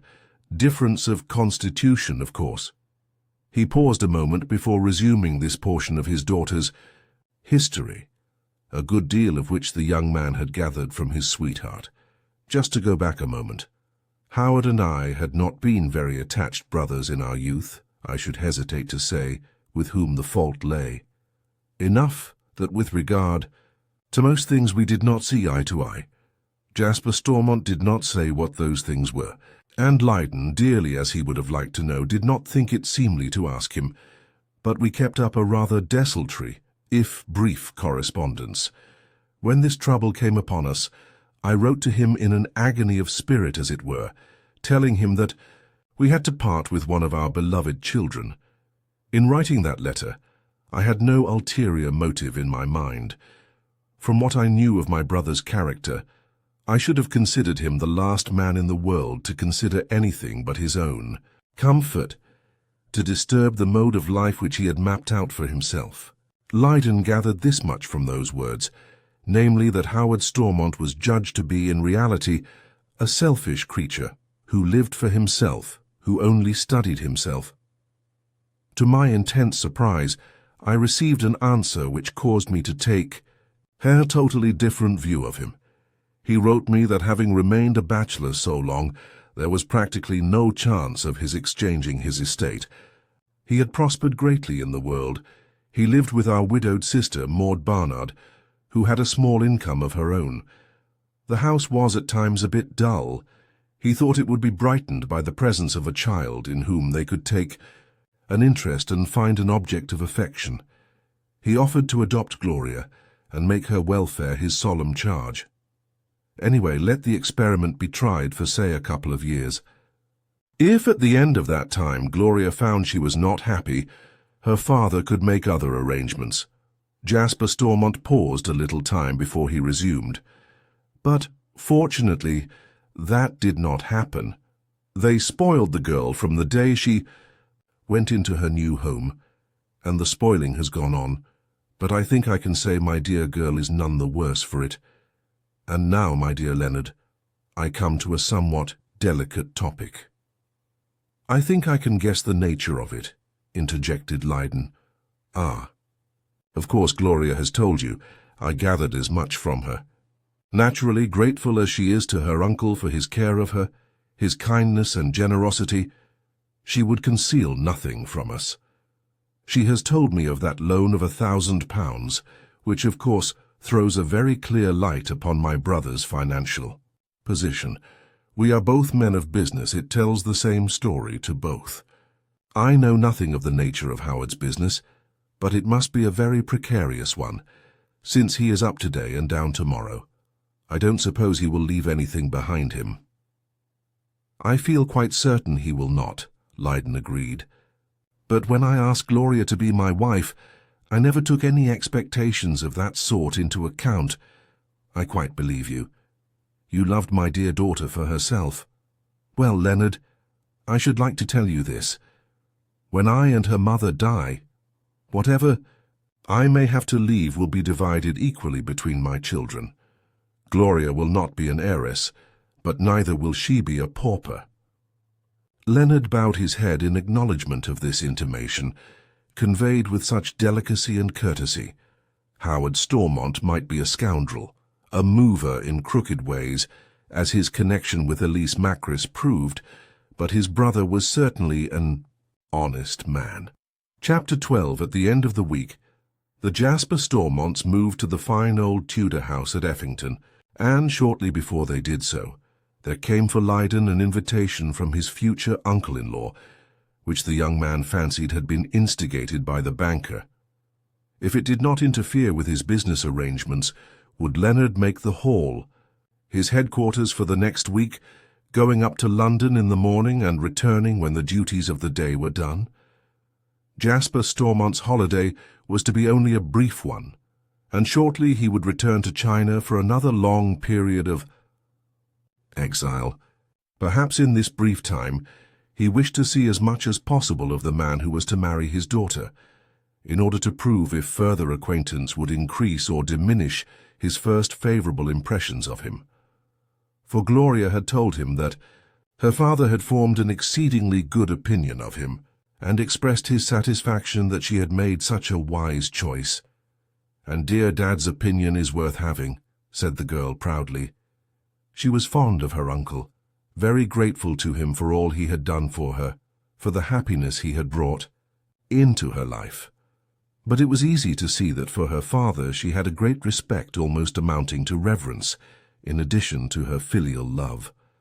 No doubt, so far as character was concerned, she put the two men on totally different planes. And Lydon knew that her instinct was right. Even if he had never opened that letter to Zillah Mayhew, and still believed Howard Stormont to be what he had originally thought him, a shrewd, blunt, genial fellow, he would have soon discovered that Jasper was made of the sounder metal.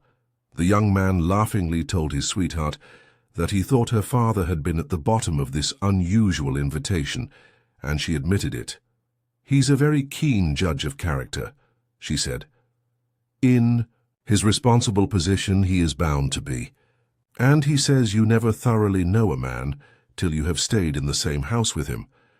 No doubt that is why he wanted you here daily for a time." "Till he had completed his investigations, eh?" observed Lydon with an amused smile, although at the same time he had every sympathy with regard to Jasper's anxiety on behalf of his child. "Well, dear, I shall have to mind my P's and Q's, shan't I? I must take care not to come down grumpy in the morning, or show any of the latent villainy that is hidden somewhere in my disposition." The girl laughed happily. She had inherited her father's capacity for reading character, and she had not much fear of this open, honest, even-tempered young fellow, whose moods hardly ever seemed to vary. It occurred to Lydon that, on this visit, Stormont was devoting himself much more closely to his business, whatever it might be, than was usual with him. He went up pretty early to London every day, and on 2 occasions he missed dinner, and did not return till late in the evening. Evidently something of importance was going on. There were, strange to relate, no dinner parties during that week. Lydon could hardly believe there was so much affection between the two men that Howard wanted to enjoy his brother's company without interruption. He thought it was rather a matter of policy. Howard knew that, if questioned, Gloria would not be able to conceal the fact of his extravagance. She might even let out that there were periods when he was obviously short of money, and in view of these possible confidences, he did not wish to give Jasper the elder brother's privilege of lecturing him. In the eyes of such a financial purist as the banker, his happy-go-lucky methods would savour of nothing short of criminal folly. Lydon listened to his sentiments one night when the two men were together in the smoking-room on the second occasion on which Howard had not returned to dinner. The banker's face was very grim as he delivered his criticism on what he knew and had observed. "I have known next to nothing of my brother's affairs since he left England. I knew he went to Australia for a while, and that things did not prosper greatly with him there. When his letter arrived offering to adopt Gloria, and stating that he was firmly on his feet, I accepted what he said in good faith. Her letters showed they were all leading a very luxurious life, and that money seemed to be spent like water. Of course, I was terribly disillusioned when, such a short time ago, I learned the actual truth. Without mincing words, I can tell you, I was not only surprised but intensely disgusted, especially when I heard of that £1,000 borrowed from you. It hit Gloria very hard, that transaction. She is a girl of extremely delicate feeling, and under the peculiar circumstances, it was in the very worst taste. Drowning men, we know, catch at straws. It showed how very near to drowning he must have been. He is no fool. He must know how ugly it would look to a third party." Lydon made no comment. Had things not been as they were, he might have put up some defence for Howard Stormont out of his natural kindness of heart, but he could not do so now. The man was unscrupulous to the core. "When my brother was a young man, he was always very headstrong, also fearfully extravagant, if only in a small way," went on Jasper in the same severe tone. "He never seemed able to curb his desires, to restrain any momentary impulse. If he wanted a thing and hadn't the money to pay for it, he would go into debt to get it, trusting that luck would enable him to avoid the disagreeable consequences. I know this fatal weakness was a great anxiety to our parents, honest and God-fearing people, and made them tremble for his future. This big house, with its staff of indoor and outdoor servants eating him up, is a piece of the most colossal folly I have ever come across, and in my business we meet with very many specimens of the spendthrift. Everybody in the banking world does. I have no hesitation in discussing it with you. As Gloria's future husband, you have a right to know." how matters stand. And further, in the distress which he brought on himself, he showed his hand plainly to you. As Jasper Stormont elected to be so confidential with him, he thought he might continue the conversation on the same lines. It seems to me that his business is evidently a very precarious one. It is rather a strange thing that I have never known what that business really is. It is not a thing on which you can put a quite straight question to a man, but it usually leaks out pretty soon. You know that I am a consulting engineer. I know that you hold a high post in the banking world. I have never even heard from your brother where his offices are. Gloria does not seem to know much about it. She thought he was what you call a financier. Well, we must admit that is rather a vague term, and I can assure you, Leonard, I know almost as little as you do. My sister appears equally ignorant. When I have talked about the subject, about which there should be no mystery, there is an obvious attempt to sheer off it. So far as I can gather from random statements, he might be described as a financier. He gets concessions from foreign countries. He negotiates big loans for all sorts of things, does a bit of company promoting, etc. But he avoids details and gives no names. Of course, some men are very reticent about their private affairs, but reticence so pronounced savours greatly of mystery. There was a long pause, and then the banker waved his hand round the room, decorated and furnished in such a costly fashion, with a gesture that was contemptuous. It occurred to Lydon that, on this visit, Stormont was devoting himself much more closely to his business, whatever it might be, than was usual with him. He went up pretty early to London every day, and on 2 occasions he missed dinner, and did not return till late in the evening.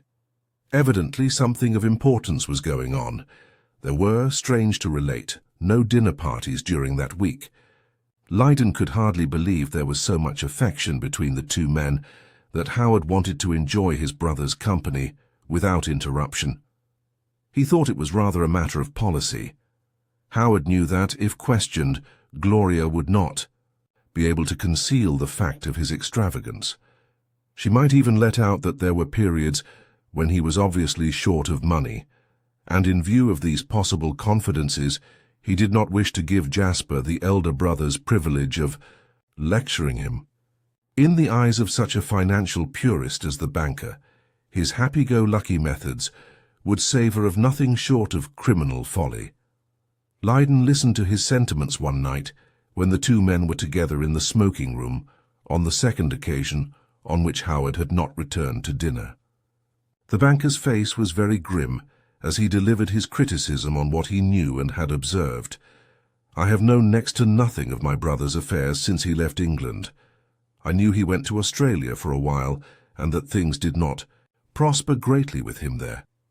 When his letter arrived offering to adopt Gloria, and stating that he was firmly on his feet, I accepted what he said in good faith. Her letters showed they were all leading a very luxurious life, and that money seemed to be spent like water. Of course, I was terribly disillusioned when, such a short time ago, I learned the actual truth. Without mincing words, I can tell you, I was not only surprised but intensely disgusted, especially when I heard of that £1,000 borrowed from you. It hit Gloria very hard, that transaction. She is a girl of extremely delicate feeling, and under the peculiar circumstances, it was in the very worst taste. Drowning men, we know, catch at straws. It showed how very near to drowning he must have been. He is no fool. He must know how ugly it would look to a third party. Lydon made no comment. Had things not been as they were, he might have put up some defence for Howard Stormont out of his natural kindness of heart, but he could not do so now. The man was unscrupulous to the core. When my brother was a young man, he was always very headstrong, also fearfully extravagant, if only in a small way, went on Jasper in the same severe tone. He never seemed able to curb his desires, to restrain any momentary impulse. If he wanted a thing and hadn't the money to pay for it, he would go into debt to get it, trusting that luck would enable him to avoid the disagreeable consequences. I know this fatal weakness was a great anxiety to our parents, honest and God-fearing people, and made them tremble for his future. This big house, with its staff of indoor and outdoor servants eating him up, is a piece of the most colossal folly I have ever come across, and in my business we meet with very many specimens of the spendthrift. Everybody in the banking world does. I have no hesitation in discussing it with you. As Gloria's future husband, you have a right to know how matters stand. And further, in the distress which he brought on himself, he showed his hand plainly to you. As Jasper Stormont elected to be so confidential with him, he thought he might continue the conversation on the same lines. It seems to me that his business is evidently a very precarious one. It is rather a strange thing that I have never known what that business really is. It is not a thing on which you can put a quite straight question to a man, but it usually leaks out pretty soon. You know that I am a consulting engineer. I know that you hold a high post in the banking world. I have never even heard from your brother where his offices are. Gloria does not seem to know much about it. She thought he was what you call a financier. Well, we must admit that is rather a vague term, and I can assure you, Leonard, I know almost as little as you do. My sister appears equally ignorant. When I have talked about the subject, about which there should be no mystery, there is an obvious attempt to sheer off it. So far as I can gather from random statements, he might be described as a financier. He gets concessions from foreign countries. He negotiates big loans for all sorts of things, does a bit of company promoting, etc. But he avoids details and gives no names. Of course, some men are very reticent about their private affairs, but reticence so pronounced savors greatly of mystery. There was a long pause, and then the banker waved his hand round the room, decorated and furnished in such a costly fashion, with a gesture that was contemptuous. But one thing I am certain of, I have often been told that I possess second sight in matters like these. This cannot go on for long in the light that has been thrown upon it by his borrowing from you what was, after all, a trifling sum for a man in a good way of business to find. A year or two of bad trade will bring him to the ground. Perhaps another year's reprieve in which he will be struggling to tide over. You and I will then, I expect, be invited to put money into the sinking ship. If so, take my advice and sternly refuse. With a man of my brother's headstrong nature and extravagant proclivities, you might as well throw it in the sea. Lydon thanked his future father-in-law for his advice, thinking as he did so that Howard Stormont would never get another loan out of him. Did this honourable, straightforward man of business only know what he knew, he would be overwhelmed with grief and shame at possessing such a brother. You can see it is a subject on which I have necessarily to hold my tongue, exclaimed Jasper Stormont. For all I ought to know to the contrary, he may be conducting his affairs with the greatest prudence, is making enough to enable him to run this place and accumulate a fair fortune besides. What I know about the true state of affairs comes from Gloria, from whom I have drawn it with the greatest reluctance. My lips are sealed. She would hate him to find that she has been telling tales out of school.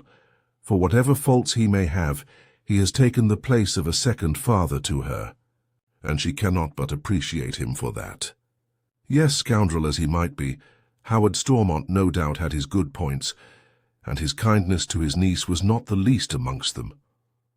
I forgot to tell you one thing, not that I am very greatly impressed by it, said the banker, as they parted for the evening.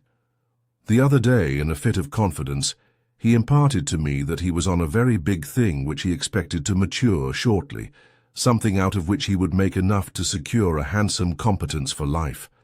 If this came off, he said he would retire from business and lead this life of a country gentleman, which appears to have such great fascinations for him. Leonard pricked up his ears at this information. If Howard Stormont was on some big enterprise, it would be of a nefarious kind. He didn't disclose the nature of this great coup, of course? He asked. The banker shook his head. He didn't give me the slightest hint, but as I said, I attach very little importance to it. All these speculators are sanguine creatures, and follow Will-o'-the-Wisp with a blind devotion worthy of Fay. A better cause. They have always got some grand scheme on which is to make them rich beyond the dreams of avarice. Leyden was much impressed by that conversation with Jasper Stormont. Like himself at an earlier stage, he had sensed a certain mystery surrounding his brother. He wondered whether bankruptcy and poverty would be the only doom that might fall upon the owner of Effington Hall. He thought he might escape that in spite of the banker's gloomy predictions. After all, he had kept up opulent state for a great many years. According to Gloria's statement, he had been wealthy ever since she had taken up her residence with them. He was a cunning and resourceful man. Although he lacked the solid qualities of his brother, probably he would never come quite down to the ground. But the young man was not sure a darker doom might not descend upon him, in spite of his cleverness. He wondered if his sweetheart had told her father of the visit of that shabby colonial and the scene in the billiard-room when the drunken creature had been on the point of blurting out something and had been stopped by his host, who was in a perfect agony of apprehension. He asked her the next day, and she assured him she had kept silence. "I have really let out more about Uncle Howard than I ought," she explained in a contrite voice. "But Dad has a very persuasive way with him. He would have made a splendid cross-examiner. I expect his business has developed his faculties in that direction. He says that people wanting favors come to him with all sorts of ingenious lies. He leads you on in a quiet, suave sort of way to all kinds of admissions. And you know I haven't the gift of reticence. I am far too outspoken. I could see that Uncle was terribly upset by that visit. I have noticed a great change in him since. He gives me the impression of a man who has received a great shock and can't recover from it." Leyden had himself noticed a certain change in the man. He was less bluff and genial than he used to be, and at times he caught a brooding expression, an air of abstraction, as if he were thinking deeply over something. At first he imagined Howard was nerving himself to make a confession to his brother, similar to the one he had made to himself, that he was living up to his income and that Gloria could expect very little from him when he died. But on thinking more over it, he came to the conclusion that his sweetheart was right, that the change in his demeanor was due to the visit of Tom Newcomb, his old pal. In the meantime, Leyden had received reports from Grugus, the first arriving a few days after he had left Paris. From these he learned that the detective and his colleague were keeping a close watch upon the man Edwards and Miss Glenthorne, to call her by her latest alias. They watched them from about 11 o'clock in the morning. The woman did not stir out till then, till late at night. The program was much the same every day. In the morning Zillah met the man Edwards, and they walked about together in the outskirts of Paris. They steered clear of the well-known portions, as no doubt Calliard was pursuing his business there, and they might run across him at any moment. In the afternoon they usually took a car and drove out to Versailles, or some other suburb. In the evening Zillah invariably met the opulent jeweller, Calliard, and they dined together at one of the numerous expensive restaurants that abound in the gay city. Monsieur Calliard was evidently a rich man, and begrudged nothing in the pursuit of his pleasures. Then one day came a brief telegram from Grugus. "The birds have flown, slipped away. All news when we meet. Leaving today. Be at my office tomorrow morning as early as you like." On the face of it, it looked as if the detective had failed in his mission, that the two schemers had outwitted him and stolen a march on him. Chapter Satsi 13. Leyden thought that Grugus looked somewhat crestfallen when they met the following morning in the offices in Craven Street. He opened the conversation in a rather apologetic tone. "Well, Mr. Leyden, the primary object for which we went to Paris was the establishment of the fact that Zillah Mayhew was the same person as Elise Macris. But that fact we established on the first day we arrived there. I stayed on in order to find something more than that. I'm sorry to tell you I have found nothing, except one little thing that makes the affair more mysterious. You say they contrived to give you the slip. How was that done when you were keeping such a close watch on them?" asked the young man in a tone that plainly showed his disappointment. Grugus hastened to explain. "I am afraid I must plead guilty to a little want of foresight. After watching very carefully for 3 days, we became pretty sure that neither the woman nor her friend Edwards were what you would call early birds. They did not stir out before a fairly late hour in the morning. Having, as they thought, established this fact, the two men did not begin their watch till a certain hour themselves. Had they not been so confident, it would have been easy to take it in turns to watch one of them, since if one of them went out, it was for the purpose of ultimately meeting the other. As a fact, to carry out the thing thoroughly, a third, perhaps a fourth man was wanted. That, of course, would have entailed a great deal more expense than I felt myself justified in putting you to," said Grugus, in exculpating himself. Last time I saw Zillah Mayhew, she was dining as usual with her elderly cavalier. Edwards, according to custom, was spending his evenings at one of the music halls. My colleague Simmons never observed him with anybody, and he never met Miss Mayhew at night, and it is pretty certain that he never came into contact with Calliard. Whatever business was to be carried on with the Frenchman seemed to be left entirely in her hands. No doubt she talked things over with Edwards in their daily meetings. You have not even proved conclusively that her object was what we all thought it to be, blackmail?" interjected Leyden. "If you don't mind, I will just leave that question unanswered for a moment or two while I relate how they gave us the slip. On that particular morning, no Zillah Mayhew issued forth from the hotel. I waited about for a very long time till Simmons joined me. His news was startling. Edwards, who, as I told you, had put up in another part of the town, did not turn out either. After a decent interval, Simmons, who knows somebody in pretty nearly every hotel in Paris, went in and made inquiries. He learned that Edwards had left some 2 hours before, carrying his luggage, a very light portmanteau, with him. He had told them he was returning to England. Of course I smelt a rat at once, and instructed Simmons to go into the terminus and inquire if Mrs. and Miss Glenthorne were still there. The answer was in the negative. They had also made an early departure, and had driven to the Gare du Nord. Presumably they were returning to England too. It seems pretty clear they found out they were being watched, and judged it prudent to leave, was Leyden's natural comment. "It looks very like it," admitted Grugus. "Now comes the surprising part of the story. I should have come away at once, but that I had a fancy to interview Calliard to ascertain if our suspicions were correct. Our suspicions, I mean, as to the object of her acquaintance with a man so much her senior." Grugus then proceeded to narrate how, on the following evening, he had run the jeweller to earth, while dining at one of his favourite restaurants. He was alone at a rather big table, and the detective seated himself at it, after a polite apology to the Frenchman for disturbing him, which was accepted with the habitual courtesy of his country.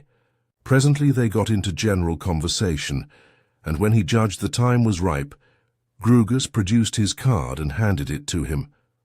When Monsieur Calliard, who, by the way, spoke English very passably, ascertained from the card the occupation of the man who had seated himself at the table, he turned pale and showed considerable signs of embarrassment. Grugus easily guessed the reasons for his disturbance. This opulent jeweller was no doubt a good bit of a philanderer, and easily attracted by women. His first thought was that his wife suspected him and had put a private inquiry agent on his track. Of course, this notion had to be quickly dispelled. Grugus explained that he was not at all concerned with the way in which Monsieur Calliard chose to spend his leisure hours, but he was greatly interested in the lady with whom he had dined so frequently. At this reassuring statement, Monsieur Calliard recovered his composure and insisted upon helping his companion to a glass of the very excellent champagne he was drinking with his dinner. It was easy to diagnose him as a free liver, a man of considerable bonhomie, and by no means inclined to take a Puritan view of life. He answered the questions put to him in the frankest manner. How had he made the acquaintance of the lady, and had he always known her by the name of Glenthorne, as she went sometimes by others? The genial jeweller raised his eyebrows at the second of the two questions. He was evidently going to learn something. "Listen, and I will tell you all about it. I suppose it goes without saying you know who I am," began Monsieur Calliard. "Certainly," replied Grugus with an amiable smile. "You are a partner in the well-known firm of Dubost Frères of Marseille. Of course it would be easy for you to find out. I suppose I am known to a large circle of waiters in the hotels and restaurants of Paris. I met this young lady first at Trouville last year, where we formed a slight acquaintance. I met her later on in Rome. The acquaintance progressed a little further, and I have only known her under the name of Glenthorne. At both these places she was in the company of her mother, a rather good-looking Jewess. She was not formally introduced to you by anybody, I suppose?" Monsieur Calliard shrugged his shoulders with the wealth of gesture typical of his countrymen. "Ah, no. At Trouville I stayed in the same hotel. At Rome I met her casually in the street, and she and her mother dined 2 or 3 times with me. She struck me as a very chic and charming young person who had every wish to make herself friendly. But I could not quite place her, and her mother was perhaps just a little in the way at Rome, so that I could not get to know very much about her. She was exceedingly quiet and ladylike, well educated, and the mother seemed a most respectable person. At Rome, I take it, you began to get a bit more fascinated, Monsieur Calliard," suggested the detective. Again that shrug of the shoulders. "At Marseille, where one is so well known and to a certain extent looked up to, Monsieur Grugus, one has to lead a very staid life. I will confess, frankly, I am not quite as good a boy as I should be. I travel about a great deal in the course of my business, and when I find myself in a place where I have no intimate friends, I admit to a little flutter now and then. I am too old to be a gay Lothario, but I am naturally fond of women's society," he added with a roguish smile, "especially the society of pretty and attractive women." He paused to pour out a second glass of champagne for the interested Grugus. Certainly there was no sullen reserve about the genial and opulent-looking jeweller. He alluded in the frankest fashion to his little weaknesses, even his peccadilloes. "This happened last year," he resumed. "Charming and chic as she is, she had almost faded from my mind. Behold, walking down the Boulevard des Italiens, I come upon her alone. I was very pleased to see her, for I was getting a bit bored with my own society, and she appeared pleased to see me. She told me she and her mother were staying at the Hotel Terminus. Ah, that excellent mother! She had spoiled the Rome visit. I did not require any more of the good mother. I plucked up my courage and asked her point-blank if she could see her way to dine with me without a chaperone. I should not have been surprised if she had declined, but she accepted, explaining that things were very much altered in her own English country since the war, and that for herself she had always paid little heed to convention. With another expressive gesture, Monsieur Calliard lifted his hands. "Since then she has dined with me every evening up till last night. Do you know she has left Paris this morning?" queried Grugus. "She informed me of her intention as we sat at dinner. I was a little amazed because, having a slack time today, we had half made an appointment to go to Versailles. She excused herself on the plea that her mother had to return to London on urgent business. I suggested she should follow Madame Glenthorne later on, but she smiled when I did so. 'I am pretty unconventional, Monsieur Calliard,' she said, 'but not quite bold enough for that. I think, my friend, that is all I have to tell you, and now perhaps, as you seem to know a good deal about this young lady, you will tell me something that interests me.' 'With the greatest pleasure, Monsieur Calliard. I will presently tell you all I do know. But first I should like to put another question. What sort of an account did the young lady give of herself to you?" The jeweller considered. I cannot remember that she was very communicative. I gathered that her mother had private means, that they travelled about a good deal, and were very familiar with the continent. She also told me her father was dead, and that they had hardly any relatives. Did she tell you where she lived when in England? They did not stay very much in England, according to her account. When they did, they stopped with an uncle. Ah. What is the name of the place where your king has a fine castle? Windsor, suggested Grugus. That is it, Windsor. I did notice one thing about her, that she was very reserved about her own affairs. She had every reason to be, said the detective grimly. Well, Monsieur Calliard, you have been very obliging. It is now my turn to give you some information. I have every reason to believe that this agreeable-mannered young woman is one of the decoys of a firm of blackmailers, that she gets hold of men with the ultimate object of fleecing them. The Frenchman looked intensely astonished. The decoy of a blackmailing gang, he remarked. A handsome, brilliant young woman. So like that. She ought to have made a good marriage. I cannot help feeling for her more pity than disgust, and that respectable-looking old Jewess, the mother. Is she a criminal also? Grugus looked at him sharply. You had no suspicion then of this, I take it. Now, Monsieur Calliard, whatever you say to me on this subject will pass out of my mind.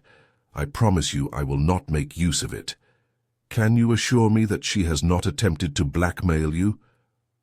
It occurred to Grugus that she had made the attempt, and that her sudden flight was due to the fact that she had been foiled, that the Frenchman had taken a bold attitude and defied her. The next words undeceived him. Upon my word of honor, Monsieur Grugus, no. Grugus was fairly convinced that the jeweller was speaking the truth, that he was not actuated by a feeling of shame which led him to deny he had been the victim of an artful adventuress. Upon my word of honor, no, he repeated emphatically.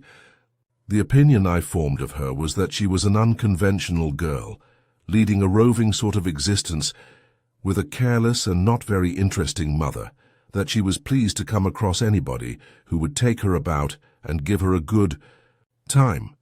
In spite of her gaiety and enjoyment of life, I judged her to be of a rather cold temperament. She never seemed to crave for admiration, although, like all women, she liked a compliment when you paid it to her. But surely you made her handsome presents from time to time, persisted Grugus. Monsieur Calliard was a genial old fellow enough, but not likely to attract a handsome young woman by his personal gifts. But the Frenchman shook his head very decidedly. Monsieur Grugus, I come of thrifty forebears. I like my little flutter now and again, as I have admitted to you, but I never care to pay too dear for my weaknesses. What did I give Miss Glenthorne during this visit? Bah! It is not worth thinking of. A few flowers sent to the hotel, some boxes of chocolates, once I think 6 pairs of gloves. It was not that which made her dine with me whenever I asked her. It is a bit of a riddle, I confess. Do you think there is any possibility of your being mistaken, of your having received wrong information about her? I am a man of the world, and I could detect no sign of the greedy adventuress.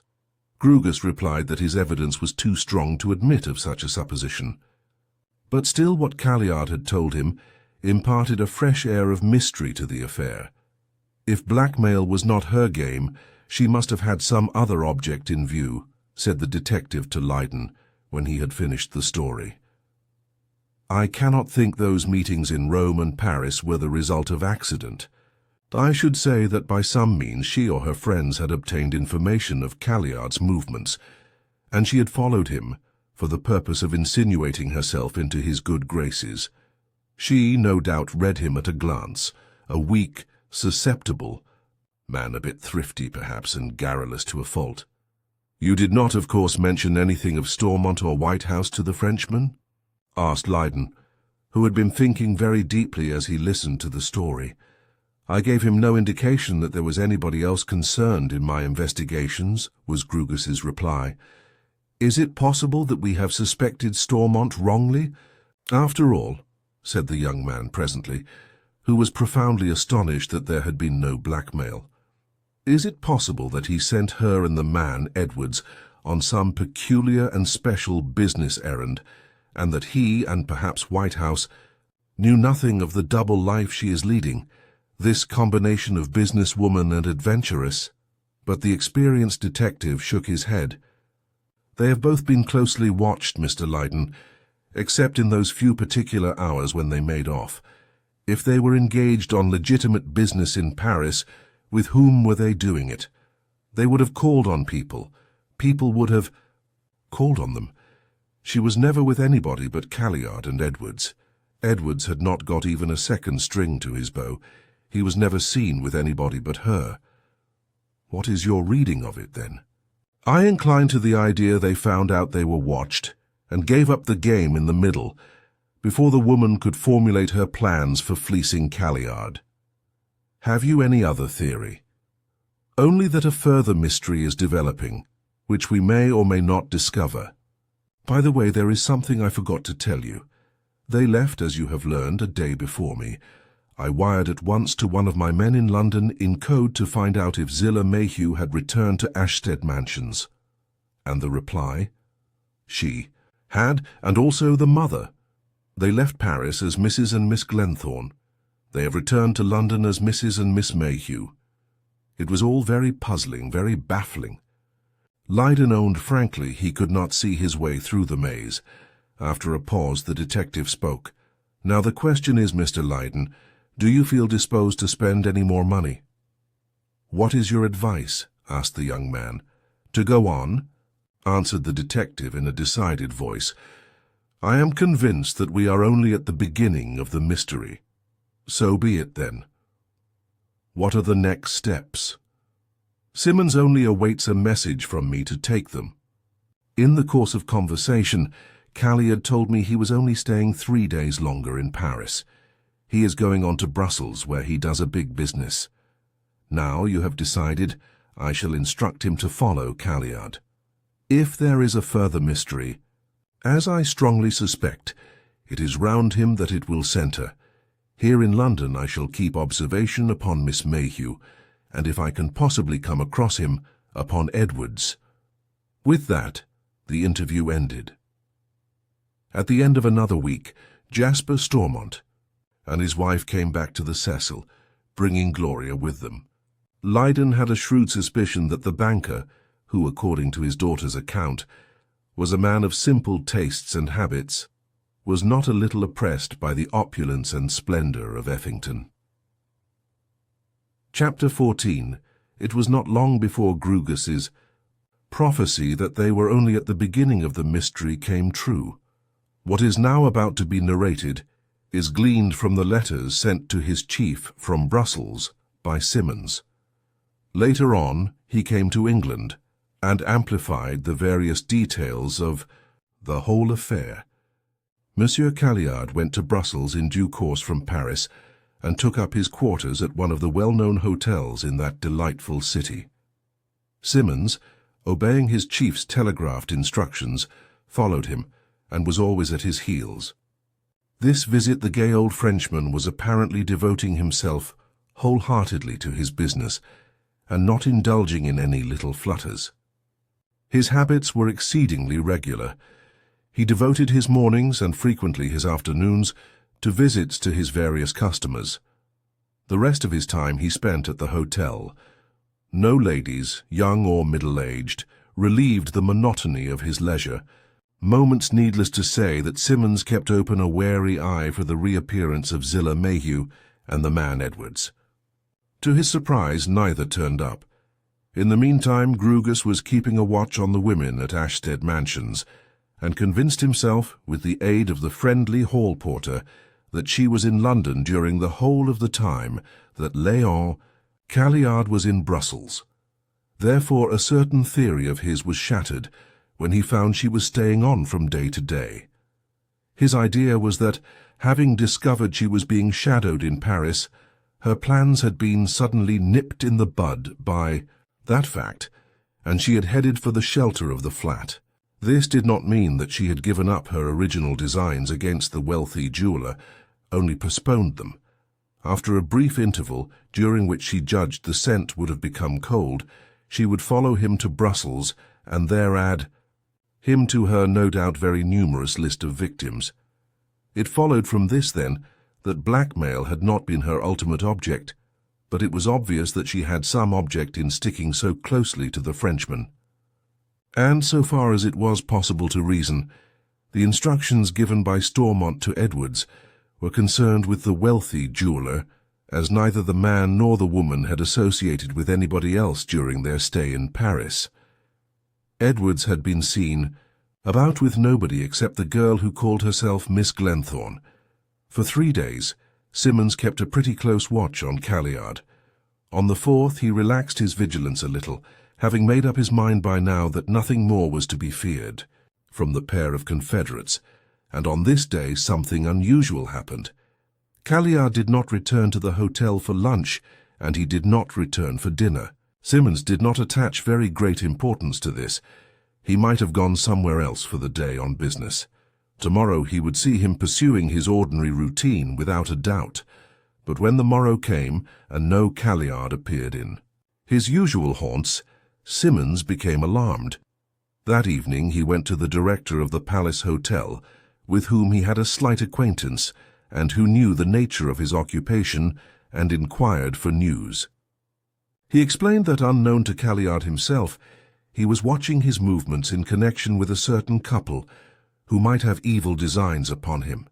The director, a most voluble person, was quite ready to talk to a man whom he knew he could trust. I have known Monsieur Calliard for years, ever since I have been connected with the Palace Hotel. His connection with us is a long one, and dates before the time I came here. I suppose you know that he is a man of considerable wealth, a partner in a very flourishing firm in Marseille. He came here about every few months to do business with the leading jewelers in Brussels, and he carried in that brown bag his samples worth some hundreds of thousands of francs. When he had finished his rounds for the day, it was his invariable custom to deposit that very valuable bag in our safe. Simmons noticed that the director had been speaking all along in the past tense. He had a very sure premonition of what was coming. He went out as usual after breakfast to make his customary morning calls, taking his bag with him. As I take it, you have been watching him. Probably you know that as well as I do. Simmons had to admit that on this particular morning his vigilance had been relaxed. Having made up his mind that neither of the pair he suspected was in the vicinity, he was prepared to take it easy till Monsieur Calliard left Brussels, when he would follow him to his next stopping place. The director shrugged his shoulders. "That is most unfortunate, for then we might know more than we do. He said especially that he would return to luncheon. As a matter of fact, he has lunched and dined here every day during his visit, but he happened to make particular mention of it. Luncheon time arrived, and he did not turn up. We didn't attach very great importance to the fact. He might have been detained or been invited by one of his customers. When dinner time came and he was again absent, I began to feel a bit uneasy. Remember, he was carrying in that bag a small fortune. Monsieur, Calliard is just a little bit, what shall we say, frisky for a man of his age, is he not?" queried Simmons. The director smiled. "A wee bit, perhaps. I fancy he is rather susceptible where the other sex is concerned. On previous occasions he has sometimes brought here to lunch and dinner some fascinating members of it, but this time nothing of the sort happened. Not a soul has been to see him since he first set foot in the hotel." Simmons thought there might be a good reason for this. No doubt the volatile Frenchman had received a rude shock when Grugus told him the real character of the young woman to whom he was so hospitable in Paris. He had resolved to walk more warily for a little time. When I came down this morning and found he was still absent, I came to the conclusion it was time to act. I notified the police at once. I dispatched a long wire to his firm in Marseille, acquainting them with the suspicious circumstances. I have had one in reply. "And they are, of course, very alarmed," said Simmons. "Not so much as you would imagine. It is a very long wire, and in it they suggest he may have gone to Ostend to see a certain client and will return in due course. But I am very doubtful of this. Monsieur Calliard was a very methodical man, not likely to do anything on the spur of the moment. If he had intended to pay this visit to Ostend, he would have had it in his mind for some little time and notified us of his intention. Well, the affair is now in the hands of the police. It was not till 5 days later that the dénouement came. It was evening, and Simmons sat on the terrace of the Café Métropole sipping his apéritif.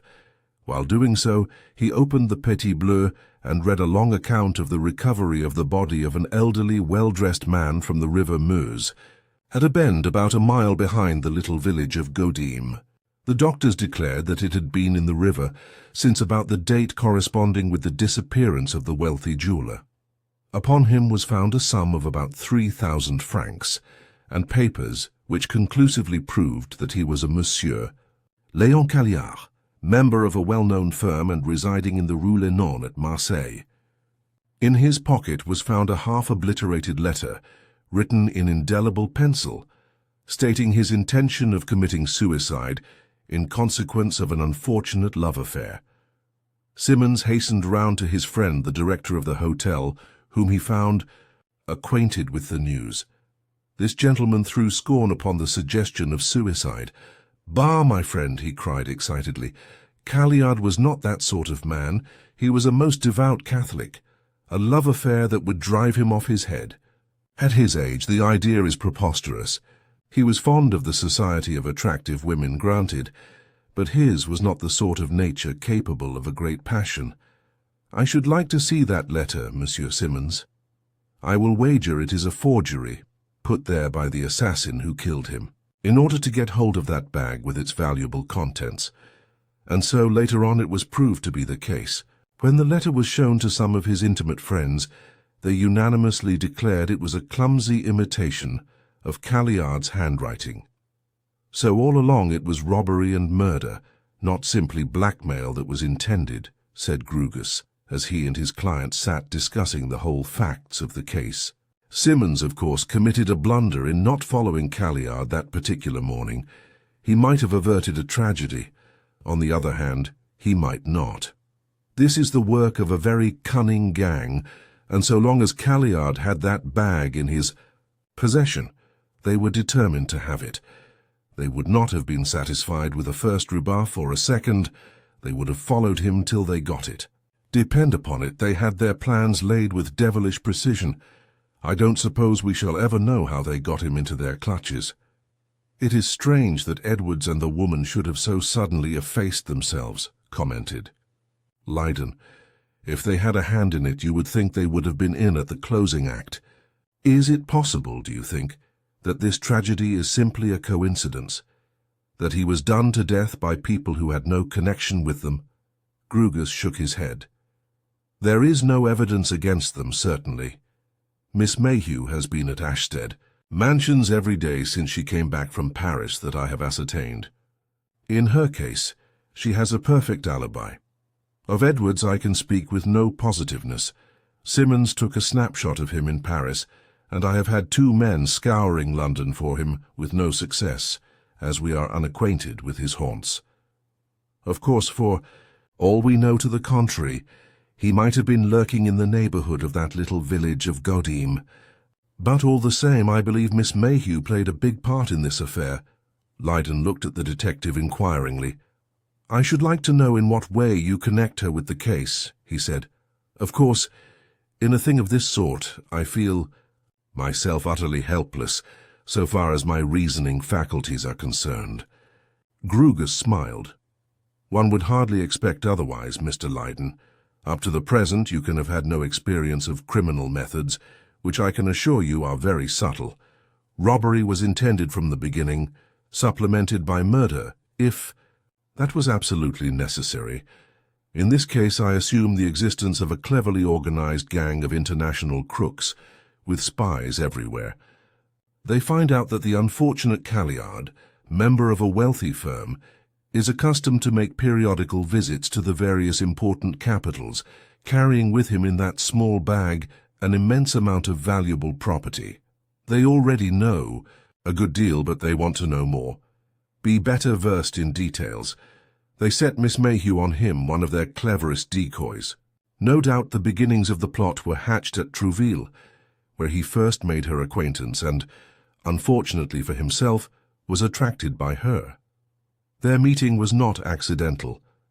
They knew he would be there and dispatched her to the same hotel to find out all she could, to make herself acquainted with his movements, to insinuate herself into his confidence. She found him very easy to deal with. Calliard no doubt was a good businessman in many ways, or he would not have been entrusted with such important missions, but for one of his age he struck me as singularly simple, and he was garrulous and communicative in the extreme. He blurted out a lot of things to me which he would have shown wisdom in keeping to himself. He took me on trust, as it were, on my production of a card stating my name and profession. That card might easily have been prepared for the purpose. I give this as an illustration of his simplicity, of his tendency to take things at their face value. A clever woman would twist him round her little finger, easily get out of him what she wanted to know. Neither in Rome nor Trouville did they find things fall out quite in accordance with their plans. It was not till they got him to Paris that they were able to set to work in grim earnest, with the result we know. None of the jewellery has been traced, I suppose? Not that I have heard of, was the detective's answer. They had their plans cut and dried, you may depend. A few hours after they had got hold of the stuff, you can be sure the valuable stones were out of their settings and on the way to a safe market. After a little while, Leyden spoke. You have reconstructed the whole thing very cleverly, and, in my own mind, I feel you are right. But we have really no tangible evidence against Stormont, have we? Grugus shrugged his shoulders. Nothing that would convince a jury, I fear. It is all intensely circumstantial. Still, that letter of his to Zillah which you intercepted is a very important link. Would you like me to go to Scotland Yard and put them in possession of all we know, so that they could join forces with the Paris police? But Leonard could not bring himself to consent to this step. The thought of his beloved Gloria, of her father, a man of the highest probity and honour, forbade it. Much as he would have rejoiced for his dead friend's sake that Elise Macris should be punished, he shrank from bringing disgrace upon Howard Stormont's innocent relatives.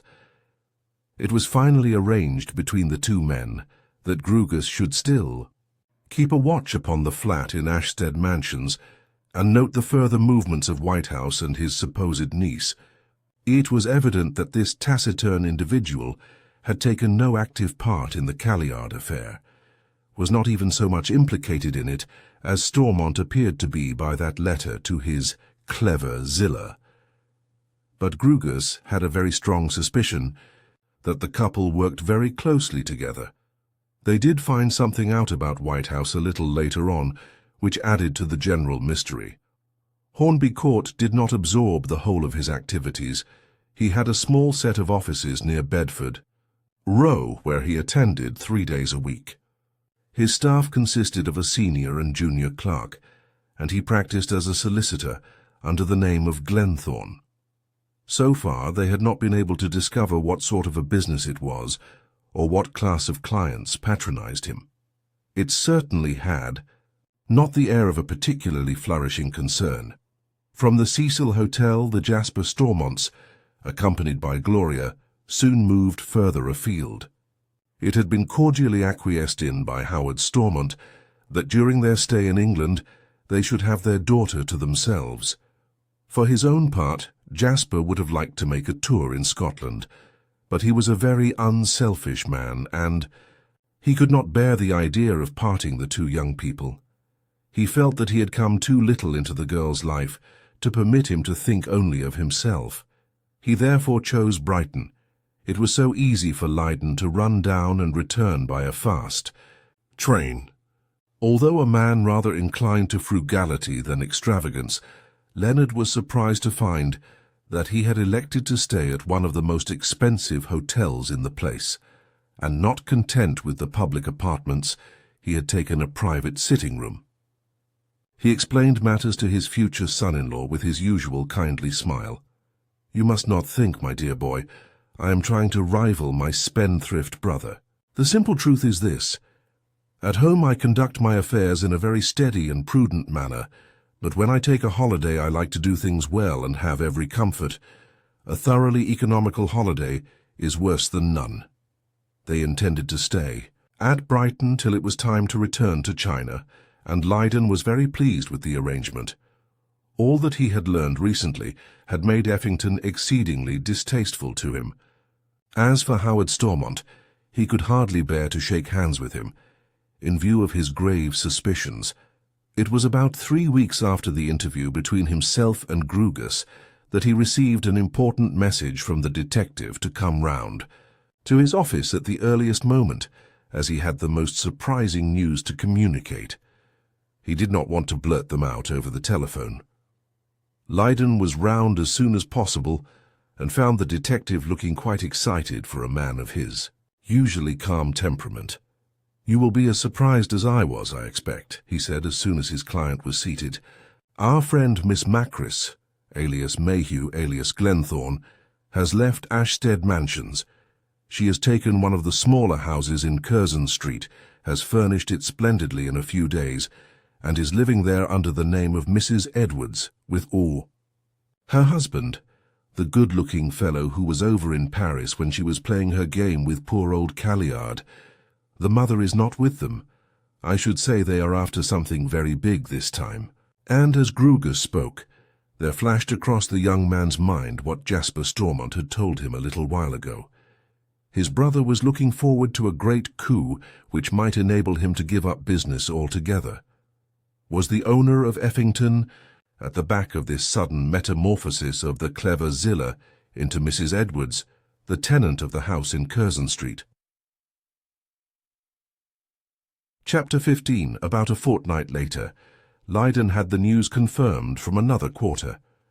Gloria received a letter from her uncle, in which was the following paragraph.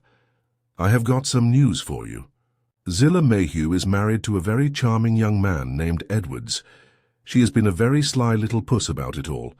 It appears from a somewhat belated confession to her uncle, my dear old friend John Whitehouse. They have known each other for some 4 or 5 years. They met again during her recent visit to Paris and were married there. Edwards is a man possessed of considerable means and moves in good society. They kept the marriage secret for a little time, on account of family reasons connected with the husband. I am very glad that Zillah has done so well." The letter then proceeded to state other things, some of which Lydon, to whom his sweetheart read the epistle, had already heard from Grugus.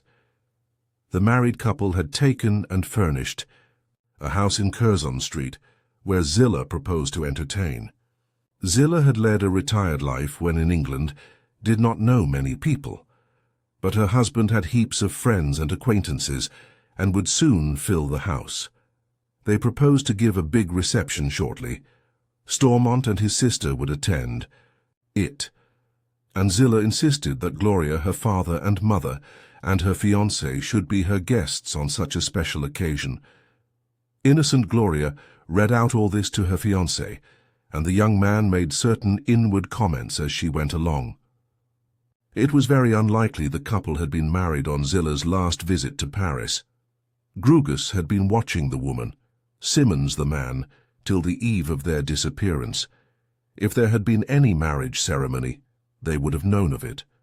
If they were husband and wife, they had been married long ere now and had lived apart, the better to pursue their nefarious ends.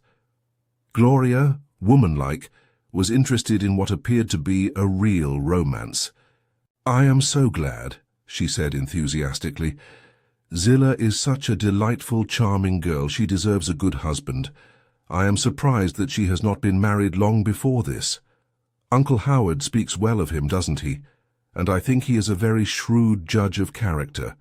We must certainly go to that party to see for ourselves. You agree, I'm sure." Yes, Lydon certainly agreed. Of course, he could not as yet give a hint to the unsuspecting girl of his reasons. He would dearly like to observe the adventuress, and Edwards at close quarters. In London the next day he found time to run round to Grugus and inform him of what Howard Stormont had written. "Well, you will keep your eyes open when you are there," said the detective. "I wish you could take me with you, but that, I suppose, is impossible. I'm a master of disguise, you know. I could go as something quite different from Grugus. I might spot something that would escape you. I am very curious as to the game they have got on. It must be something big, or else they wouldn't go to this considerable expense. Of course, that account of the recent marriage in Paris is all bunkum." Leyden would dearly have liked to take the detective with him as an old friend, to obtain a card for him through Stormont, but he saw it was too risky. Stormont was a man of diabolical ingenuity and cunning. He would smell a rat at once. Later on he might be able to work him into the Curzon Street menage. By the way, I have never shown you the snapshot of Edwards that Simmons took in Paris, have I? Asked the detective presently. He opened a drawer in his writing table, extracted a photograph and handed it to his client. Leyden gave a cry of astonishment as he looked at it. "Well, of all the strange things that have ever happened, this man is a member of my own club, the Excelsior. What do you know about him?" asked Grugus in an excited voice. "Well, almost next to nothing. The Excelsior is a big club, as you know, and there are dozens of different sets. He mixes, rather, amongst the fast lot. I have heard that he is a man of good family, a public school and Cambridge man, and has considerable private means." "Do you know him to speak to?" asked Grugus eagerly. "I may have exchanged a dozen words with him since I have belonged to the club. We both joined it about the same time, 3 years ago. I should rather say I knew him to nod to. I think we might classify him as a typical specimen of the aristocratic crook," remarked Grugus. "Well-born, well-educated, gifted with brains of the wrong sort, who has taken to evil courses either from natural inclination or because he dislikes honest work. Well, Mr. Leyden, this is very interesting and I may say very fortunate. To think we have been scouring London for him and not hit upon the Excelsior Club. You must certainly go to that party, take diligent notes, and report to me what you have observed." In due course, formal cards arrived for the big reception, an afternoon one from 4 to 7, to the Jasper Stormonts, Gloria and Leyden. The banker and his wife sent their excuses. They were a stay-at-home couple, and had no desire to rub shoulders with a lot of strangers who knew nothing about them and about whom they knew nothing. "Except Gloria and yourself, and my brother and sister, there would not be a soul we knew," said Gloria's father. "The hostess is a most delightful young woman, my daughter tells me, but she will be much too busy to pay any attention to a couple of old fogies like ourselves. Of course, Howard will be in his element amongst a crowd. In a lesser degree, it is possible my sister will also be happy. I and my wife will remain here, while you young people are disporting yourselves in society." Howard Stormont had written to say that Gloria had better spend the rest of the day with them, driving down to Effington after the reception was over. If Leyden wished, he could drive down with them, have dinner and stay the night. But the young man got out of this. He would meet Gloria in London and take her back to Brighton the day after instead. He wished to be in Howard Stormont's company as little as possible. The day after he had received the card, he strolled into the club of which both he and Edwards were members. It was a big establishment, situated in Piccadilly, and had a large clientele, stockbrokers, barristers, a few actors, artists and authors, and several wealthy businessmen. Almost the first person he saw was an elderly barrister named Joyce, a member of the committee, who had recently retired from practice.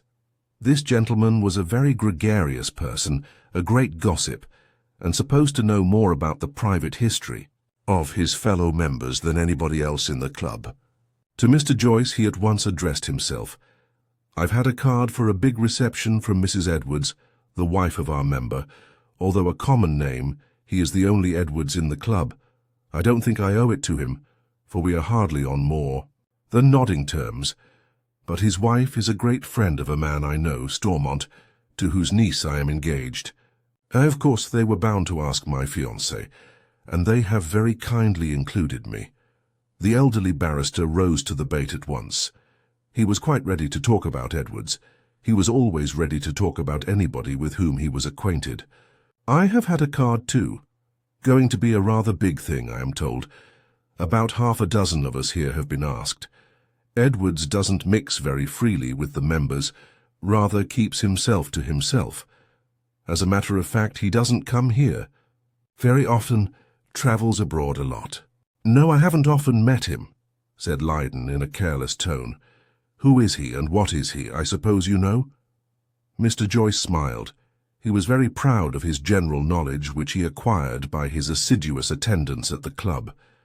"I know as much as anybody else, I think, but there doesn't seem very much to know about him. He talks very little about himself. He is a Cambridge man, comes, I believe, of a good old Sussex family, follows no profession or occupation, has private means."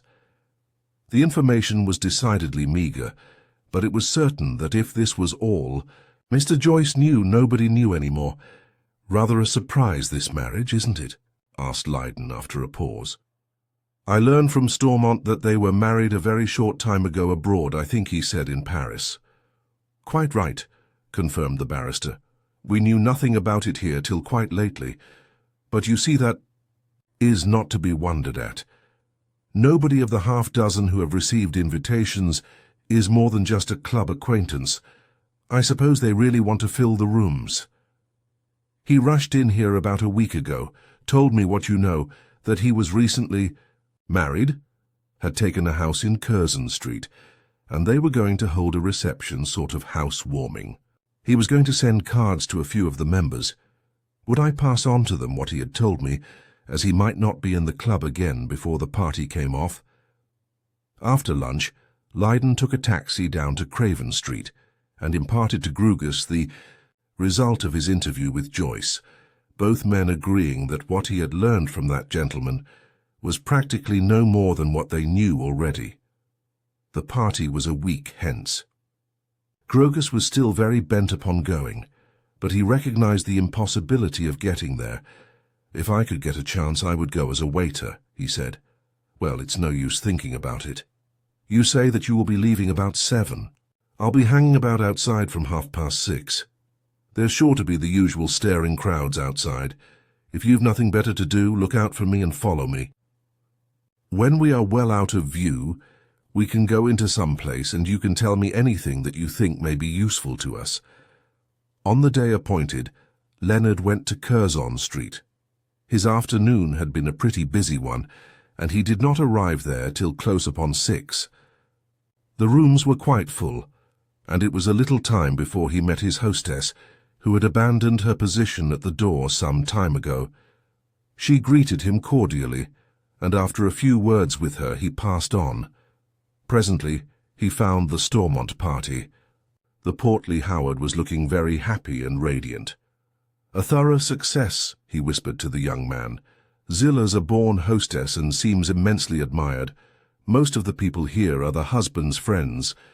She has been so seldom in London that she doesn't know many people yet, but it won't be long before she does. I'm delighted it is going off so well. I'm very fond of Zilla. She's such a sweet girl." Lydon thought grimly that the unfortunate Calliard had said the same thing. He inquired if Mr. Whitehouse was there. "No," was the answer. "He was awfully disappointed he could not be here to witness her triumph, but he was prevented by important business. I believe he is dining with them after the show." The teacher's mother was not there. Well, her parents were supposed to be dead and the uncle was absent. No doubt Mrs. Edwards had her own good reasons for not having her own family round her. Casually he said to Stormont, "I've just caught a glimpse of Edwards. He hasn't seen me yet. Do you know he's a member of my club, the Excelsior?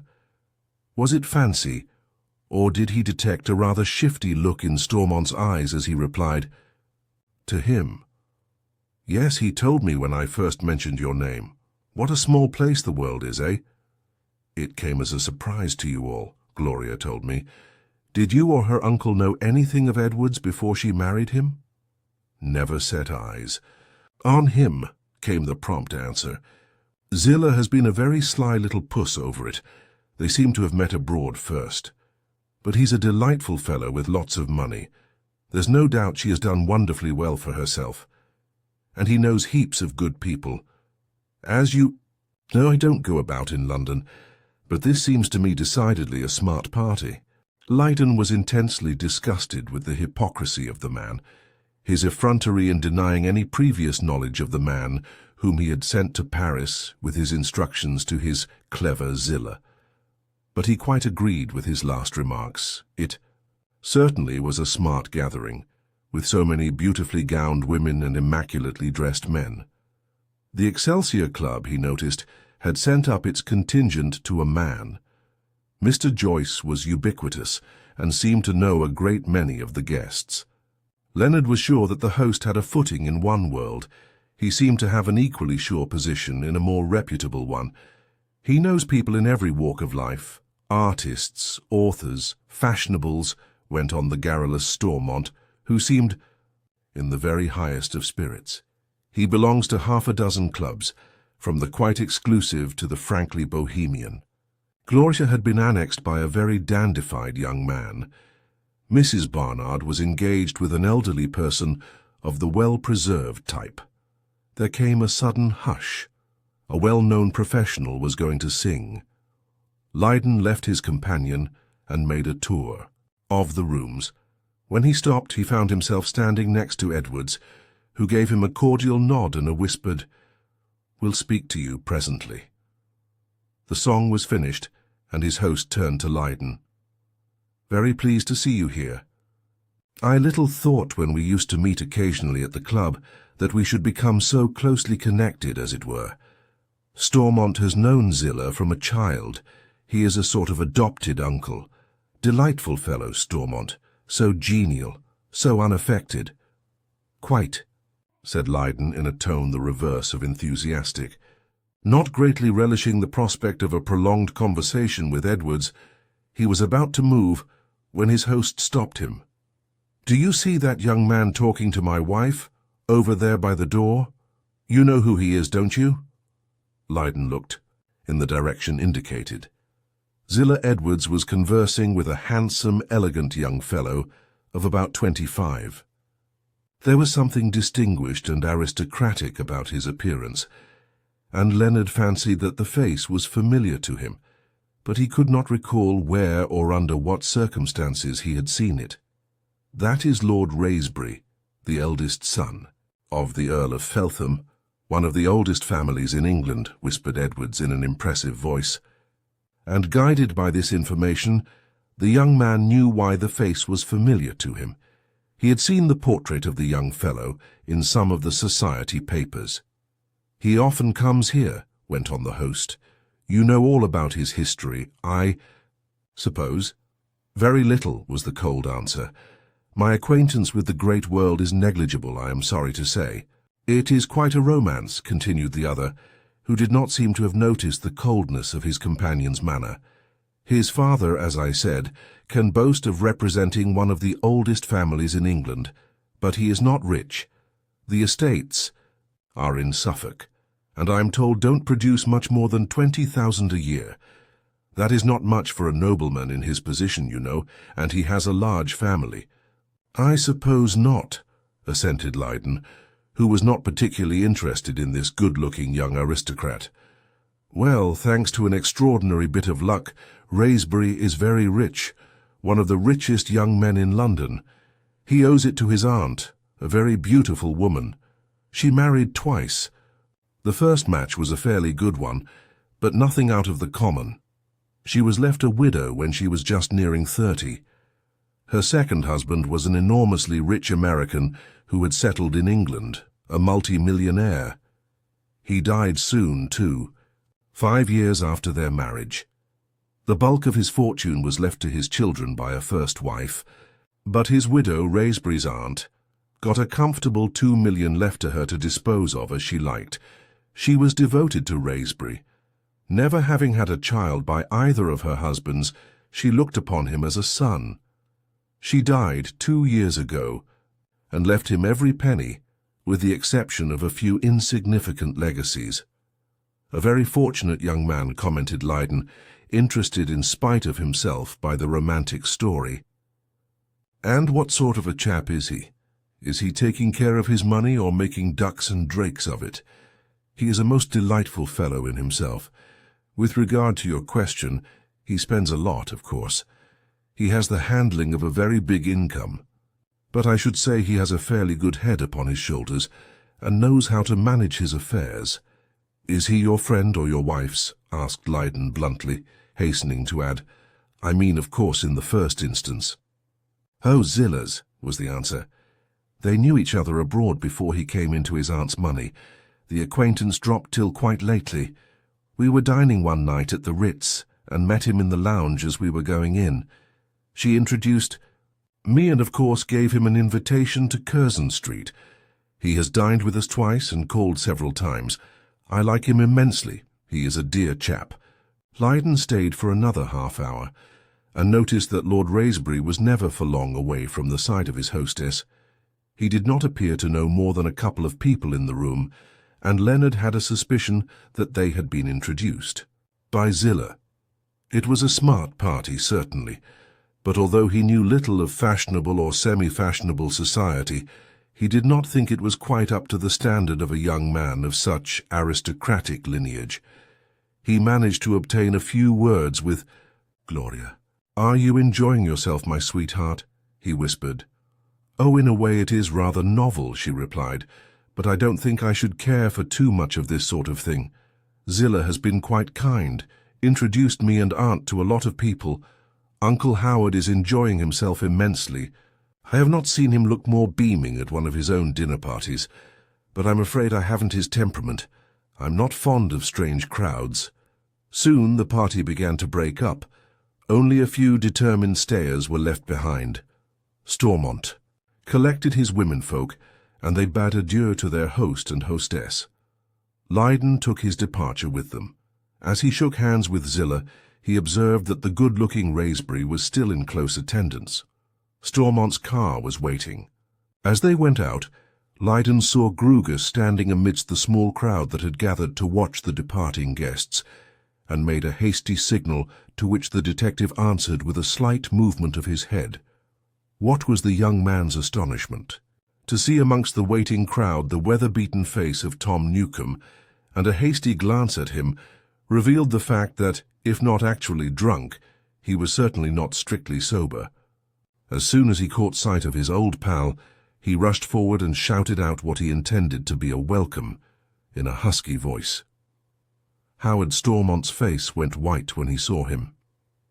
"Get out of the way, you drunken dog," he said in a low voice full of fury. "Never dare to accost me again when you are in this state." The colonial, no longer shabby-looking but dressed in very loud attire, which he doubtless considered to be the height of fashion, slunk away, his face working and muttering, "Drunken dog, drunken dog." Stormont pushed the women into the car and it drove off, the occupants waving a farewell to Leonard as he stood on the curb. When he turned round to look for Grugus, that gentleman had gone. He saw him a few yards off, stealthily tracking the colonial. He knew by this action that the ever-vigilant man had overheard what had passed and was on a fresh scent. It was no use waiting for him. Chapter 16. It was not long before the quarry came to a halt at a public house in a side street off Piccadilly. When he reached this hostelry, his intense indignation had exercised a remarkably sobering effect upon him. His gait was quite steady, and when he asked the barmaid for refreshment, his voice had recovered its normal tones. Grugus had followed him in. After a little while, Newcombe went and sat down in front of one of the tables. After a decent interval, The detective followed him and opened up conversation by some remark about the weather. Mr. Newcombe made a somewhat gloomy response. It was evident his mind was still full of the epithet which Stormont had hurled at him. As he hurried into the car, as Grugus saw that he was not disposed for general conversation, he thought he would try him on something that would interest him. He judged him not to be too well blessed with the world's goods, in spite of his loud but evidently cheap apparel. He thought, therefore, he would start on a democratic note. Awful lot of money these knobs do waste on themselves. When you walk down these parts, the luxury that meets you on every hand makes you fairly sick, it does. Many a poor bloke has got to keep his wife and family for a week on what they spend on one meal. He was a very good actor, and he put on a ripe Cockney accent for the benefit of his companion. He did not want to be taken for a man of too superior class, or else he might easily excite suspicion. Mr. Newcombe grunted assent to these propositions and drained his tumbler. Grugus put on a genial smile and did the same. "They give you precious little stuff for the money in these days," he remarked in the same dissatisfied tone. "I feel a bit fed up today with thinking of all these things. I always feel that way when I see much of this quarter of the town. I'm going to have another. I should be rather glad if you'd have one with me." Mr. Newcombe hesitated for a second, then accepted. Grugus had judged his condition pretty accurately. He had had too much when he stood outside the house in Curzon Street. The abuse hurled at him by Stormont, and the indignation it created had momentarily sobered him. But another glass or two would stir up the old drink and reduce him to his previous condition.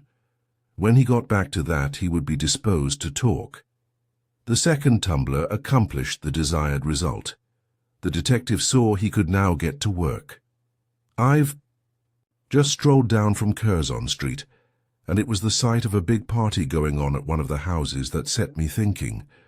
Motorcars galore waiting for the beautiful ladies with frocks that cost a small fortune, men coming out with their expensive suits. It gave me the hump, it did, so I cut it and dropped into the first public I could come across." Newcombe looked at him with a perfectly unsuspicious eye. "Was you there too?" "So was I. Did you happen to see me?" "No," answered the detective, unblushingly, feeling that he was lying in a good cause. "Rather rum that when you come to think of it, isn't it? That we should be looking at the same thing, and then meeting a few minutes after in this place, I suppose for the same reason, that we both felt a trifle dry.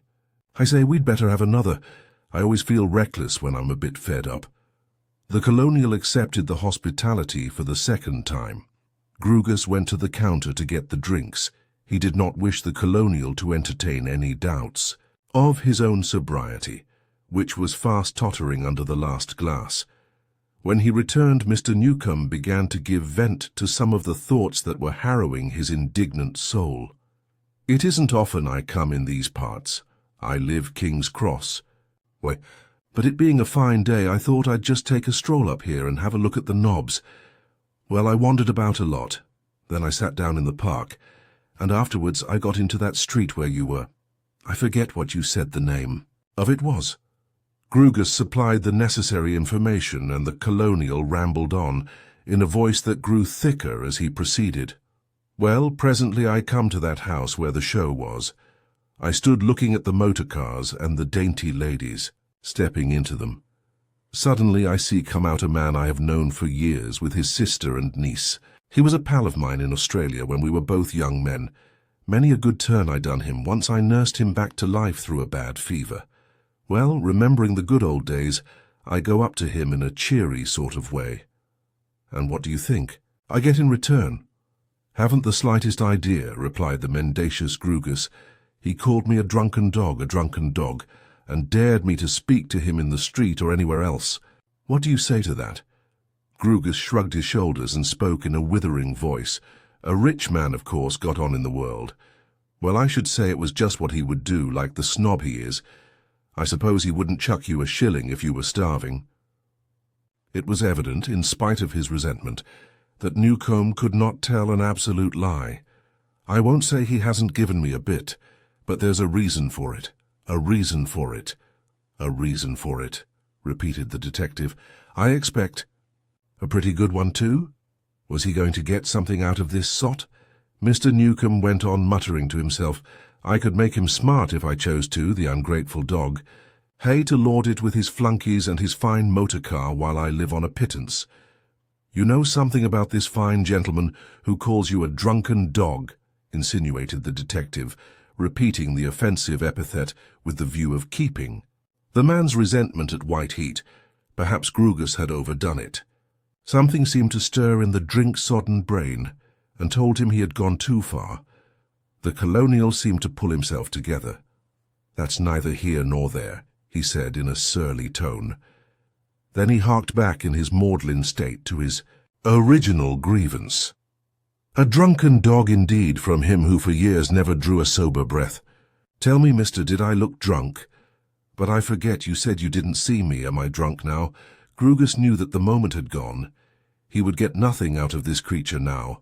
There was no need for him to dissemble any longer. "If you ask my candid opinion, I think you have had too much. The last glass has knocked you over.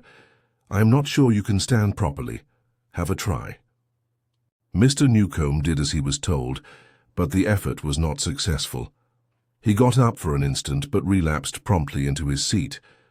Grugus found himself confronted with an awkward situation.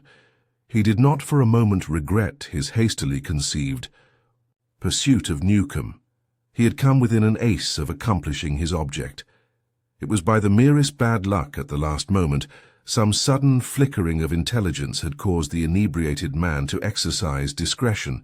All the same, he found himself saddled with a companion, drunk to the point of incapacity, and unable to look after himself.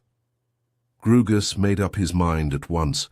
It was necessary to do so, since Newcombe showed signs of sinking into slumber.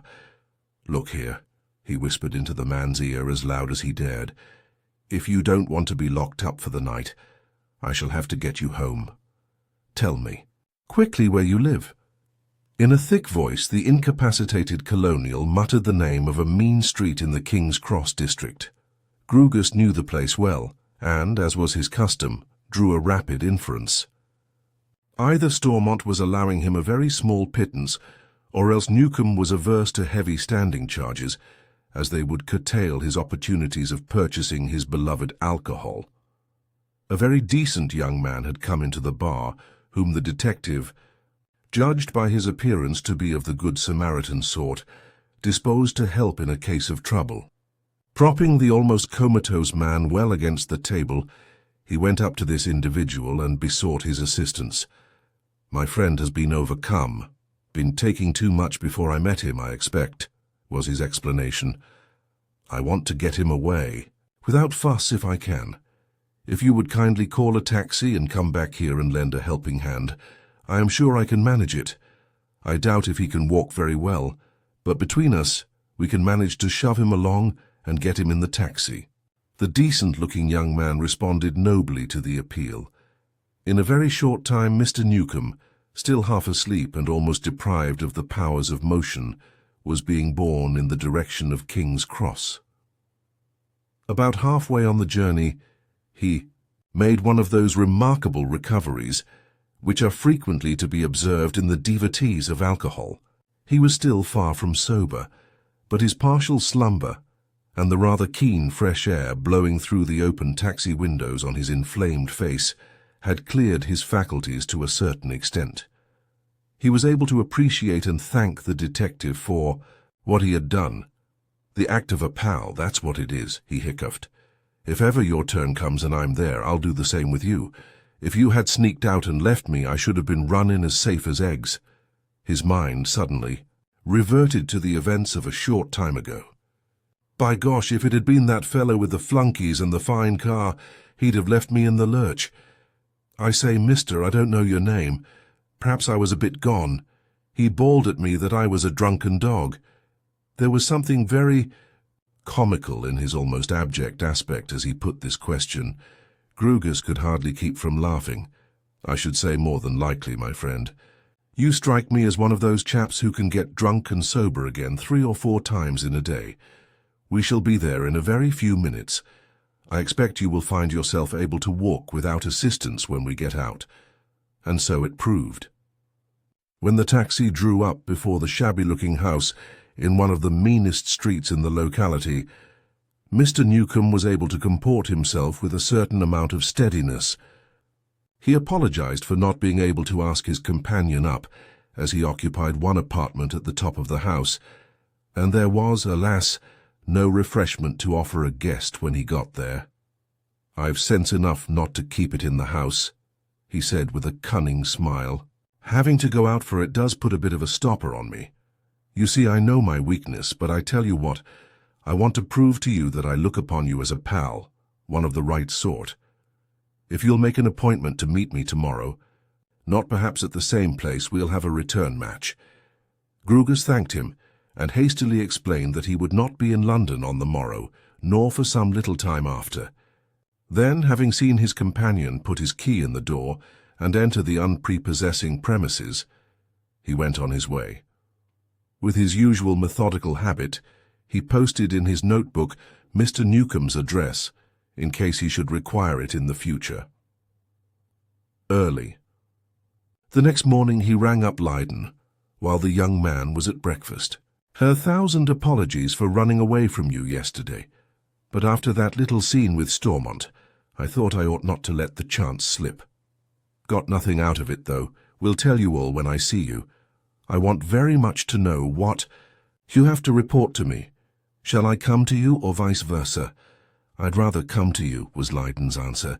"We shall be less liable to interruption in your place." The young man went round to him after lunch. Grugus related how he had nearly brought the colonial to the blabbing point, and how the man had suddenly shrunk back into his shell. On his side, Leyden gave a full account of the reception in Curzon Street, omitting no detail. "There is no doubt what the game is," said the detective when his companion had finished. "They have evidently got this young chap into their clutches, and they mean to bleed him to the utmost. Do you think these elaborate preparations, the taking of the house in Curzon Street, this purchase of expensive furniture, etc., are a part of the plot?" "Undoubtedly. I have heard a good deal of this young Wraysbury from one source and another. I should say he's rather a silly sort of chap, intoxicated with his good fortune, and an easy pigeon to be plucked. I am told he has a lot of hangers-on, who are thriving on his bounty, regular parasites and leeches. On the quiet he goes in for the theatrical business, has put money in 1 or 2 shows, and I need hardly say lost what he put in." Edwards, who seems immensely proud of the acquaintance, spoke in very warm terms of him, says he is a delightful fellow in himself, very generous, but by no means a fool. Grugus laughed derisively. "Of course, that is just what a man of that stamp would say of somebody he had designs on, make him out cleverer than himself. No, I think my version is the true one. I don't say that the young man is vicious or anything of that sort, but he is pleasure-loving, gambles pretty heavily, and of course goes racing. He is evidently very thick with the woman. He was sitting in her pocket all the afternoon. Ah, I understand he has a great penchant for female society, and that he is far from discriminating in his choice of fair companions. I believe his parents live in terror that he will one fine day make some actress or dancer Lady Wraysbury. Probably you don't know anything about the Felthams. In my line I get a lot of information about people. They are a very pious, straight-living couple. The old man is a pillar of the established church. His wife is equally devout. At their London house in Eaton Place she is surrounded with parsons. His youthful lordship has certainly not taken after his parents, and I suppose they would be shocked beyond expression if they knew he was hanging about a married woman. Go off their heads, I should think, was the detective's reply. But they are not likely to hear of it. They live in a very narrow set, to whom such doings don't penetrate. They won't know unless some scandal arises suddenly out of it.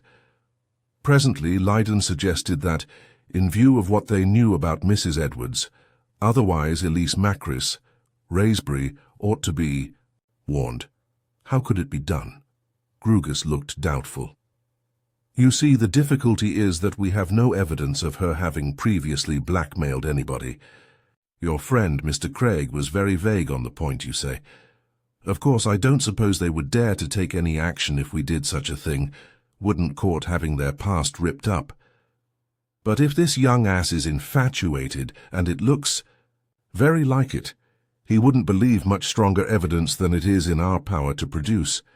But you have no doubt of the character of all these people yourself? Asked Leyden, who did not perhaps quite realize the habitual caution of a man who followed Grugus's profession. In my own mind, certainly not. But what we do know is of such a purely circumstantial kind that we should have great difficulty in getting the average person to agree with us. One can feel a thing without being able to prove it. It seems to me that we have come to a deadlock, said Leyden in a tone of disappointment. Grugus reluctantly admitted that it looked like it. He added more cheerfully that something might turn up at any moment. The French police were still pursuing their inquiries into the mystery of Calliard's death, and they might still be able to connect Edwards, if not Zillah Mayhew, with that tragedy. Then there would be something to go on of a tangible nature. It was some few days after that Grugus sought another meeting with his client. Perhaps in their last interview he had sensed a certain dissatisfaction on Leyden's part at the slow progress of affairs. I have been thinking a good deal over that fellow Newcomb, he said. I have not the slightest doubt he could tell us something about Stormont that would make a certainty of what now is not more than a very strong conjecture. I wonder whether you would care to bribe him. There is no doubt that at the moment he is very incensed with Stormont. Those bitter words, although he has half a notion they were deserved, will rankle for a long time. Also, I doubt if Stormont pays him much to hold his tongue. Now would be the time to strike while the iron is hot, so to speak.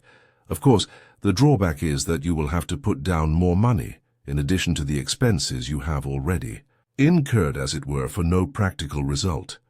Leyden thought a little.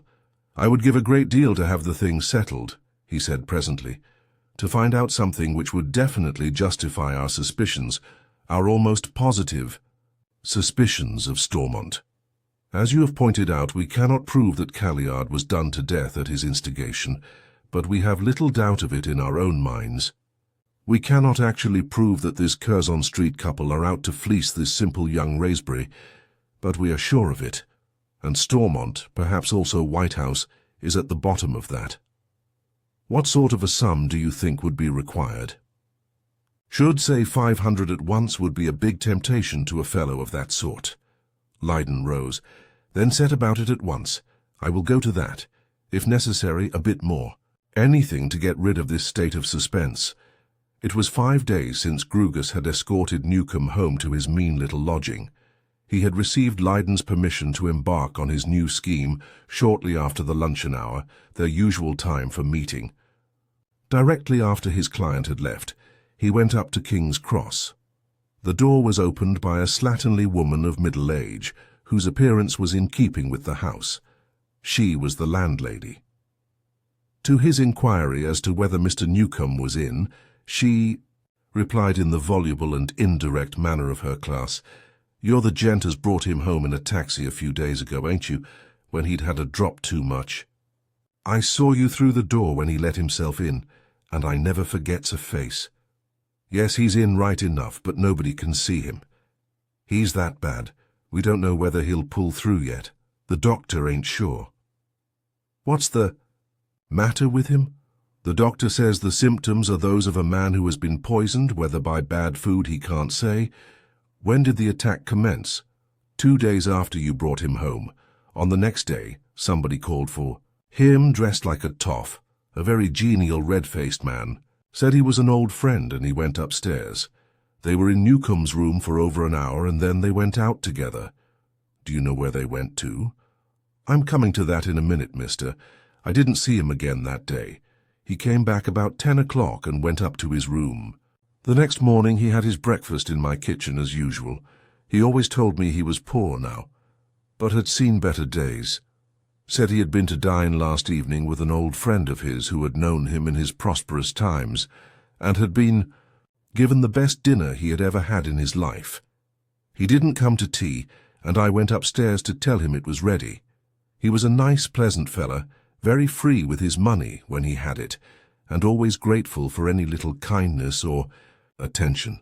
He was sitting huddled up in his chair and couldn't speak. I sent for the doctor at once, for I was sure he had some money. We put him to bed, and there he's been ever since. He's still unconscious. I and my daughter look after him. Grugus pulled out his ever-ready notebook. I should like the address of that doctor, please, in case I want to see him. Your lodger was once a friend of mine, and I've only lately learned he is down on his luck. I called today to propose something for his benefit. I will come again, tomorrow or next day. Many thanks. Sorry to have taken up your time. You must be a busy woman. He slipped a £1 note into her hand and went straight to Lydon's office in Victoria Street. But he just missed him. Leonard had left to catch an early train to Brighton. He called on him early the next morning and told him what had happened. The two men looked at each other. There was an inquiry in Leonard's glance, which Grugus answered at once. Yes, I surmise what you surmise. The genial, red-faced man was Stormont, and there is no doubt he is at times an active member of his organization. You may depend upon it, he is devilish clever, and this last thing may still remain a matter of conjecture incapable of actual proof. He paused a moment, then added, but if this poor devil lives, he is clever enough for the same idea to occur to him, and if it does, he will speak out what he knows about Stormont. Chapter 17. It was a long time before Newcombe struggled back to convalescence. During that period, Grugus had several interviews with the doctor who was attending him, a young, harassed-looking man who had a large but not particularly remunerative practice in a poor neighborhood. The detective came to the conclusion at their first meeting that he was not a very brilliant member of his profession. He said there were symptoms of poisoning, certainly, probably ptomaine poisoning. The landlady had said the patient told her he was dining at some restaurant the previous evening, possibly some cheap one where there was little care exercised in the selection or cooking of food. Undoubtedly he had partaken of some dish which had produced this disastrous result. Then came the day when Grugus was permitted to go up to the ill-furnished room where the colonial lay, a shadow of his former robust self. He stretched out a wasted hand. Very good of you to come and see me, mate. My landlady told me a gent had been inquiring after me. For the life of me, I couldn't guess who it was. I've no friends in this infernal country. And what made you look me up? Grugus played a waiting game till he could see his way more clearly. Well, just blind chance, as it were. I was in this district on a bit of business one day, and remembering where you lived, I thought I'd look you up to see if you had recovered from the effects of that rather warm evening we spent together. I was shocked to hear you were so bad. I've had a close shave, mister. The doctor told me he thought my number was up, but he says now, if I keep quiet for a few days, I shall pull through. He paused and added grimly, if I do, I guess, it will be a disappointment to somebody. So the same suspicion had crept into his mind. Grugus proceeded in the same quiet way. You dined out with a friend, your landlady told me. No doubt you partook of some food that poisoned you? The E. Man's calm manner left him. His eyes blazed out in sudden fury. And a doggoned idiot I was, knowing the character of the man I went with. At my time of life I ought to have had more sense. For a little time he kept silence, but his eyes were blazing, his face was working all the time. When he spoke, again it seemed as if he had for the moment forgotten the other man's presence, as if he were muttering his thoughts aloud. The dirty dog to try and do me in for the sake of saving a few paltry quid. Me that stood by him when he hadn't got a pal in the world. Me that nursed him when he was sick to death as well as his own mother would have done. The treacherous swine. Suddenly he seemed to realize the presence of Grugus, and his mood underwent a sudden change. The fury in his glance died down. The voice lost its tone of hatred. "Don't take any notice of me, mate. I'm weak after this infernal bout and perhaps a little bit light-headed. I was just rambling, that was all." Grugus leaned forward and looked the colonial straight in the face. "You are not light-headed and you are not rambling," he said in a firm voice. "You did not partake of any bad food. You have in your mind the same suspicion which I have, and that is that you were deliberately poisoned, by some subtle means, by the man, your pretended friend, who took you out to dinner." The man's jaw dropped.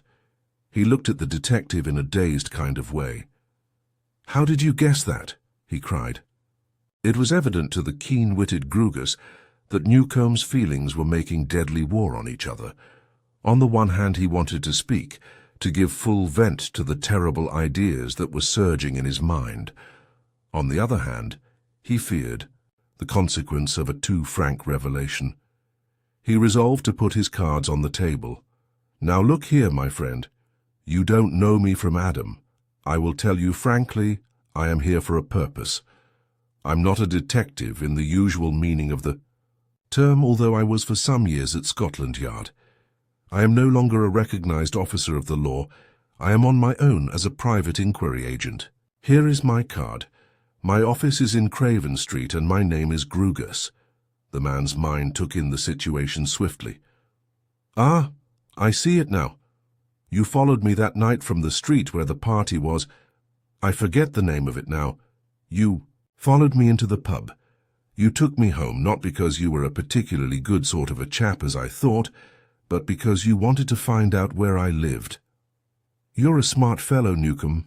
I can see that quite plainly," said the detective, thinking a little flattery might be judicious.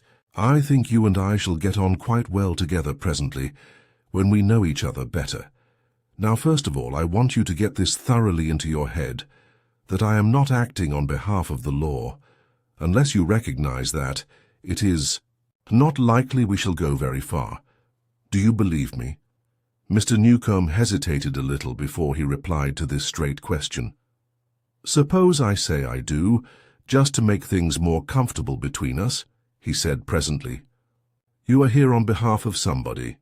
"Quite true," answered Grugus promptly. "On behalf of private parties." A cunning smile overspread the colonial's features. "What is it you want to find out?" he asked bluntly. "I want to find out as much as I can about that man you had the altercation with the other day, Mr. Howard Stormont, the owner of Effington Hall, and apparently well off. At any rate, he seems to spend a pretty good amount of money." Mr. Newcomb thought things well over before he spoke again, in a disjointed sort of way, as if he were giving utterance to his own thoughts. "Private parties, you said? Well, I'd wager a bit I can guess who the private party is. That nice-looking young fellow I met down at Effington, who's going to marry the pretty niece. He thinks there's a bit of mystery about, and he wants to get to the bottom of it." It was evidently not much use fencing with this shrewd, hard-headed colonial. "I won't say you're right, and I won't say you're wrong, Newcomb. Think what you like. Of course, you'll understand that in my delicate position, I can't afford to be too frank." "Neither can I in my position," said the colonial with a grin. "Granted. Well, now let me put things as they appear to me. You can tell me presently whether I am right or wrong. It is evident you know something about this fellow who appears prosperous enough now. You had fallen upon bad times, that we know from his own admission." "Oh, he has told that, has he?" cried Newcomb, with something of a snarl in his voice. "He didn't mind giving me away, did he?" "In a sense he was forced to. He had to explain your sudden arrival at Effington. Well, to continue, you had fallen upon bad times. You went to see your old friend, and no doubt represented to him that it would be highly inconvenient for him in his present position if you made certain disclosures about his past. Not being a fool, he saw that." Mr. Newcomb listened to this reconstruction of what had taken place between himself and the owner of Effington Hall without interruption. Not wishing his countenance to betray him, he kept his gaze steadily averted. Grugus looked round the ill-furnished room in a disparaging fashion. He recognized the fact that he could not allow you to talk, and he agreed to make you some sort of allowance, judging by the condition of this apartment, not a very handsome one. The colonial indulged in a derisive grunt at this allusion to his surroundings, but he did not break his obstinate silence. Small as that allowance is, he begrudges it. Or perhaps it is not the money he minds so much. What weighs upon his mind is that you are a standing menace to his safety, the fear that one day, when you've had a drop or two too much, you'll blurt out the very thing he wants to hide. He feels he'll have no real security till you are safely out of the way, hence that apparently hospitable action the other day. Grugus had the satisfaction of seeing a vindictive scowl steal over the man's face at this reference. He hoped to appeal not only to the colonial's cupidity, but in an equal degree to his thirst for revenge. If you ask me, I don't think your position is a very safe one, my friend. From what I do know of Stormont, I have reason to believe him to be possessed of diabolical cunning and unscrupulous to a degree. If he has made up his mind to get you out of the way, it is long odds that, in the end, he will accomplish his designs either on his own initiative or with the help of his numerous friends.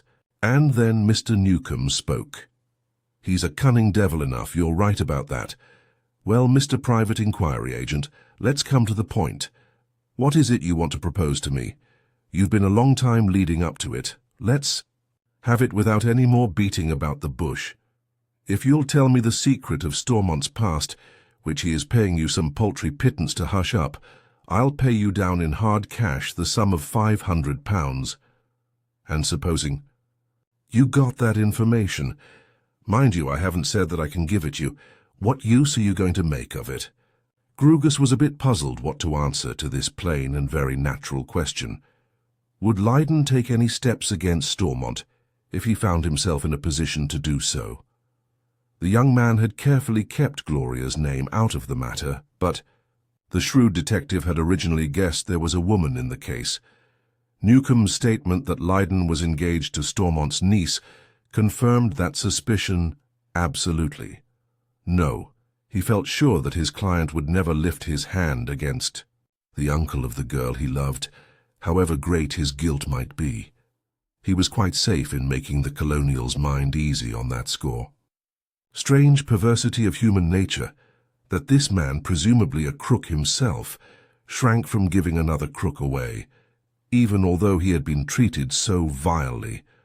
Or was Newcomb's hesitation due to a sense of self-preservation?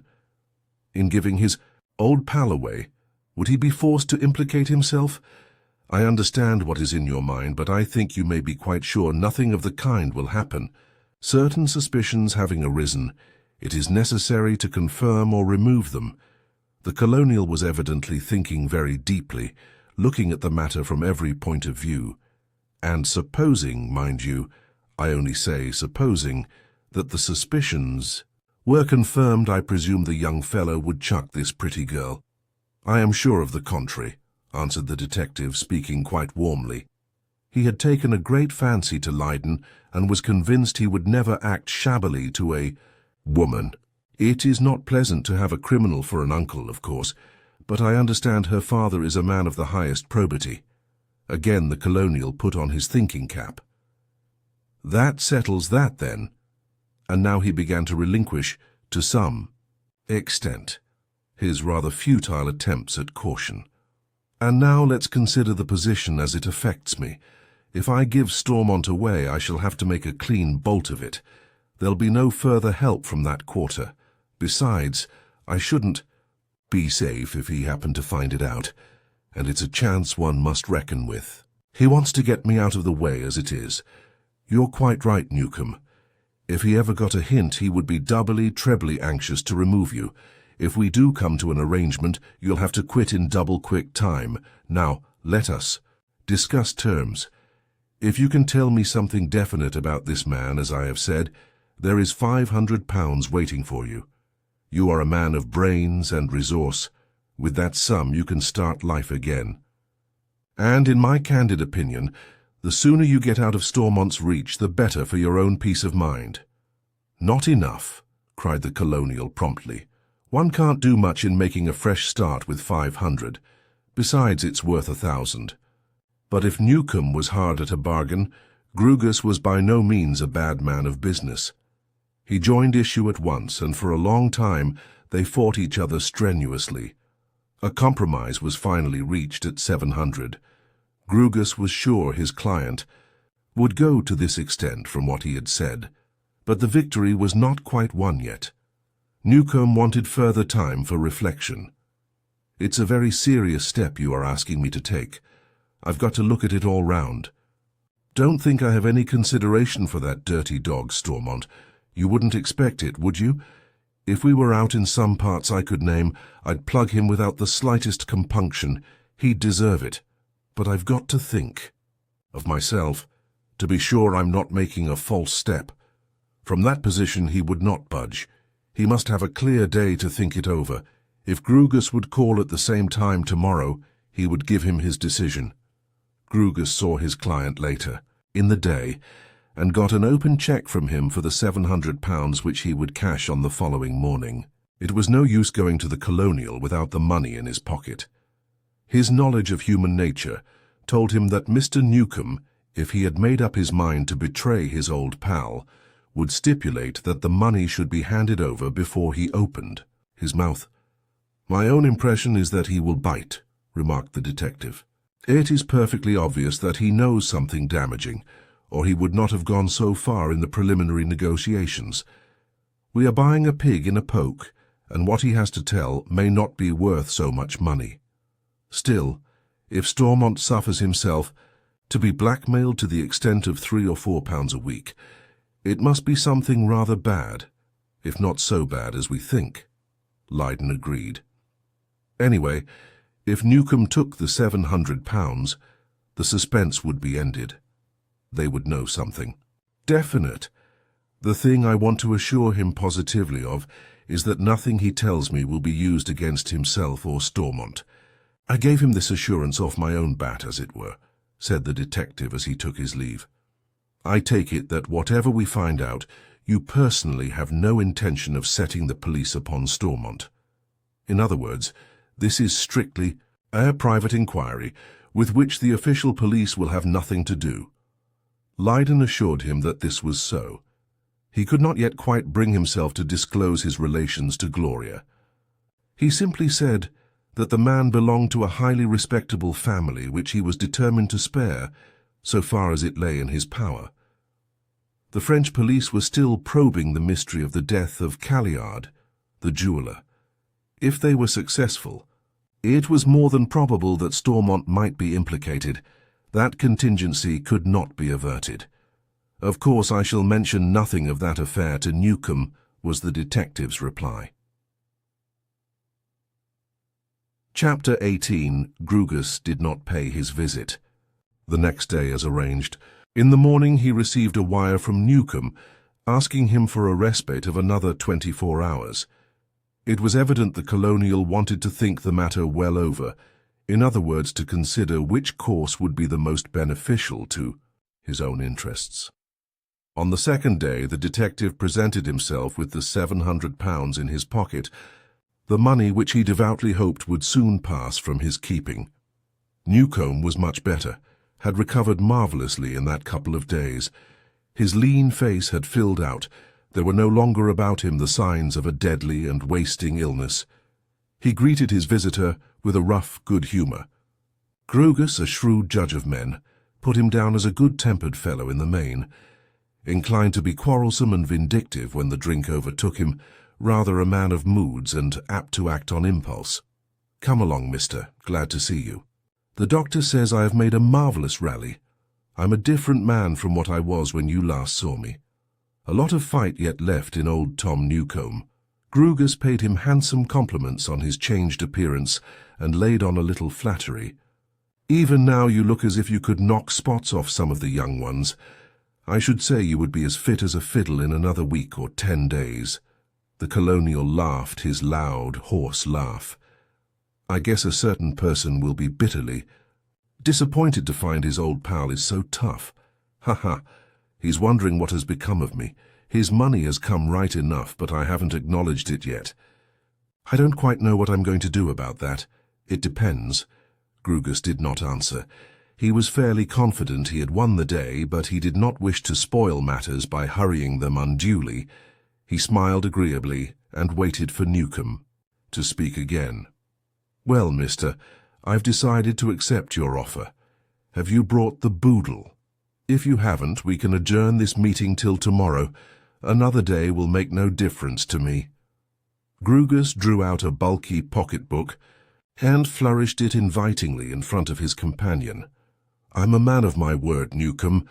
I wasn't, of course, absolutely sure of what your decision might be, but I brought the money on the off chance. You would like me to hand it over to you at once, eh? The man's eyes had an avaricious gleam at this invitation. The detective thought it was a long time since he had handled such a sum. What do you think? He said with a chuckle. The money first, the information after. You would do the same in my place now, wouldn't you, if you had the brains of a mouse? Grugus could be as frank as anybody when there was no necessity to beat about the bush. I trust you more than you trust me, Newcomb. Here is the money. Count it over before you start. Newcomb began to count over the money. Suddenly he looked up at his companion with a rather aggrieved air. I say, you didn't answer that question. Wouldn't you do the same in my place? It's a matter of business, ain't it, pure and simple? So of course, my good fellow, I'm not complaining. If I were you, I would certainly have the money before I opened my mouth.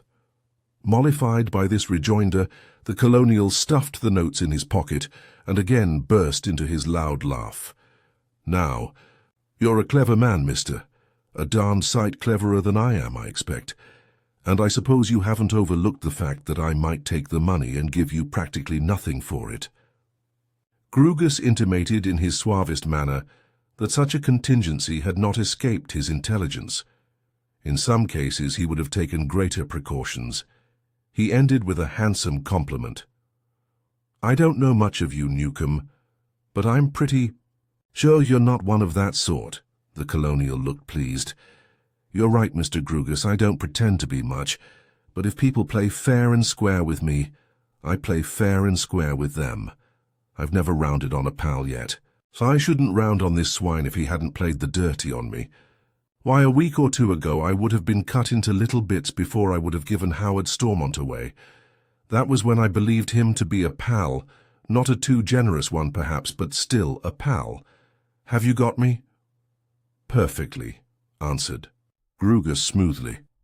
You would be a bit of a soft, I think, if you showed Stormont any quarter. The man's eyes flashed with sudden fury. It was evident his hatred of his old friend was very intense, and that once having made up his mind, he rejoiced in getting even with him.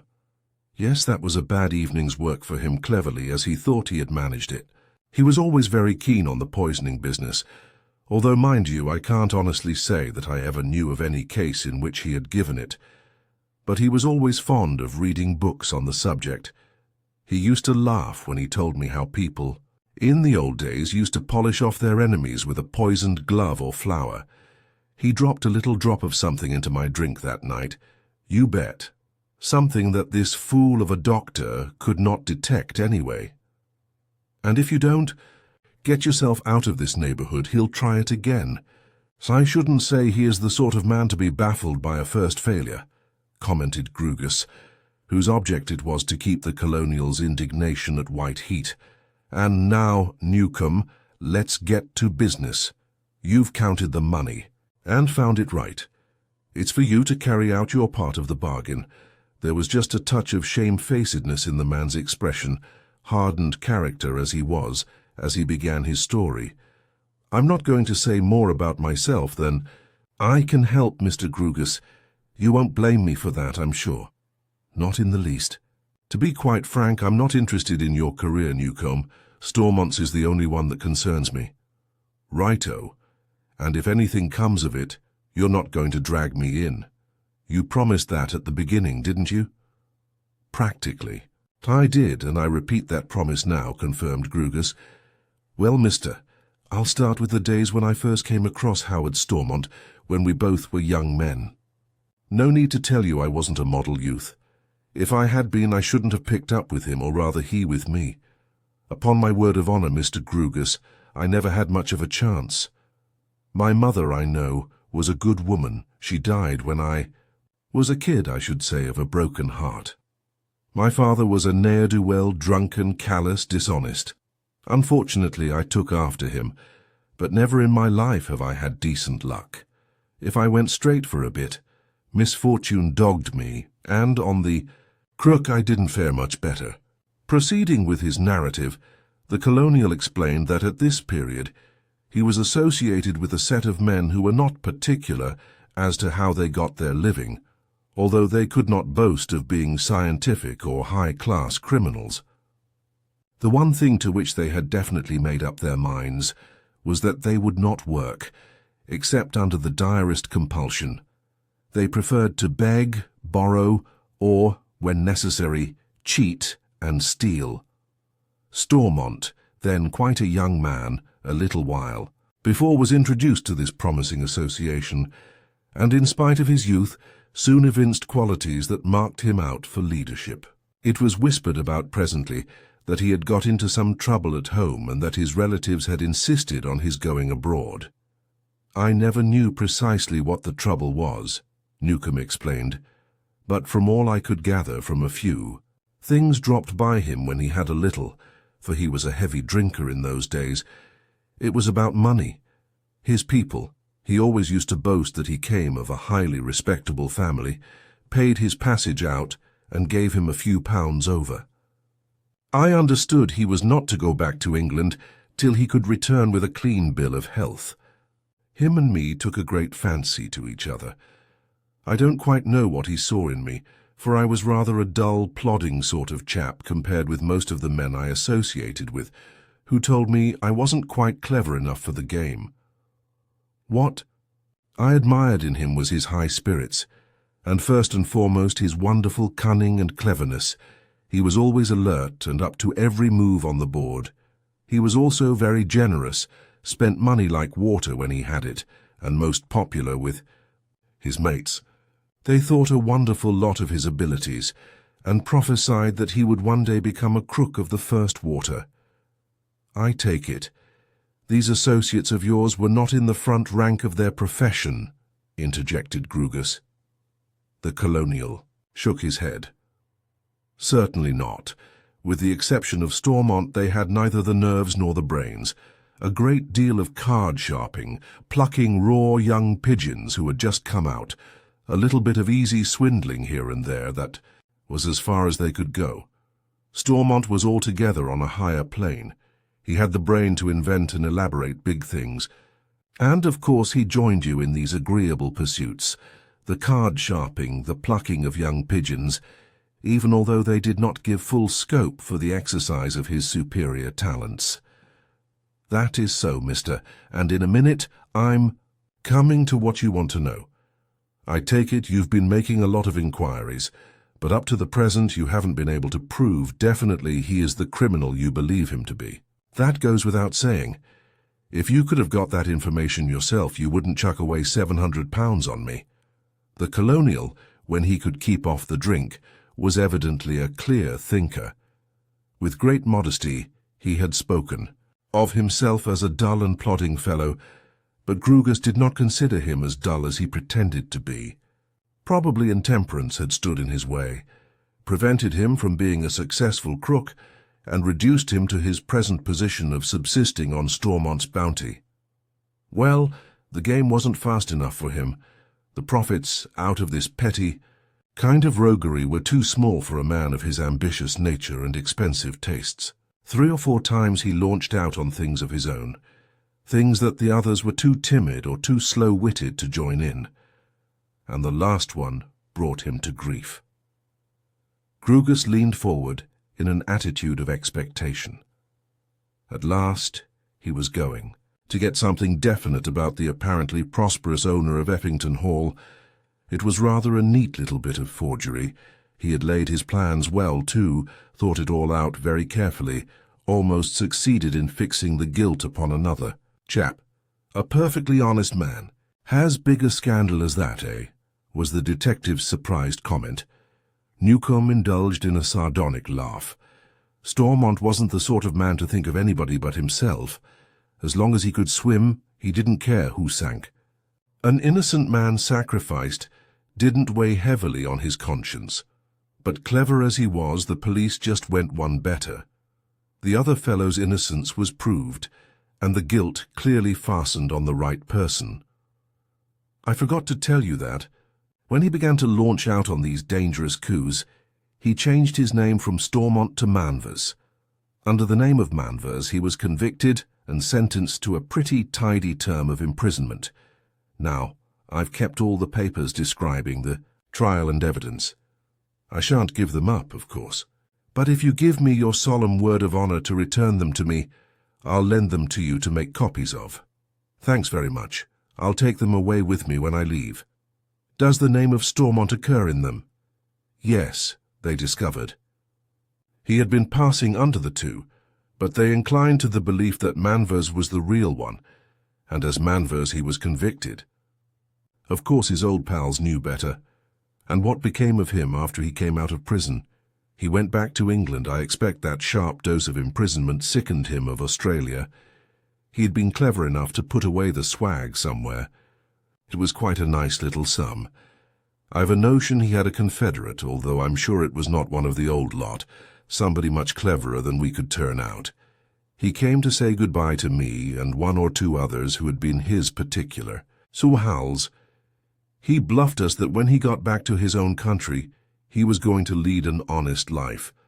For my part, I never believed it. Howard Stormont was a crook by instinct, and he'd never do a bit of honest work if he could get money by any other means. What do you know of his career between the time he left England and when you paid him that surprise visit at Effington Hall? Practically nothing, was the answer. In the rough and ready life out there, one soon forgets things anyway. You don't think continually of them. I had a lot of bad luck, and after many years I worked my way back to the old country. As I was looking about for any kind of job that would keep my head above water, I began to think a good deal about him, and wondered what he was doing, if he had struck oil or not. By the merest accident, I got on his track, saw him coming out of some city offices unseen by him. A telegraph boy was passing at the time, and I asked him if he knew anything of the gentleman, slipping into his hand a shilling which I could ill afford. He seemed to know a good deal about him. He was a Mr. Howard Stormont. That, of course, I was sure of, as with the exception of growing stouter, he had not altered since the Australian days, that he was engaged in business and lived in a fine house in Surrey at a place called Effington. I smartened myself up as well as I could, for I had very nearly come to the end of my tether and went down there. Lord, he was struck all of a heap when he saw me. So was the flunkey who opened the door. He was always a quick-witted fellow, so as soon as he had recovered from the shock he made the best of it, and took me into his study, where we had a long jaw. He told me he had gone in for finance. Perfectly straight business, he swore, but it was terribly hazardous, and he owned he was living up to the hilt. Knowing his extravagance of old, I thought it very likely, but he might be pretending this in order to choke me off, as he could be pretty certain I hadn't called upon him merely to inquire after the state of his health. He was devilish civil all through, of course. He knew I was acquainted with that nasty little episode, and he didn't dare to ride the high horse. And in the end, you came to some little financial arrangement. Why, naturally. But he made a hard bargain. When he had money, he was generous in a spasmodic sort of way. He would stand you any amount of food and drink, but he was never fond of parting with actual cash, the sort of man that would give you a dinner costing £5 and button up his pockets when you asked him for the loan of £1. He said he'd try and find me a good job, and in the meantime, he would allow me £4 a week. I should say you found it a tight fit, remarked Grugus, thinking of his companion's fondness for liquid refreshment. You never spoke. A truer word. But I couldn't get him higher. He pretended that he was frightfully hard up and that any moment he might have to give up his fine house. Of course, he knew I wasn't in a position to bargain. A smile of reminiscence stole over the colonial's face as he continued. I'm afraid I didn't behave very well on that visit. He had on a swell dinner party that night, which of course I didn't expect to be present at. I wasn't dressed for the part. I had a fine dinner by myself, and after his guests had gone, he came in and chatted with me for a few minutes and set a bottle of whiskey in front of me before he left. I'd been going very much on the teetotal lately, through lack of the ready, and when I saw that tempting bottle before me, I went at it with a vengeance. When I take a drop too much, I get quarrelsome. The stuff brings the worst of me to the surface. I began to think he wasn't treating me too courteously, and I followed him into the billiard room to have it out with him. He smoothed me down after a bit, and I had some more drink. There was plenty of it about, and I got from the quarrelsome send to the stupid stage. I made a silly reference to a little prank of ours when we followed up a young greenhorn with a view to relieving him of some of his money. Luckily, he stopped me in time. His niece and her young man were there, but of course it was a silly thing to do. I think he was afraid of me from that moment, was never sure of what I might let out when I was in the same condition. Grugus interrupted the flow of reminiscences relating to that embarrassing visit to Effington Hall. Now tell me, please, all that took place on that day when Stormont took you to the restaurant. The colonial's face darkened at the allusion. The scoundrel showed his usual cunning. You know of that little scene that occurred outside the house in that street, the name of which I never can remember? Ah, yes, Curzon Street. You remember how upset I was about it, how very near I was to giving him away on the evening you came across me. Well, I suppose Stormont had been thinking it over too, and came to the conclusion he had gone too far, offended me beyond forgiveness. Well, the next day, while I was brooding over it, he walks into my room with his hand outstretched and smiling all over his red face. Tom, old man, we've been too good friends in the past to quarrel now, he says. Let us forget, and forgive and shake hands on it. I was so riled when you came up to me in that state, before all the crowd too, that I lost my head. I'm sorry if I spoke too harshly, but you must allow it was a bit rough on me. Let us both bury the hatchet. I don't think I'm a very vindictive man except when somebody plays the real dirty on me, urged Newcomb in his own defense, and I was forced to admit to myself it was a trifle rough on him, as he said. Well, after a bit, we made it up and agreed to be friends again. He seemed awfully relieved and proposed I should go out to dinner with him, not to one of the swagger places, which he knew I shouldn't care for, but to a quiet little restaurant in Soho. We went there, and I had a splendid dinner, and as much drink as I cared to take. He drank plenty too, but his head was always harder than mine, and he would be sitting up in his chair when I was under the table. When I got home, I felt a bit muddled, and when I woke in the morning I knew I had had a warm night. But it wasn't. Till the middle of the day that I began to feel really queer.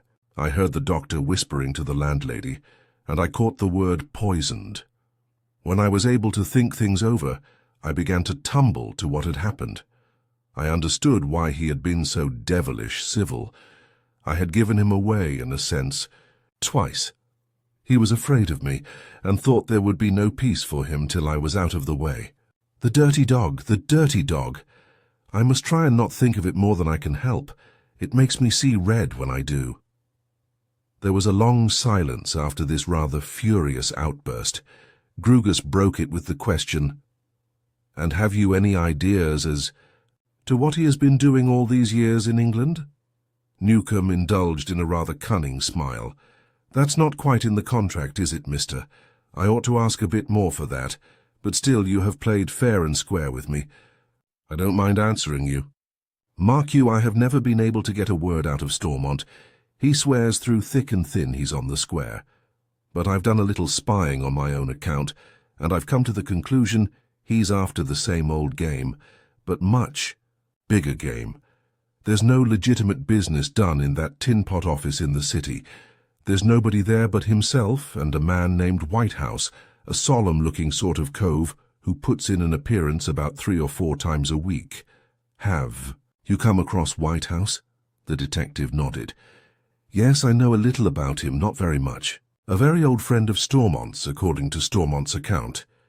He did not tell him that the man carried on a solicitor's business also, under the name of Glenthorne. It was a fixed policy with him to obtain confidences, not to make them. And I am pretty sure he is a very old friend, observed the colonial. The first time I spotted him coming out of that office in the city, I had placed myself where he wasn't likely to see me. His face seemed familiar. There was a young chap, not one of ours, whom I've seen several times with Stormont in the old Australian days. He wasn't known to any of our lot, and Stormont never said much about him, never mentioned his name, but I always had a notion they were in some jobs together. When Stormont went to Quad under the name of Manvers, this chap disappeared altogether. Now, I'm not prepared to swear to it, but I've got more than a notion that this fellow, he was a young man then, and Whitehouse are one and the same person. Grugus left presently, very satisfied with his day's work, taking with him the papers which contained a full account of the trial and conviction of Manvers, otherwise Stormont. The next day he had a long interview with Leyden. "Well, I don't begrudge the money," said the young man after listening to what had passed between the two men. "We have now proved absolutely that the man is a criminal, and a pretty desperate one at that. The thing that was worrying him was this: had things now come to such a pass that he ought to pass on the information he had acquired to Jasper Stormont? Was it right that Gloria should ever return to her uncle's custody? Without mentioning his exact relations with the girl, relations which Grugus already knew of from Newcombe, he put this question. "Let's wait a bit. Something else of a confirmatory nature may turn up," answered the detective. "You still want me to watch the little game going on at Curzon Street? Something may come to light there." And so it was left. Leyden would not approach Jasper Stormont just yet. There was still some time before he would return to China, and until then, Gloria was safe from further association with her criminal uncle. A week later, there came to Grugus a telephone call from the offices of Messrs. Shelford and Taylor, the solicitors. "Is that you, Grugus? Good morning." It was Mr. Shelford speaking. "I am sending a client of mine, Lord Raisbury, round to confer with you. A very serious business, I fear. He will explain it all to you.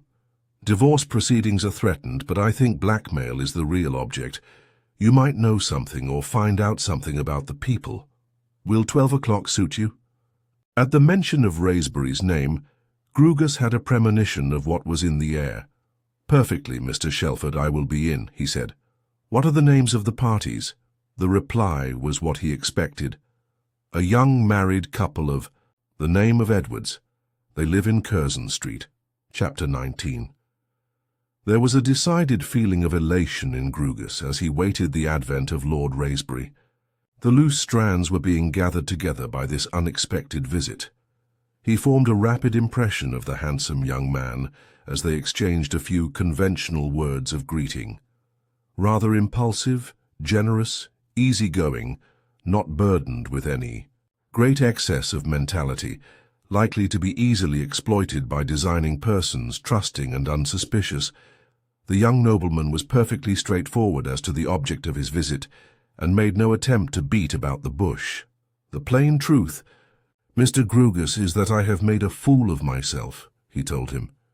"Shelford, whose firm has acted for us for years, since my grandfather's time, says there is no doubt it is a blackmailing case, and advised me to come here and tell you the whole story from the beginning to the very unpleasant end."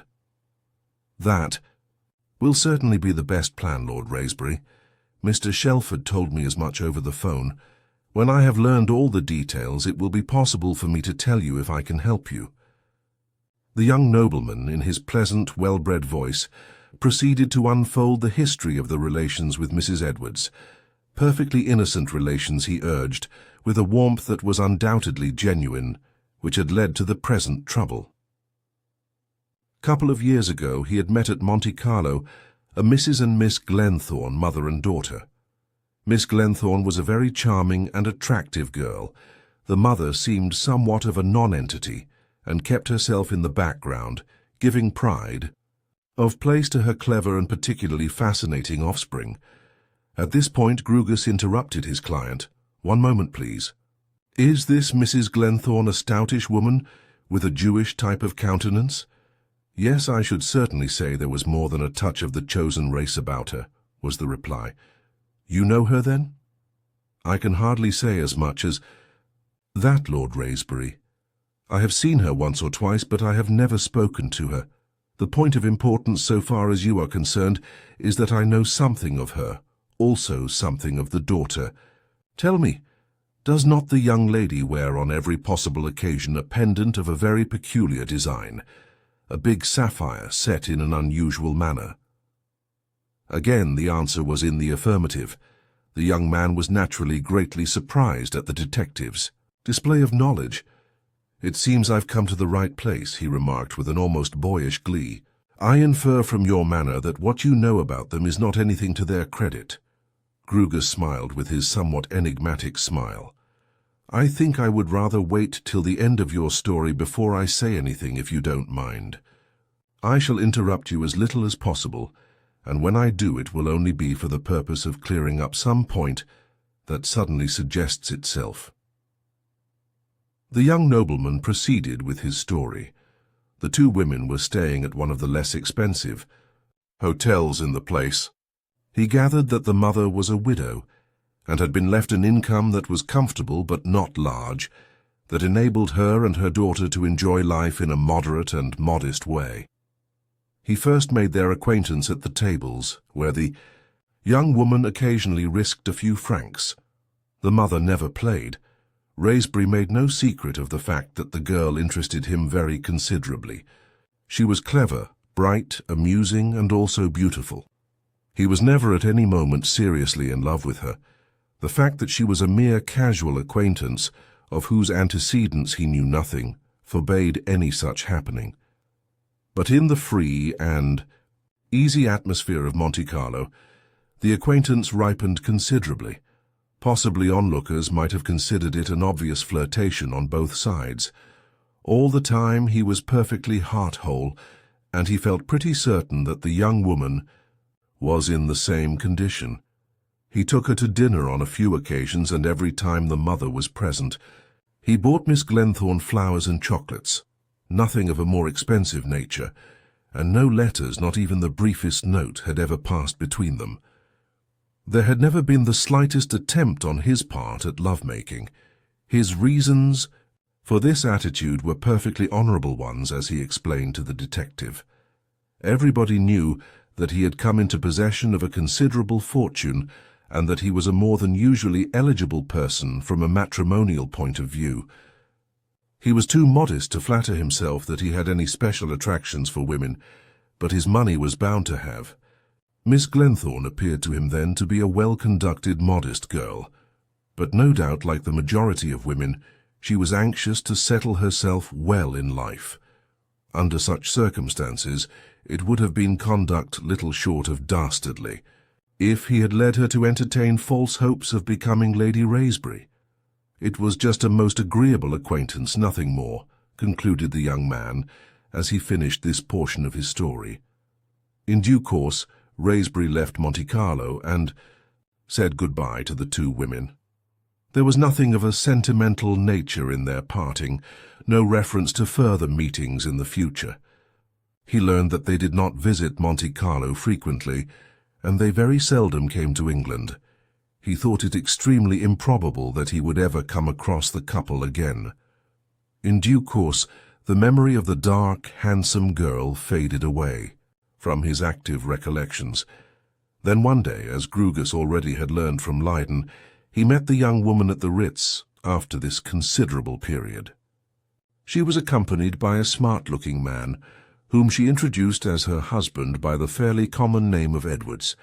She pressed him warmly to call at their house in Curzon Street, an invitation which was heartily seconded by the husband. "You knew nothing, of course, of this man Edwards?" queried Grugus. "Nothing at all." We had a rather long chat in which he did a good deal of the talking, and he seemed to know his way about. He spoke of attending Ascot and Goodwood and Henley, said he had seen me at all these places. "I had certainly not seen him, should not have known him if I had," was Raisbury's answer. "I take it he was not at all in your world?" "Most certainly not, but my impression of him was that he was a very pleasant and gentlemanly fellow. Well, when we parted I certainly said that I would call. I could not very well hurt their feelings by a positive refusal, but really I had no intention of going. As a single girl, Miss Glenthorne was a most pleasant casual acquaintance, but I did not particularly wish to mix myself up with the Curzon Street ménage." "And later on I suppose you changed your mind?" A slight wave of colour swept over the young man's face at the question. "Unfortunately, as it turned out, I did. I'm afraid I'm rather a vacillating sort of chap, making good resolutions, 1 minute and breaking them the next. I don't quite know what led me to break them in this case. I think principally a silly sort of curiosity to know how she would comport herself in her new role of married woman. I was, to a certain extent, interested in her, but by no means unduly fascinated. And perhaps, Mr. Grugus, you may not believe me when I say it, but I am not a libertine and have no desire to run after other men's wives." Certainly, Lord Raisbury gave the detective the impression of being a quite honourable and clean-living young fellow. But possibly the seductive Zillah had exercised over him a fascination which he would not admit to himself. So he made his first call in Curzon Street. Edwards happened to be at home, and laid himself out to be especially agreeable to the visitor. The wife was charming too, but she seemed a little pensive and distrait, as if she had something on her mind. Lord Raisbury noted that the married couple did not seem to address much of the conversation to each other. He left the house with a distinct impression that the pair had had a recent quarrel, or that there was just a little rift within the lute in their married life. He left in due course, but not before he had accepted an invitation to dine informally with them a couple of days later. He had done his best to get out of it, but Edwards, to whom he had rather taken a fancy, had been so insistent that his resistance was overborne. And here again curiosity played a large part in his decision. He could easily have thrown them over, but he wanted to test his suspicions, to see if all was right between this very charming woman and her equally charming husband. But he had not. So far the least idea of the game that was being played. Everything seemed square and above board. There was evidently plenty of money about. The house was run on a liberal scale. Edwards himself was a most companionable and gentlemanly fellow. He was not quite sure there might not be some ulterior motive in this extreme friendliness, this insistent hospitality. But he fancied it might be a social one. Probably they were ambitious and wanted to climb in the world. If they made a friend of him, he might be disposed to help them in their designs. He went to dinner. Quite an informal affair, he explained to Grugus. There was only one other guest, a very breezy, red-faced man, just a trifle vulgar. His name was Stormont, and Mrs. Edwards addressed him as Uncle. I gathered he had known her from a child and was excessively fond of her, but he was no actual relation.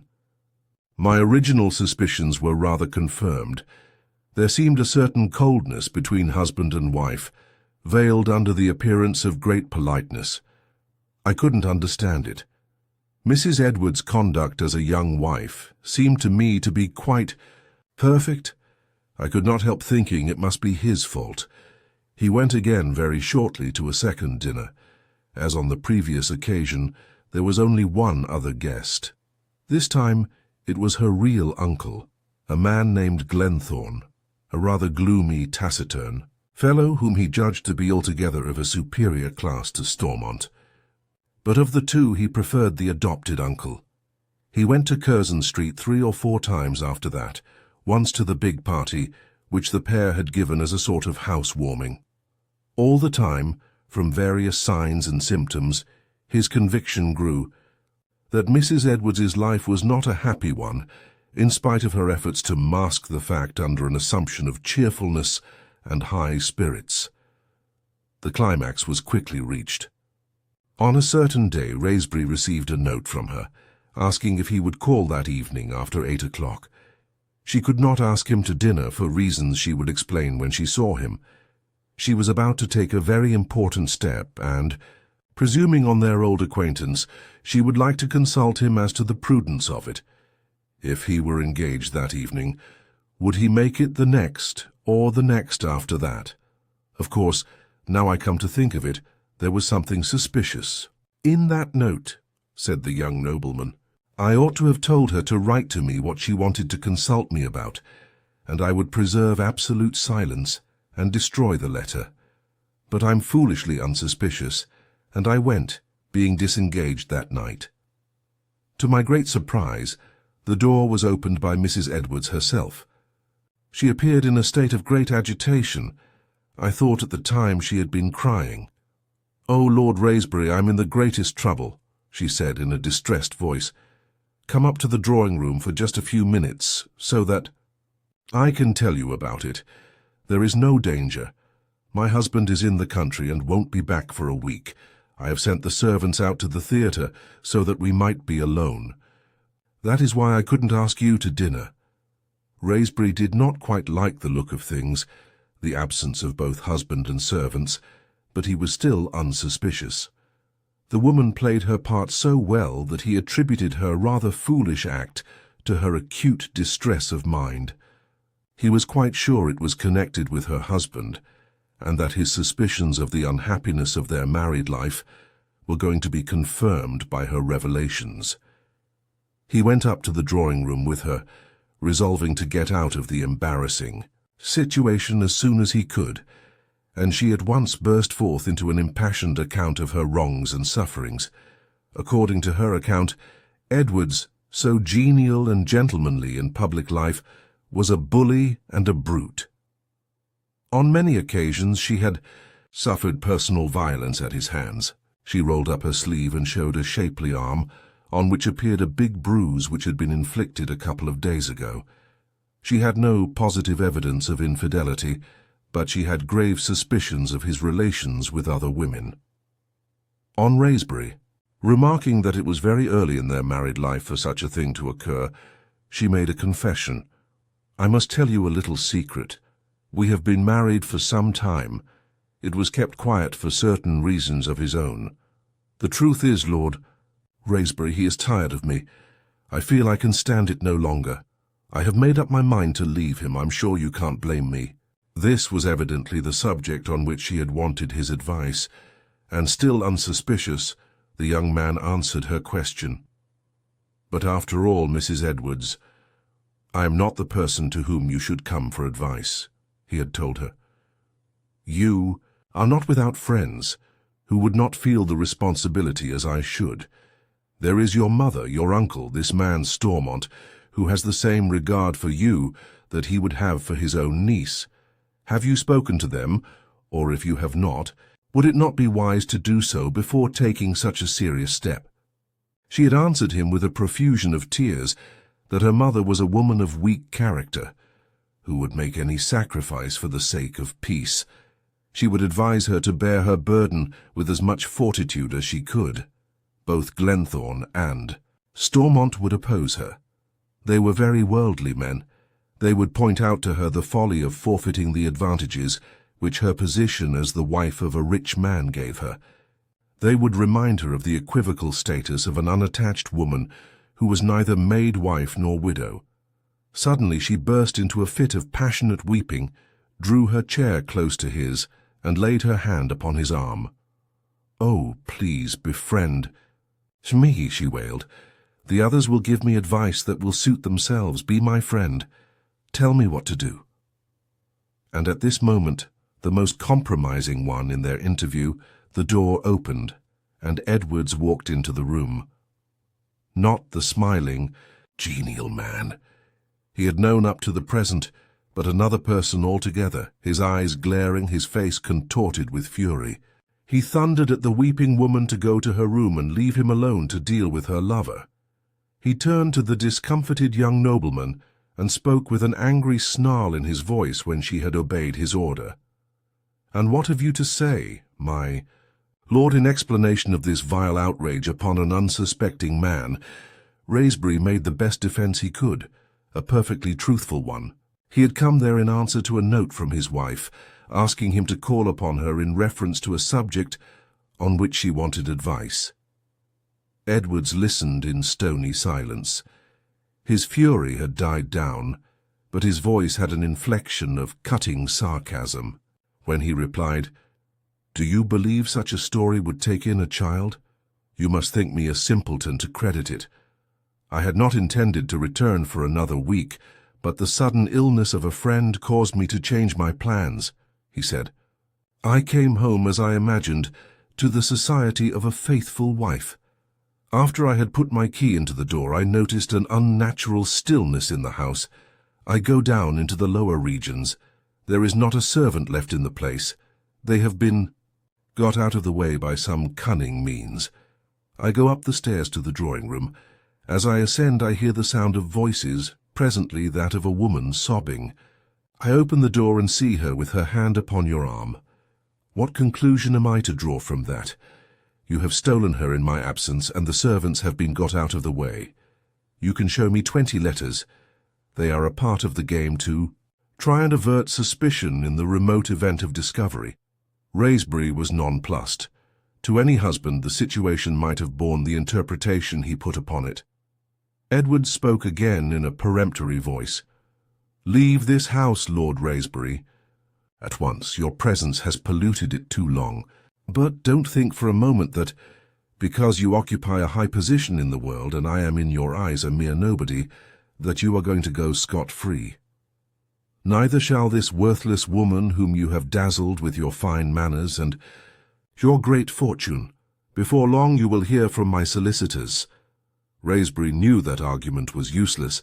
He left Curzon Street feeling bitterly humiliated, and as he walked along there dawned upon him the conviction that this was no unrehearsed scene to which he had been subjected, that there had been a cunning plot between husband and wife to entrap him. The woman's tears were simulated. Her story of ill treatment was a myth. That bruise she showed him had been purposely made to lend colour to her story. 2 days later, a letter arrived from a firm of solicitors, stating that they were instructed by their client, Mr. Edwards, to bring an action for divorce, and requesting the name of a firm who would act for him in the matter. He made an appointment with Mr. Shelford, but before the time arrived for him to keep it, he had a visit from Glenthorne, whose usually grave face looked graver than ever when he met Raisbury. Chapter 20. "A very terrible affair, Lord Raisbury," were his first remarks.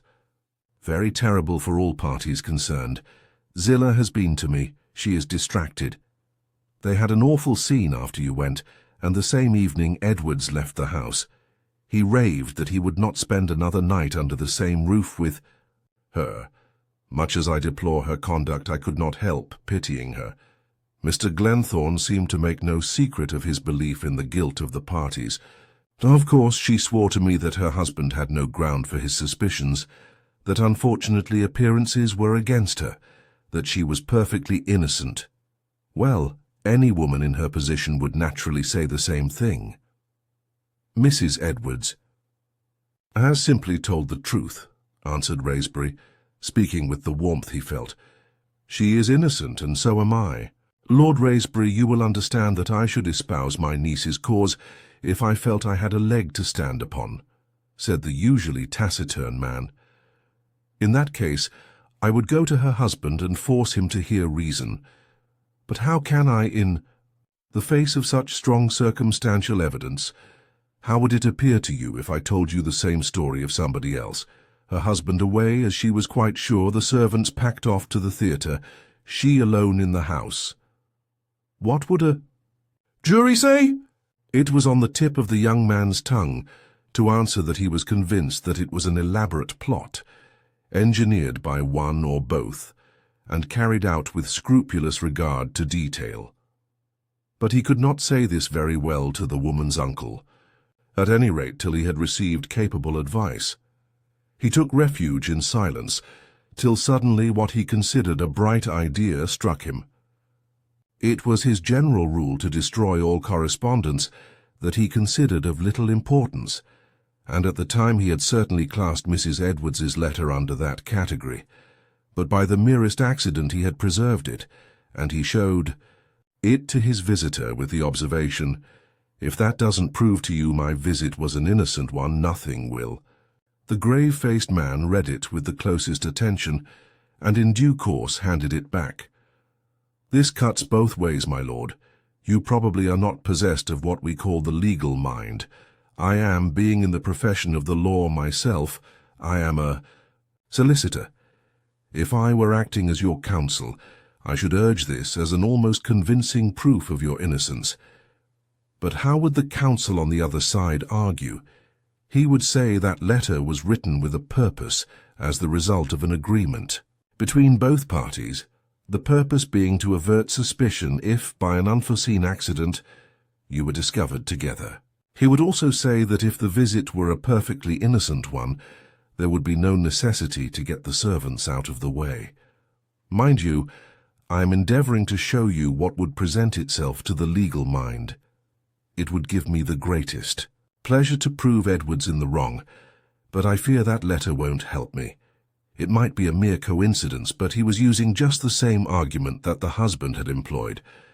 Having once allowed the suspicious side of his nature to develop itself, Wraysbury suspected this grave-faced man. "What is the object of this visit, Mr. Glenthorne?"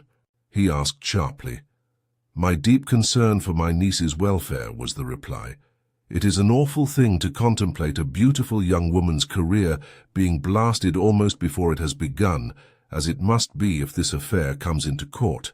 Had you not better show that letter to Edwards, and point out to him the consequences of the step he is taking?" Mr. Glenthorne spoke, Wraysbury thought, in a less assured tone. "Unfortunately, Edwards is a very obstinate man, a very vindictive one. The only thing one could appeal to, perhaps, would be his cupidity. He is very fond of money for its own sake, not because he hasn't plenty of his own." Wraysbury repressed a smile. Sharpened by his experience of recent events, he divined that this solemn-faced, not very prepossessing person had come as an emissary. Realizing the delicacy of his mission, he experienced some embarrassment in coming to the point. He was now evidently on the road to it. "Will you speak a little more plainly, sir? I'm not a very subtle person myself. Will you tell me what is in your mind?" And Glenthorne told him.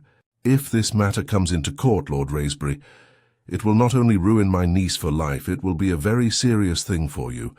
It will damage you greatly, and cause terrible grief to your most worthy parents. I think it is worth a considerable sacrifice, even from your own point of view, to prevent it reaching that stage." The man was showing his hand very plainly now. Wraysbury, with a face as grave as his own, led him on. "In plain English, you suggest this injured husband, as he pretends to be, can be bought off." Glenthorne lowered his voice. "Between ourselves, my lord, I believe it might be possible. As I have told you, he is a very greedy man. I believe greed to be the predominant feature in his character. He will, of course, go for heavy damages, and with your well-known wealth, he is likely to obtain them. I think it possible that if you anticipated those damages, as it were, made him a firm offer, he might withdraw from the action. Of course, I cannot speak positively, but I think it would be worth trying." I could say nothing on that point, until I had consulted with my own solicitors, Shelford and Taylor. "You will understand that." "Quite," agreed Glenthorne. "Shelford and Taylor, a most respectable firm. Their reputation is second to none. But although I have the highest respect for my profession, may I suggest that in certain cases lawyers are not always the best judges. I think in the present instance, the advice of a man of the world would be more helpful to you.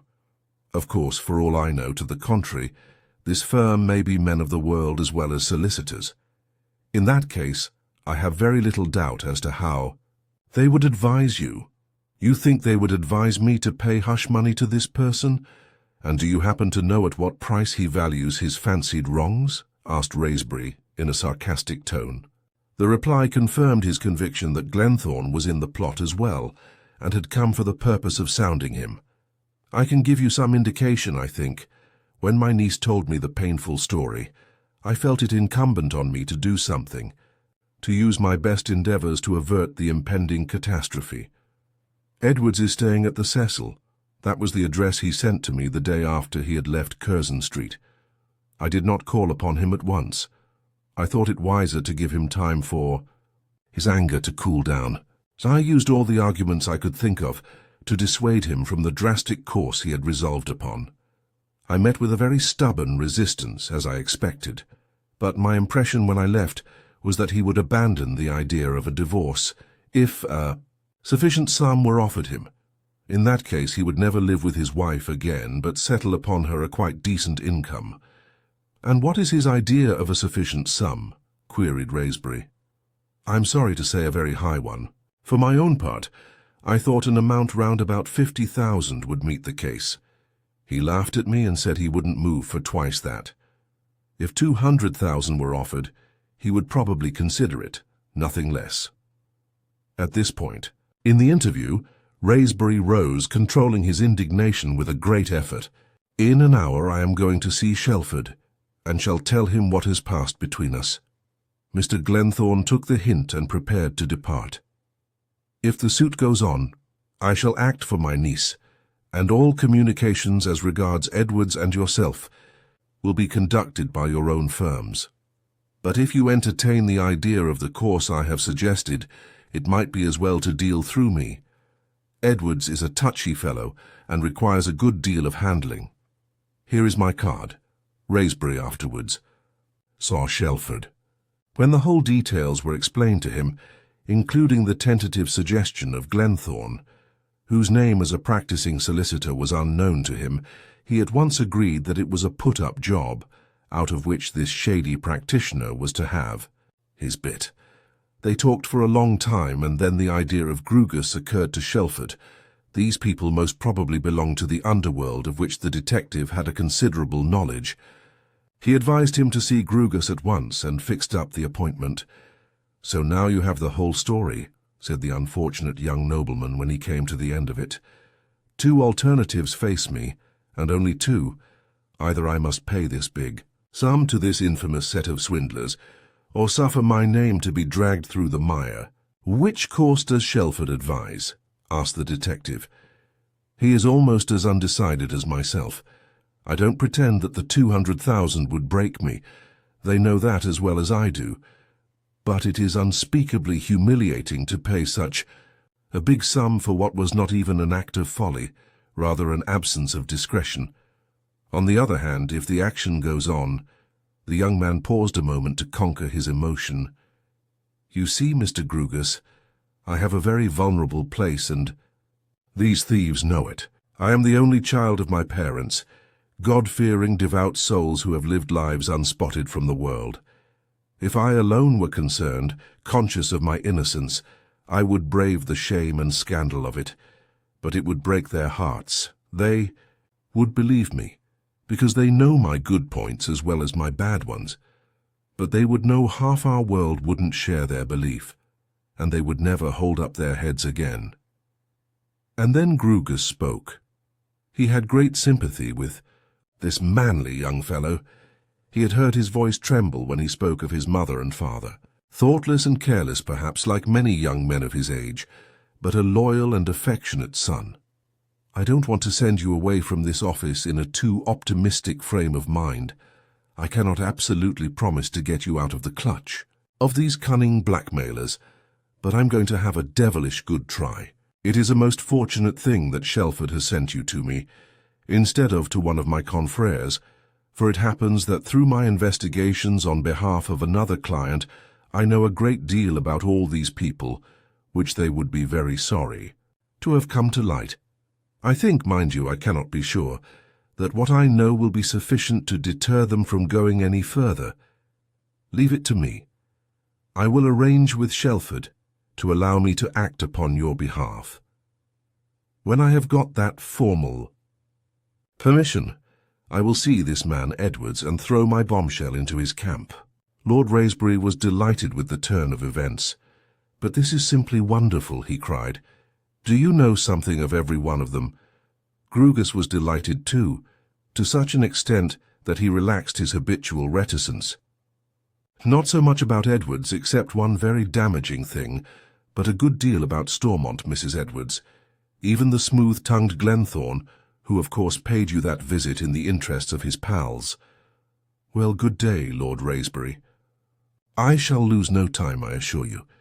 I expect to fire my bombshell tomorrow, and after the interview I shall at once let you know what I expect the result will be." The young nobleman departed in much better spirits than he had entered. Being a very generous fellow, he resolved that if Grugus did extricate him from his unpleasant position, he should receive a fee that would astonish him. Having conferred with Mr. Shelford over the phone, the detective sent a note to the Hotel Cecil addressed to Edwards, in which he told that person he was acting on behalf of Lord Raisbury in a certain matter, and begged the favour of an appointment. The boy who took the letter was to wait for an answer if Edwards was in. He returned with it. "Dear Sir," wrote the debonair person who belonged to so many respectable clubs, "in reply to yours I beg to say that I shall be at your disposal any time between 11 and 12 tomorrow. Yours faithfully, Bertram Edwards." The detective smiled grimly as he wondered if this elegant crook had any idea of what was in store for him. Hardly. He probably conjectured that the detective was paying him a visit for the purpose of beating him down. Before he went to the Cecil, he paid a flying visit to Leyden at his office and told him what had passed between himself and Raisbury on the previous day. He had no hesitation in doing this, as it had been agreed that he should watch what was going on at Curzon Street on Leyden's behalf. It was, of course, what they had expected from the day when the young nobleman had attended Mrs. Edwards's reception. "I'm glad we have got confirmation," remarked the detective. "But I do wish we could have directly implicated Stormont in it, that he had, for instance, taken the role in it played by Glenthorne, alias Whitehouse. We can guess he was at the back of it anyhow," continued Grugus. "Rather amusing, his being at that first dinner. I expect he couldn't resist the pleasure of hobnobbing with such a distinguished person as Raisbury. But I think we have got enough against Stormont now, with the help of our venal friend Newcombe. He has kept himself pretty well in the background in this affair, but we have sufficient proof that he is the friend of blackmailers, and a man is known by the company he keeps." "Quite true. Well, now that I know this, I shall tell Jasper. Stormont at the earliest opportunity. I am staying with him at Brighton. I haven't told you before, but I may as well tell you now I'm engaged to Jasper's daughter. He is a bank official in China, and she has been living with her uncle since she was a child. She is now with her parents at Brighton, and she must never return to the criminal atmosphere of Effington." Grugus had learned the fact of the engagement from Newcombe, but he affected to hear it for the first time. He fully concurred in the young man's determination that she should not return to Effington. Later on he was shown into a private sitting-room where he found Mr. Bertram Edwards, looking as smart and gentlemanly as ever. He could not help thinking that this elegant young crook with his charming manners must be a great asset to the gang. If he did not move in the most select circles like Raisbury, it was evident from what Leyden had told him of the Curzon Street party that he had a foothold in quite respectable society. "You have come about this wretched Raisbury matter, I understand?" he said in his pleasant, urbane tones. The detective intimated that this was the object of his visit. "And have you anything to propose, Mr. Grugus?" "My client, Lord Raisbury, has received a sort of unofficial intimation from a man named Glenthorne, who claims to be the lady's uncle, that if the sum of £200,000 is paid to you, You will abandon proceedings. I beg to tell you, Mr. Edwards, I shall advise his lordship not to pay you a single farthing." Edwards tried to assume an expression of indifference, but it was easy to see he was taken aback by this blunt declaration. "In that case, sir, the action will proceed, and I shall go for heavy damages. I am not going to permit a young sprig of the nobility to violate the sanctity of my home without making him smart for it in the only place where he can feel it, in his pocket." Grugus bent upon the dandified man his very penetrating and expressive glance. "This is a business interview, Mr. Edwards, and there is no necessity for heroics. You know as well as I do that Lord Raisbury is quite innocent of any desire to violate the sanctity of your home, or for the matter of that, the home of anybody. He's not that sort of man. Let me warn you that if you do proceed with this action, it is at your own peril, and that of the lady who bears your name." "My own peril? What the devil do you mean?" blustered Edwards. But in spite of his assumed bravado, Grugus saw an unhealthy pallor creeping over his usually high-coloured cheek. Again that penetrating gaze, that distinct and deliberate utterance. "I don't know very much about you at present, Mr. Edwards. I have no doubt I shall add something more to my knowledge shortly. One little thing I do know, that you were in Paris a short time before the discovery of the dead body of Léon Calliard in the River Meuse, and that every day you were meeting the woman who is now Mrs. Edwards in the outskirts of the city." Paused, expecting a bold-faced disclaimer, but it did not come. For the moment the man was stricken dumb. "Of the woman now calling herself your wife, I know a great deal more, under her different names of Elise Macris, Zillah Mayhew, Miss Glenthorne. I also know a fair amount about your friend Stormont, and the same applies to another friend of yours, Glenthorne, otherwise John Whitehouse. Have I said enough?" Still there was no reply. The man could not find speech, and he had aged in those few seconds. "Please understand me once and for all. If in a reckless moment you persist in this baseless charge against my client and your wife, who is your accomplice in the matter, I go to Scotland Yard and give my information, which, as I have told you, is rather extensive." Edwards rose to his feet and pointed with a shaking hand to the door. "Leave the room, you wretched spy. Tell your client the action will proceed," he shouted with a last attempt at bravado. Grugus laughed derisively and flung at him a Parthian shot as he left. "Don't forget, when you reckon up the pros and cons, that the Paris police are still investigating the case of Léon Calliard, the murdered jeweller." As he walked along the Strand, Grugus felt very satisfied with himself. In spite of Edward's bluff, he felt sure that he had won the day, and presently a man brushed past him as he was within a few yards of Charing Cross Station, walking at a rapid pace. It was the man he had just left. As he hastily crossed the road at Villiers Street, Grugus had a sudden idea that he was going to the telegraph office to dispatch a wire.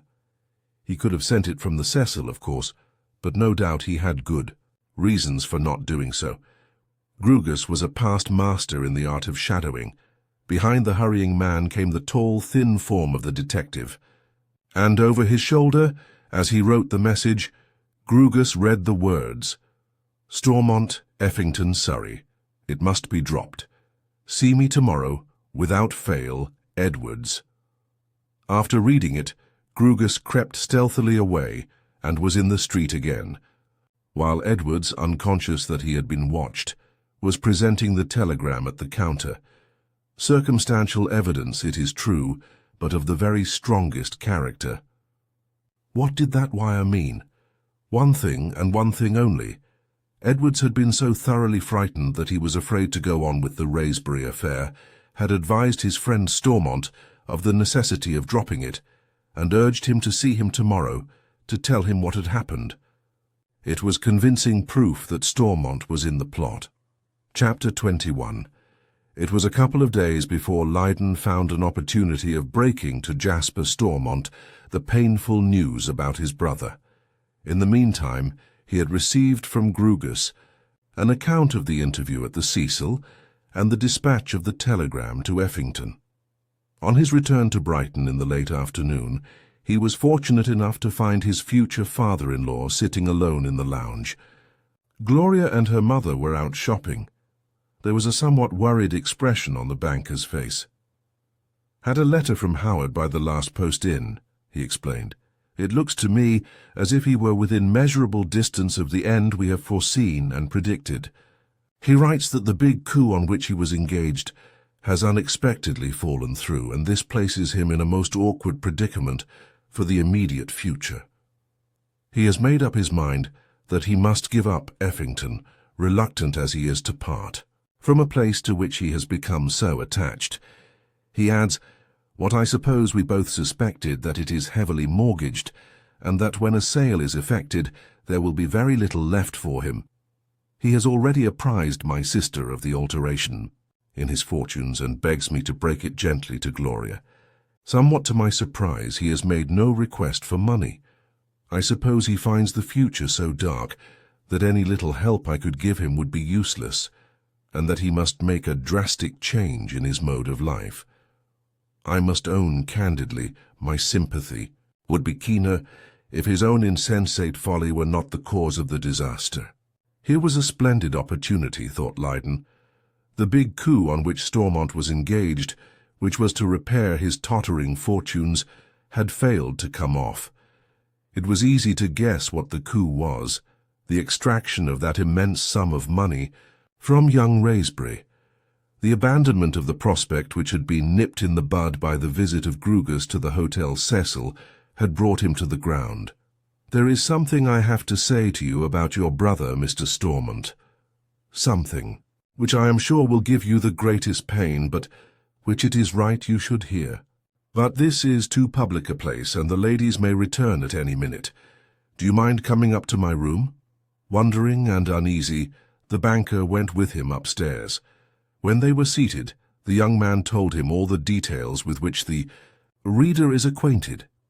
Jasper Stormont listened with a set and rigid face, as Lydon explained to him how his suspicions had first taken definite shape on the arrival on the scene of Zillah Mayhew, whom he had at once associated, from the two facts of the scar and the sapphire pendant, with Elise Macris, of his engagement of Grugus to follow up the clues, and the various discoveries of that zealous detective, down to the latest episode in connection with Wraysbury, and the dispatch of the wire from Edwards to Howard Stormont, which clearly involved the owner of Effington Hall in the dastardly plot.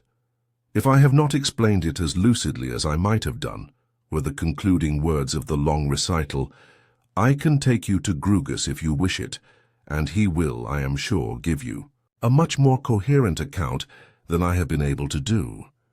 Jasper Stormont lifted his haggard face. "There is no necessity, Leonard. You would not say these things if they were not true, and I can quite understand how, even before the advent of this woman, Howard's unnatural reticence about his business affairs had created in you a feeling of uneasiness. I had that same feeling myself." Lydon drew a deep breath. "Ah, the same thing struck you then?" "Yes. I was suspicious, but very far from guessing the ghastly truth. I came to the conclusion that my brother had spoken truly when he said he was a financier, but he was not engaged in the highest walks of his profession. I guessed he was concerned with enterprises which men of strict integrity would describe as shady, but that in pursuing them he kept well within the compass of the law, that he bore to a financier of high repute much the same sort of relation that a blood-sucking moneylender bears to a reputable banker." There was a long pause before Jasper Stormont spoke again. "And now I must tell you something that would never have passed my lips but for what you have told me, and which proves that moral turpitude was ingrained in the man from his early years. You know that he went to Australia. Do you know why he went?" Yes, Lydon did. He had refrained from telling Jasper a certain portion of the revelations made by the colonial Tom Newcombe from a feeling of delicacy. His reply was that he knew. He had got into some trouble about money, but was not aware of the precise nature of it. "Well, I will tell you, my father, who, although poorly blessed with the world's goods, was a man of the strictest rectitude and highly respected by all who knew him, procured him a post in a most respectable firm where, unfortunately, he had the handling of money. You can guess the sequel. To gratify his always extravagant tastes, of which Effington Hall is an illustration, he diverted several sums to his own use, displaying in their appropriation a remarkable ingenuity and cunning. When his defalcations came to light, the firm sent for my father. But for the respect in which they held him, they would have prosecuted his son. My father and I between us, I had not very much money then, paid back the sum abstracted. We saved him from prosecution on the condition that he should go out to Australia. Did Mrs. Barnard know of this? Asked Leyden. He had never yet been able to make up his mind whether this self-contained, rather silent woman knew anything of her brother's actual pursuits. Jasper Stormont's next words solved the problem. Not a word. She had been recently married and lived with her husband at a considerable distance. It was easy to keep the affair from her. I may say in passing that she is as honest as Howard is the reverse. He went to Australia, keeping up a fairly regular correspondence with his father, in which he made out that he had seen the wickedness of his ways and was in honest employment. Of course, at that distance we had no means of testing his assertions. He and I had never been particularly good friends, and his proved dishonesty had snapped the frail bond between us. We never wrote to each other for years. And then one day the long silence was broken. I married and went out to China, where I had secured a good post. Our parents had died before he returned to England. The little money my father had accumulated out of a continuous struggle with fortune was left to my sister, as being most in need of it. One day I received a long letter from Howard, in which he told me that, having made a little money in Australia, he had determined to come back to the old country and see what he could do with the small capital he had saved. He had gone in for finance, of course, in a very modest way, and he had no reason to complain of his success. It is perhaps not greatly to my credit when I tell you that I am very hard against evil-doers, offenders against the moral law. I had not forgiven that early transgression, and I would have preferred not to renew relations with my brother.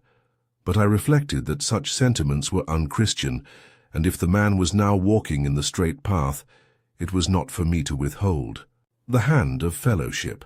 I answered the letter, and from that day we corresponded more or less regularly. As that correspondence proceeded, it was apparent that he was prospering greatly.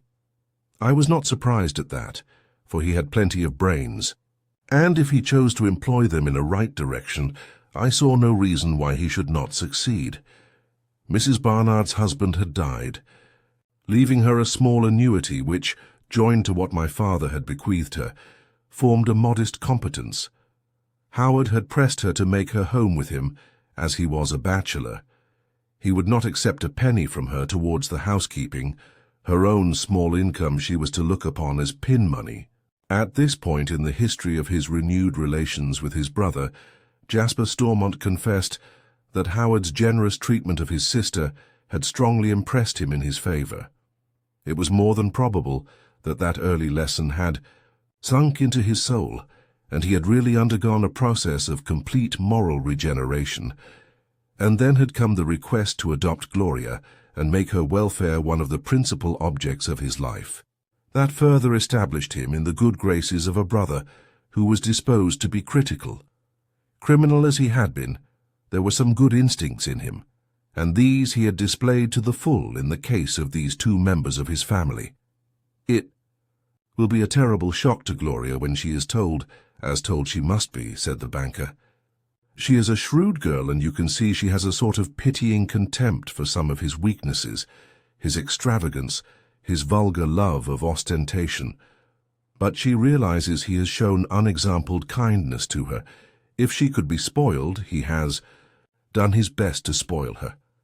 I wish I could spare her sensitive nature the shock, but that cannot be. She must never go back to that man's roof. So far as my influence goes, she must hold no further communication with him. The money he has spent on her during these several years I shall refund to him. As I doubt if he will be in a position to dictate terms, I may make it a condition that he shall cut away from his evil associates. Heaven knows if he would keep such a promise. I fear the spirit of evil is too strong in his crooked nature."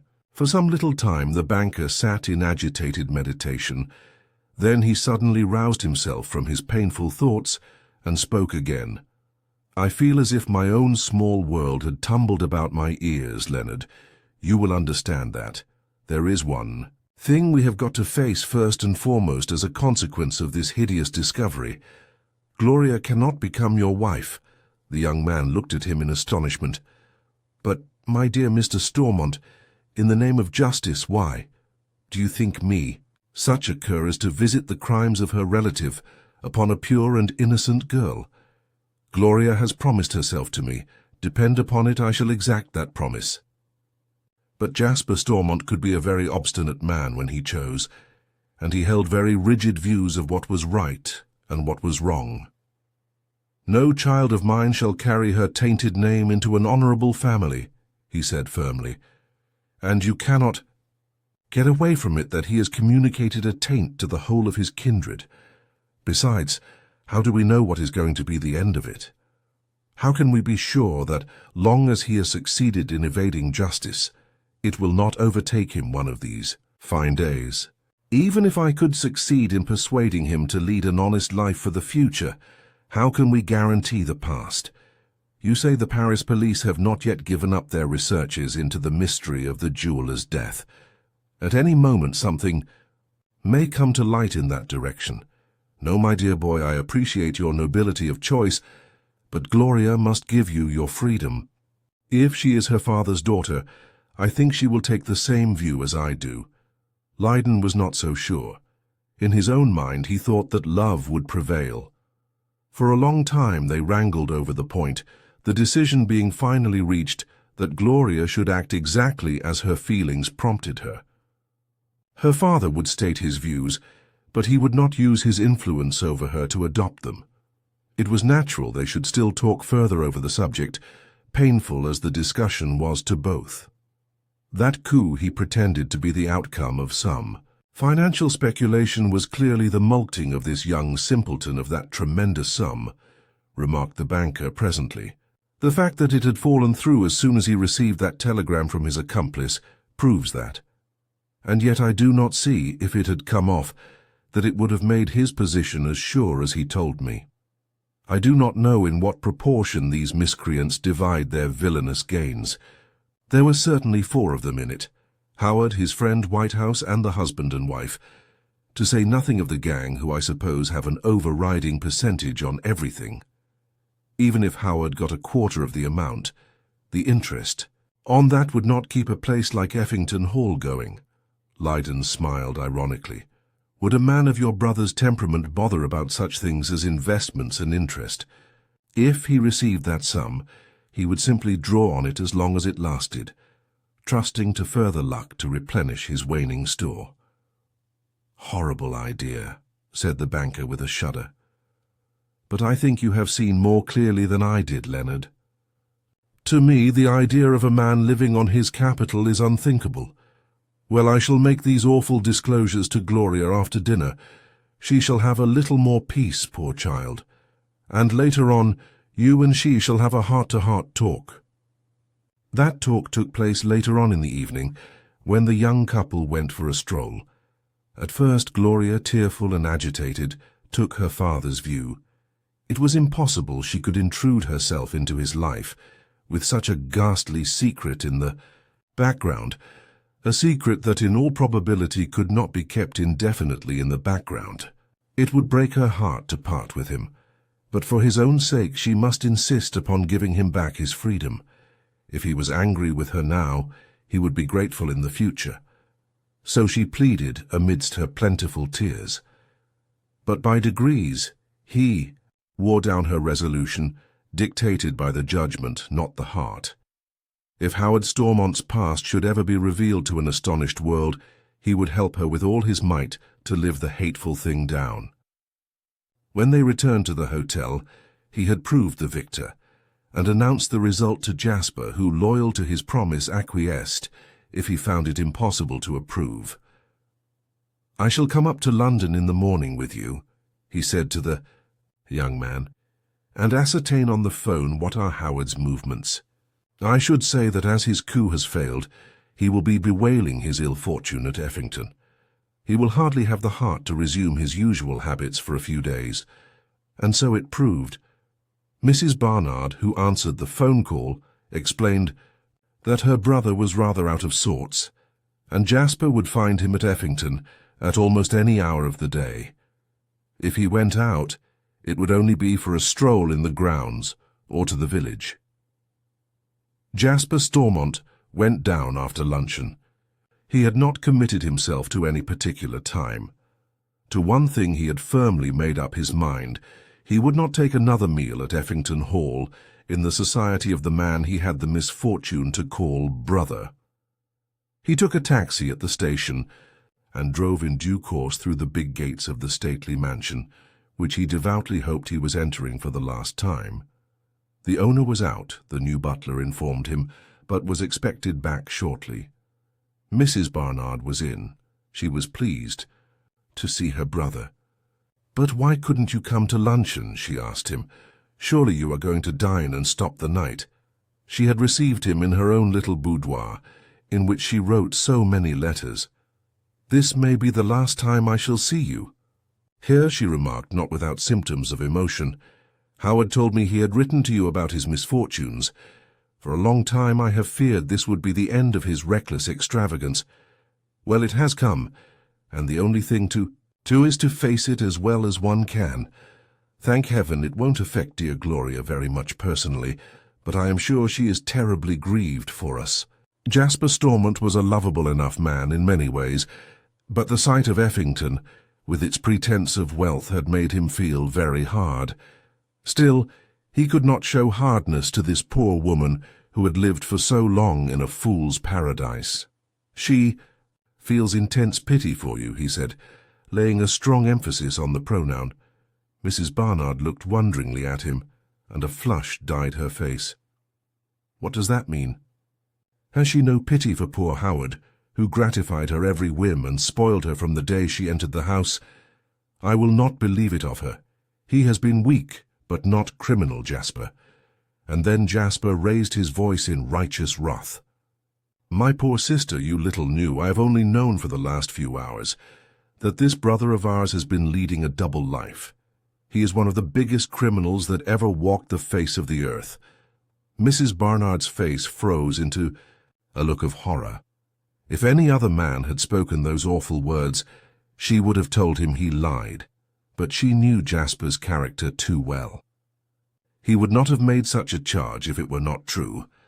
As briefly as possible he told her what he knew, through that chance opening of the letter to Zillah Mayhew by Leyden.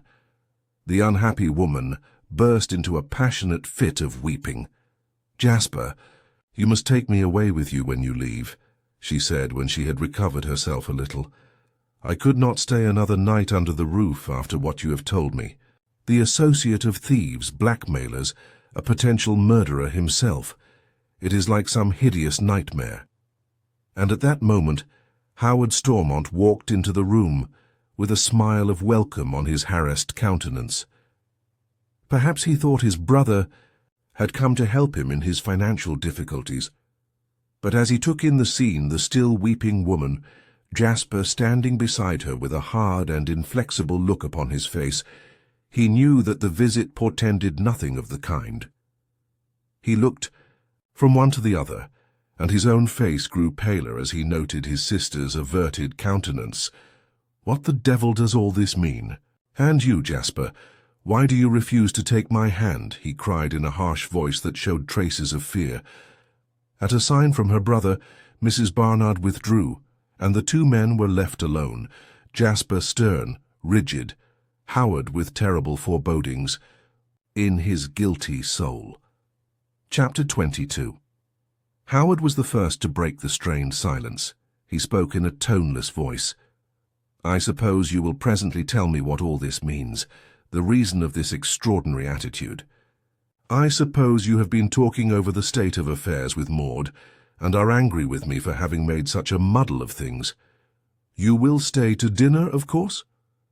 Swiftly came the reply. If I would not take your hand, is it likely I would accept your hospitality? I hope never to see you nor set foot in this house of evil again. Howard Stormont, I know you for what you are. I know the double life you have been leading since you left England and since you returned to it. I know you to be the associate of criminals, yourself not the least criminal amongst them. The face of the detected crook went livid. We can't talk here, he said hoarsely. Come down to my room and let us have it out. They went into the handsomely furnished study. As soon as they got there, he opened the door of a small sideboard from which he extracted a bottle of uncorked brandy. He filled a tumbler half full of the raw spirit and gulped it down. For the moment the potent draught steadied his nerves, and he sank into a chair and looked with a certain amount of hardihood at his brother. Now let me hear what you do know, or think you know. He had made no attempt to repel Jasper's charge. He knew the man's cautious character too well to think he would speak as he had done, except on evidence that was satisfactory and convincing. I know of your association with the woman known at present as Mrs. Edwards, who has gone under the different names of Elise Macris, Zillah Mayhew, Zillah Glenthorne, the woman who was connected with the tragedy at Nice, in which poor Hugh Craig figured, the woman you dispatched to Paris along with the man Edwards to carry out your designs against the rich jeweller Calliard, who was robbed and murdered. Howard Stormont interrupted in a choking voice. He knew it was useless to protest innocence. Murder was never intended. The fool who carried out the job exceeded his instructions. Do you think I should believe a word you said? Was Jasper's scornful comment. Lying, even perjury, would be a venial offence in the eyes of one so steeped in crime. But even if the murder of Calliard cannot be laid directly at your door, what have you to say to your own attempt on the life of your old Australian associate Newcombe, the man whom you feared for his knowledge of your past? I made no attempt upon his life, was the dogged reply. I only wanted to give the drunken fool a fright. A miserable lie, said Jasper sternly. You miscalculated the dose of your devilish poison, or the man would be dead now. For some days he hung between life and death. And I also know that you were concerned in this last dastardly attempt to extort money from young Wraysbury, with the help of the two confederates who had carried out your schemes in Paris. Stormont rose and helped himself to another dose of brandy. And how did you find all this out? He asked presently. That is my business, was the curt answer. It was some time before the wretched man spoke again. I think I can guess how the information came. That young Leiden had his suspicions from the day he met Zillah here, and put a detective on our track. My sister told me she had given him some letters to post, which I had forgotten to take with me. One of them was to her. He opened it, and what he read gave him the clue, and he set this fellow Grugus to work. But what beats me is how he suspected Zillah. He had never seen her. When he and Craig were at Nice, she took good care to keep out of his way.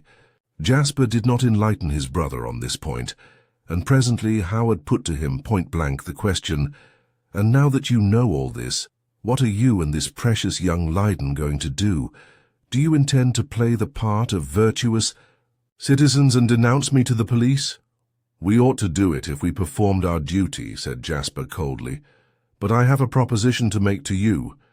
Your letter shows me that you are broke to the world. Your interview with your confederate Edwards, after Grugus had foiled his plot against Wraysbury, must have convinced you that a continuance of this criminal life is fraught with peril, that at any moment Nemesis may overtake you. Stormont looked up sharply. How did you know that I had an interview with Edwards? He asked in evident surprise, but Jasper declined to enlighten him. Again, I repeat, that is my business. This precious young Leiden, as you call him, has behaved like the honourable Englishman he is. I told him emphatically that he must give up Gloria, that he must not connect himself with a family that had this black stain upon its records. Gloria took the same view and insisted upon releasing him, although she told me that to do so would break her heart. For the first time in their interview, the hardened criminal showed an overwhelming sense of shame. "Poor Gloria," Hugh muttered in a broken voice. "Poor Gloria.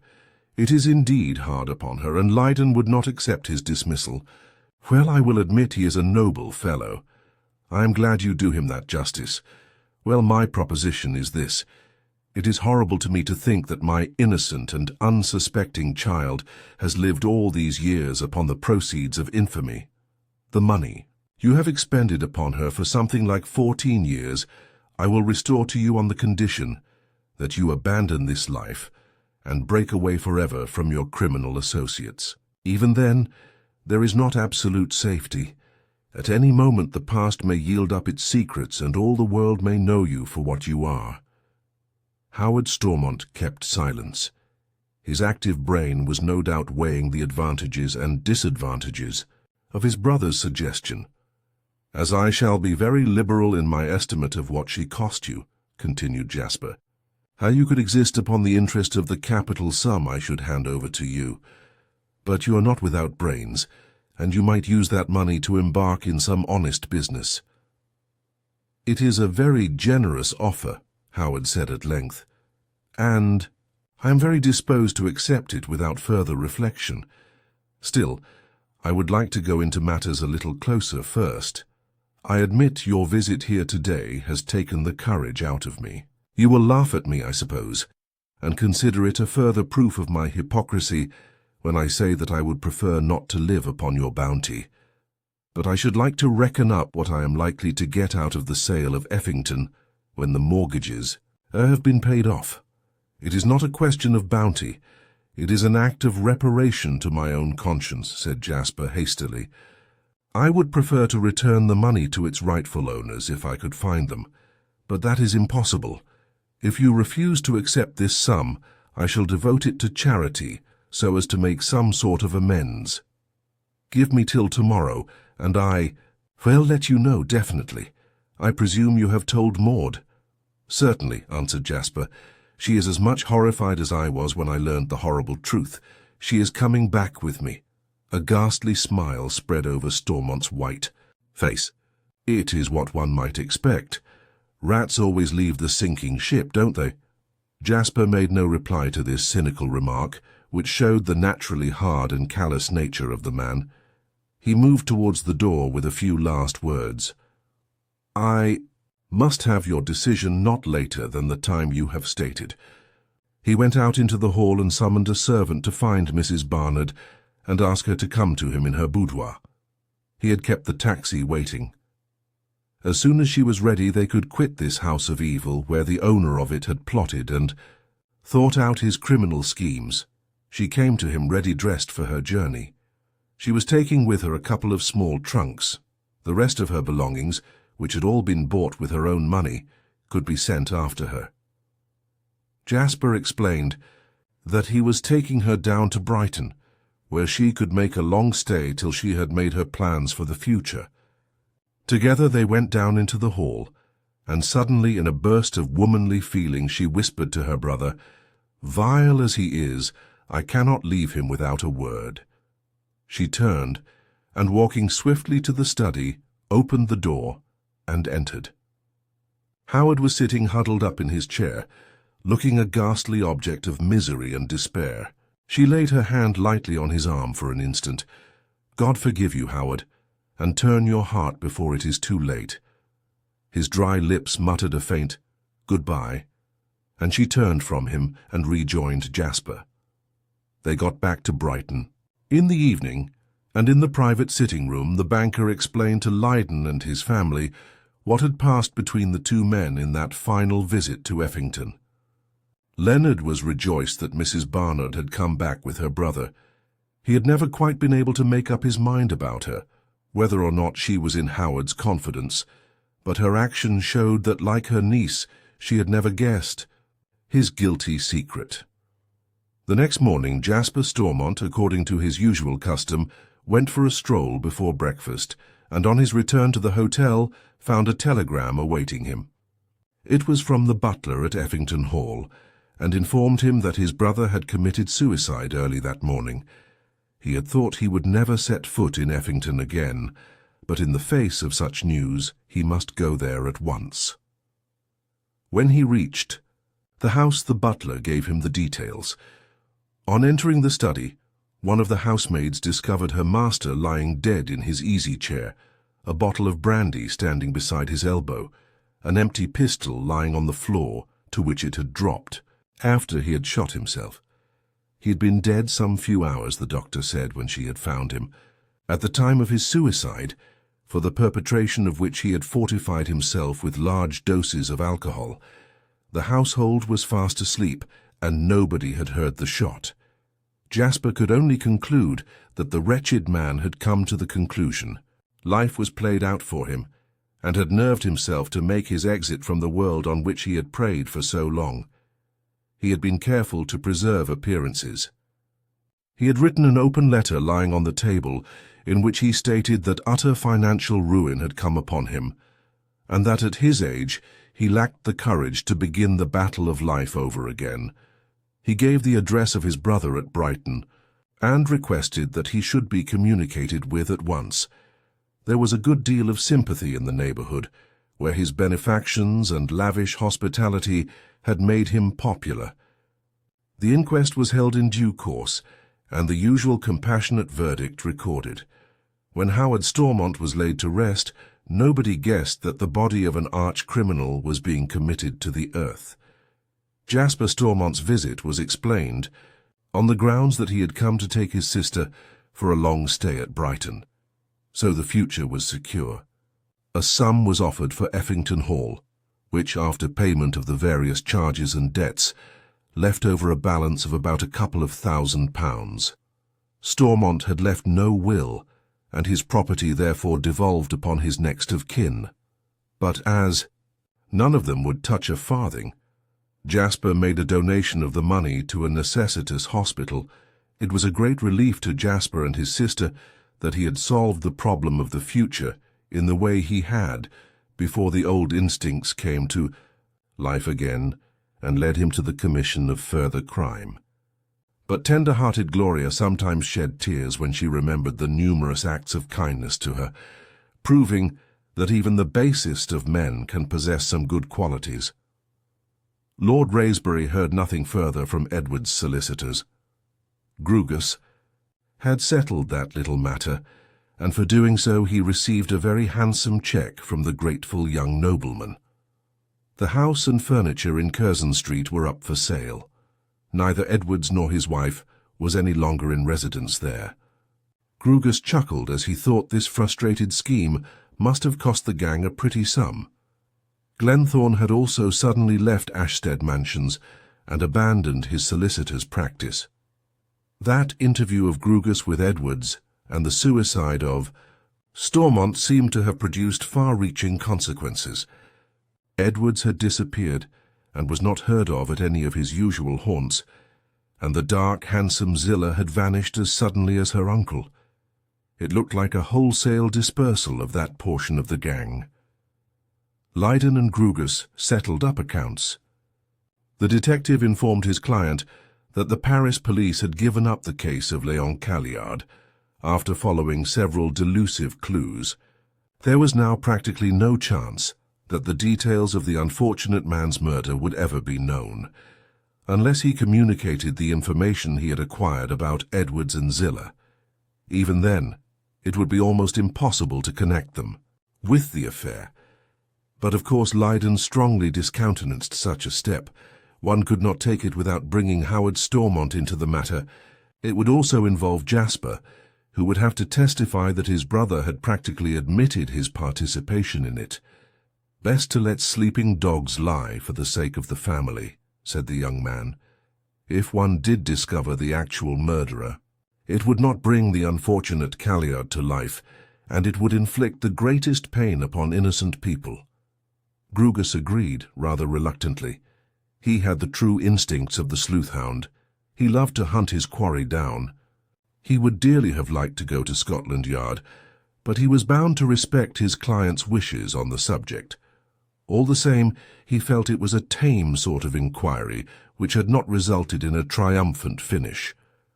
As a consequence of it, Stormont had been driven to suicide, and the other persons concerned had found it expedient to lie low for a while. But for him there was no public kudos in it. On the same day on which he squared up accounts with Leyden, he came face to face in the Strand with his old friend Tom Newcombe. The gentleman's appearance had altered very much. He had discarded his beard and moustache, and a less keen eye than the detectives might have failed to recognize him. But Grugus had a wonderful memory for faces, and it required a very clever disguise to baffle him. They exchanged greetings. "Hardly knew me, did you?" inquired the colonial. "You see, I clean-shaved myself directly after we had settled matters. I got out of that house as soon as I could, but I was mortally afraid I might run across Stormont, and he might get me into his clutches again. Well, it's all right now. He has passed in his checks. I can tell you it was a relief when I saw it in the papers. I thought as I read it that you might have had something to do with it." "Perhaps I had in a very indirect fashion," was the cautious answer. "Well, he's gone to where he wanted to send me. Gad, that man did make me see red when I thought of his attempt to put me out of the way.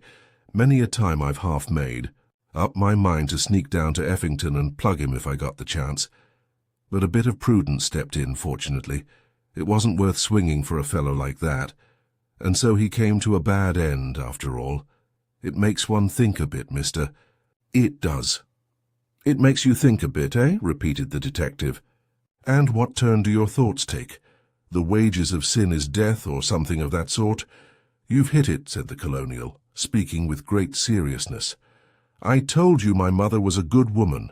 She did her best to bring me religious, but my father always scoffed at her for her pains. How many times have I heard her use that very phrase? It has always stuck in my memory. I thought of her a goodish bit when I was struggling back to life. I began to feel quite sick of the past, and all the evil I had done. But you know, mister, when you've once got into the crooked life, it's precious hard to get out of it. But now I've got that bit of money, I've made up my mind to go straight."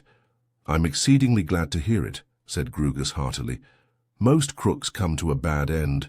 Stormont, who was clever and cunning as the devil, took his life at the finish, and most of 'em overreach themselves and get into quad.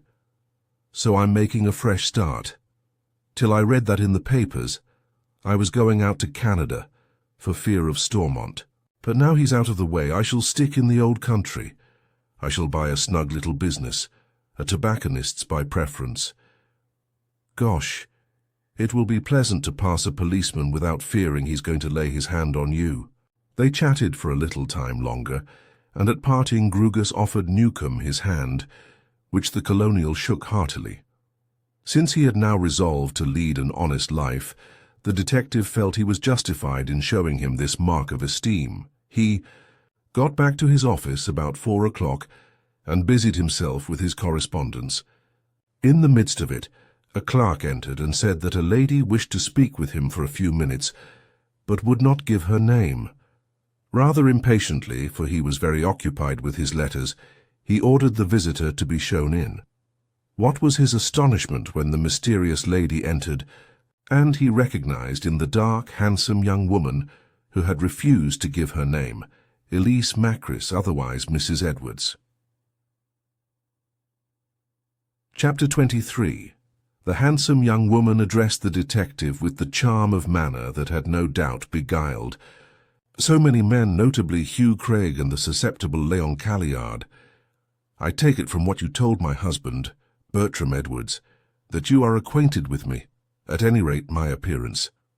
I suppose, Mr. Grugus, you must have been in Paris at the same time I was there." "That is quite true," was the answer. Grugus had certainly formed the opinion at one time that the young woman's sudden departure had been occasioned by her discovery of the fact that she was being watched. But her next words settled this point once and for all. "And I suppose you followed me about from place to place?" It is rather strange that I did not spot you, as I flatter myself that I am rather a keen observer. From what you know of my career, you may be sure I have had to cultivate the quality of alertness.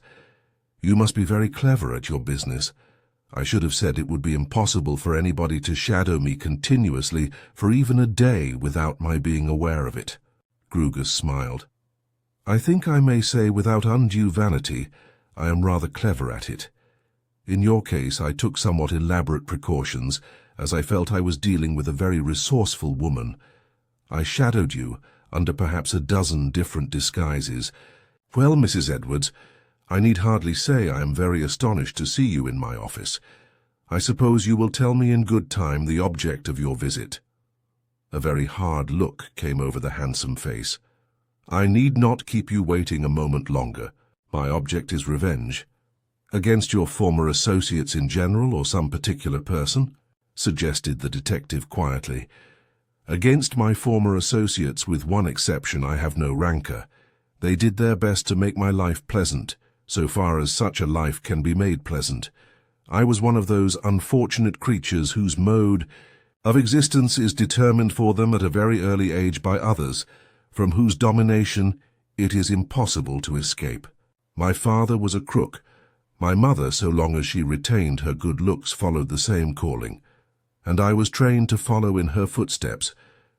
You can say it was easy to break away, to separate from these evil counselors, and earn my living in some honest way. Mr. Grugus, it was not easy. More than once I have tried, and I had to go back. Grugus looked at her curiously. She had spoken very calmly up to the last few sentences, and then her manner had suddenly changed. Her voice had in it a vibrating ring. Her attempt to break away and the futility of it had aroused in her very bitter memories. They would not allow me to sever my bonds, she continued, speaking in the same intense tones. Once I thought I had succeeded and hidden myself away from them. I had taken a situation as a shop assistant. Somehow they tracked me down.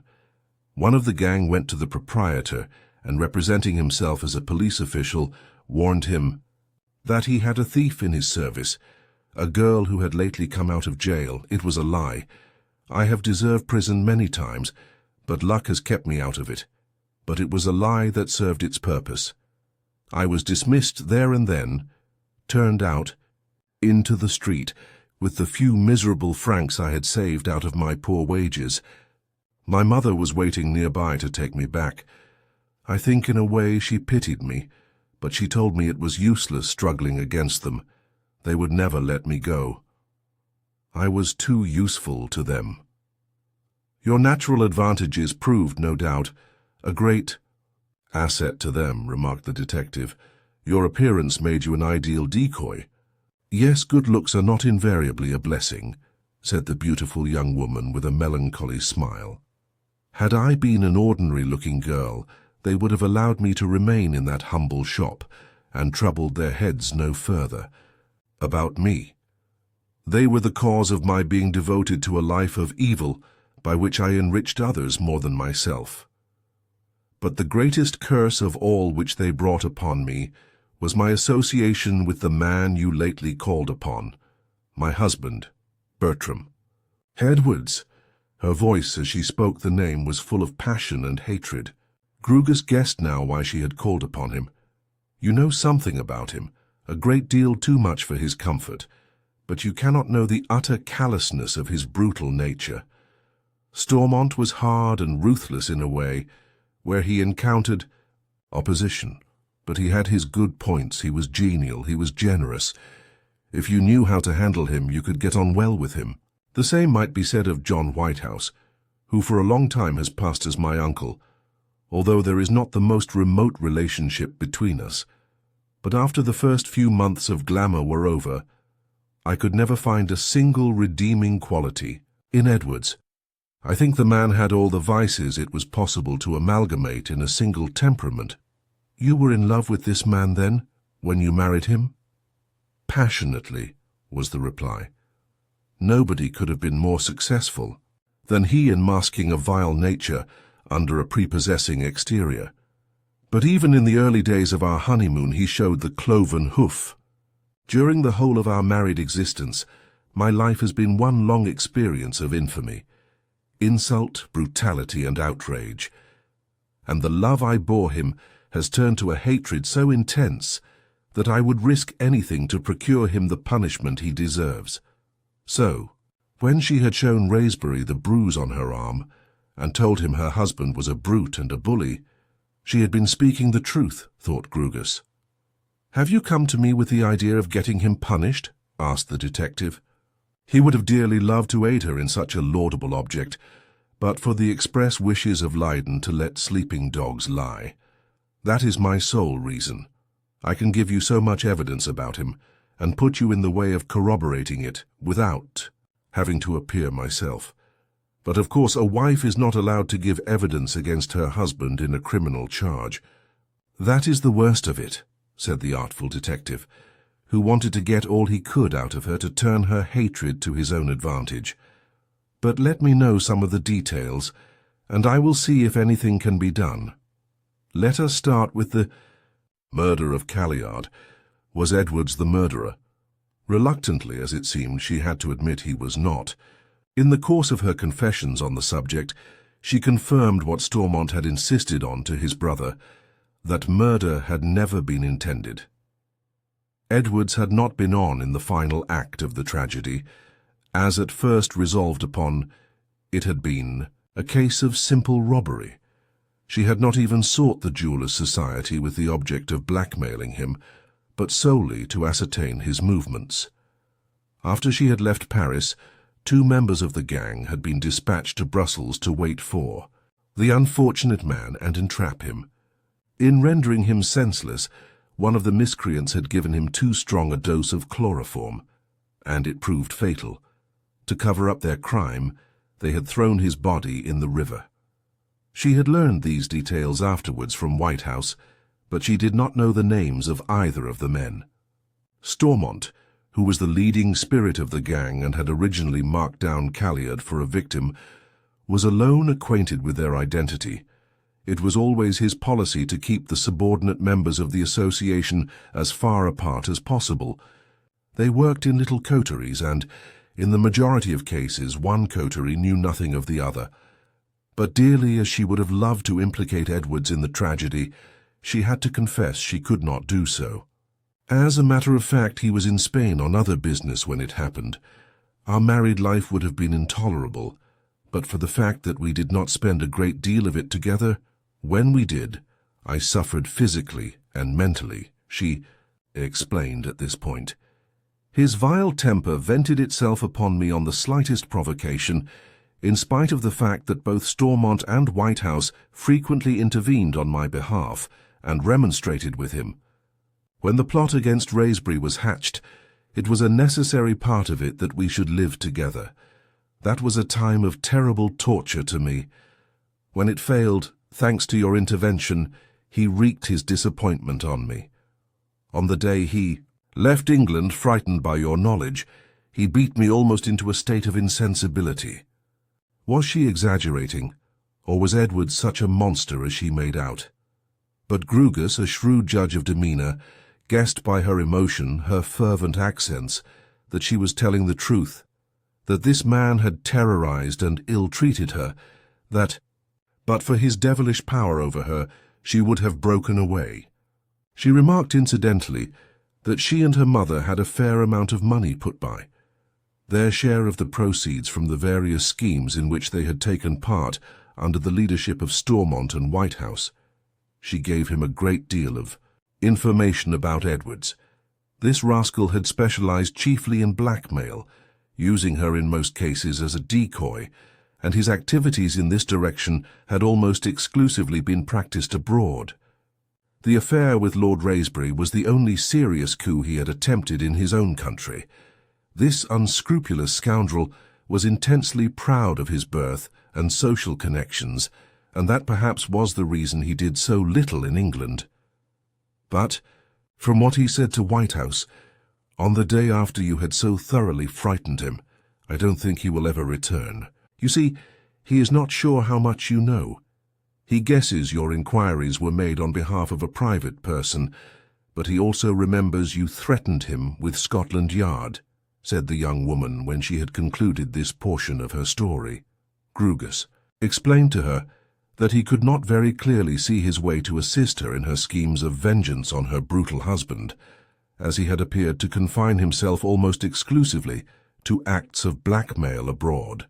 In all these cases, he told her, there is no chance of securing the cooperation of the victims. If we could have connected him with the kidnapping of Calliard, which resulted in unintentional murder, you yourself could assist the Belgian police, who have abandoned the case. But you emphatically say he was somewhere else at the time. All he did, I suppose, when in Paris, was to convey the instructions set out by Stormont, and meet you from day to day to learn what progress you were making. When you both left that city, I presume others were engaged in the affair. Mrs. Edwards admitted that this was so, in spite of the prejudice engendered against her by his knowledge of her evil past. Grugus had to admit that the woman had extraordinary powers of fascination. They influenced him so far that he found himself pitying her profoundly for being tied to such a brutal husband, so much so that he voluntarily offered his services to her if Edwards should again seek to intrude himself into her life. She thanked him very sweetly. "I have a notion I shall never see him again," she said. "But one never knows. He has made a good deal of money, but he is a very greedy man. He is very frightened just now, but his fear may pass away, and he will want to further enrich himself by the same old means. In that case, he would seek me out with the object of compelling me to help him. In that case, I should be glad to come to you in the hope that you could terrify him again." "What are your intentions as regards the future?" asked the detective presently. "It would hardly be safe for you to go abroad, would it? You would be pretty certain to run across him some day."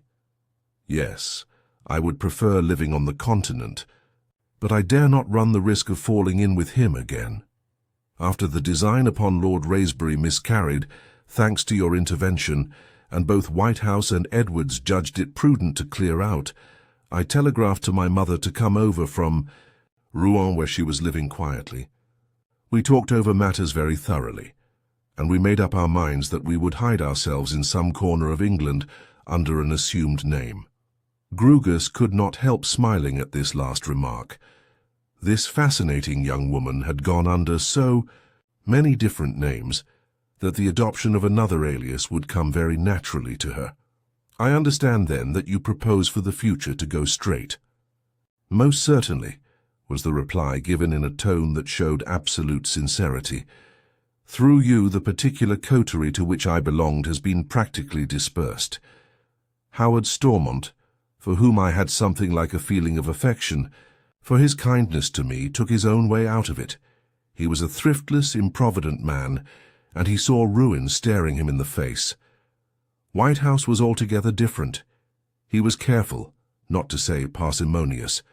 By now, he must have saved a great deal of money, and I know it was his intention to give up the life as soon as he had amassed enough to live on. I think he was only waiting for the Raisbury coup to come off to execute that intention. Its failure has made him forestall it." "You know where he is at the present moment, of course?" asked Grugus. "No, I do not," was the emphatic answer, and the detective believed that it was a truthful one. "When we talked the matter over, we both agreed that it was best we should know nothing of each other's movements. I suppose we had both lived in such an atmosphere of suspicion and secrecy that he did not care to trust me. I was equally disinclined to trust him. Why did he carry on that solicitor's business? He had no genuine business, had he?" Mrs. Edwards smiled. "Although I did not particularly like the man, I had no grudge against him, and we always got on comfortably together, and I should not care to do him a bad turn. But I think now I can answer that question without doing him any harm. He had practically no legal business, but he acted for the organization in cases where they wanted advice. He was actually a moneylender, and having got his articles when a young man before he took to a life of crime, set up as a solicitor. in order to present a more respectable appearance. I believe he made a great deal of money that way. And I suppose you know how he and Stormont became first acquainted. Mrs. Edwards was perfectly frank about the matter. Whitehouse and he met originally in Australia. Whitehouse had been affiliated to a rather high-class gang for some time, and I suppose he recognized in Stormont a very promising recruit. They engaged in some enterprises there, and Stormont got into trouble. When he came out of prison, he returned to England and hunted up his old friend. In due course, Stormont became a leading member of the organization. I was one of his assistants, and I'm sure he had several others. But he was a very cautious man, in spite of his bluff and genial manners, and he never allowed us to know much of each other. He and Whitehouse directed affairs in their own particular branch. Grugus was feeling very well satisfied with the result of the interview. The candor of the fascinating young woman had led her actually to confirm his different discoveries and suspicions. There was one other matter, however, on which he wished to obtain further enlightenment. The affair with Hugh Craig at Nice, was Stormont at the back of that? Mrs. Edwards did not appear to answer quite as readily as before. Yes, it was he who first set me upon it. He knew that Craig, although not a wealthy man, had some money. And you were married to Edwards at the time, of course, was the detective's next question. Not at the time I first met Craig. Our marriage came later, but as I told you, we lived only occasionally together. The exigencies of our calling rendered it necessary for us to be apart the best part of our married life. And I know that you relieved poor Craig of a good deal of his money. I had to obey orders in this case, as in the others, was the young woman's answer. And Grugus could perceive that she was speaking with considerable emotion.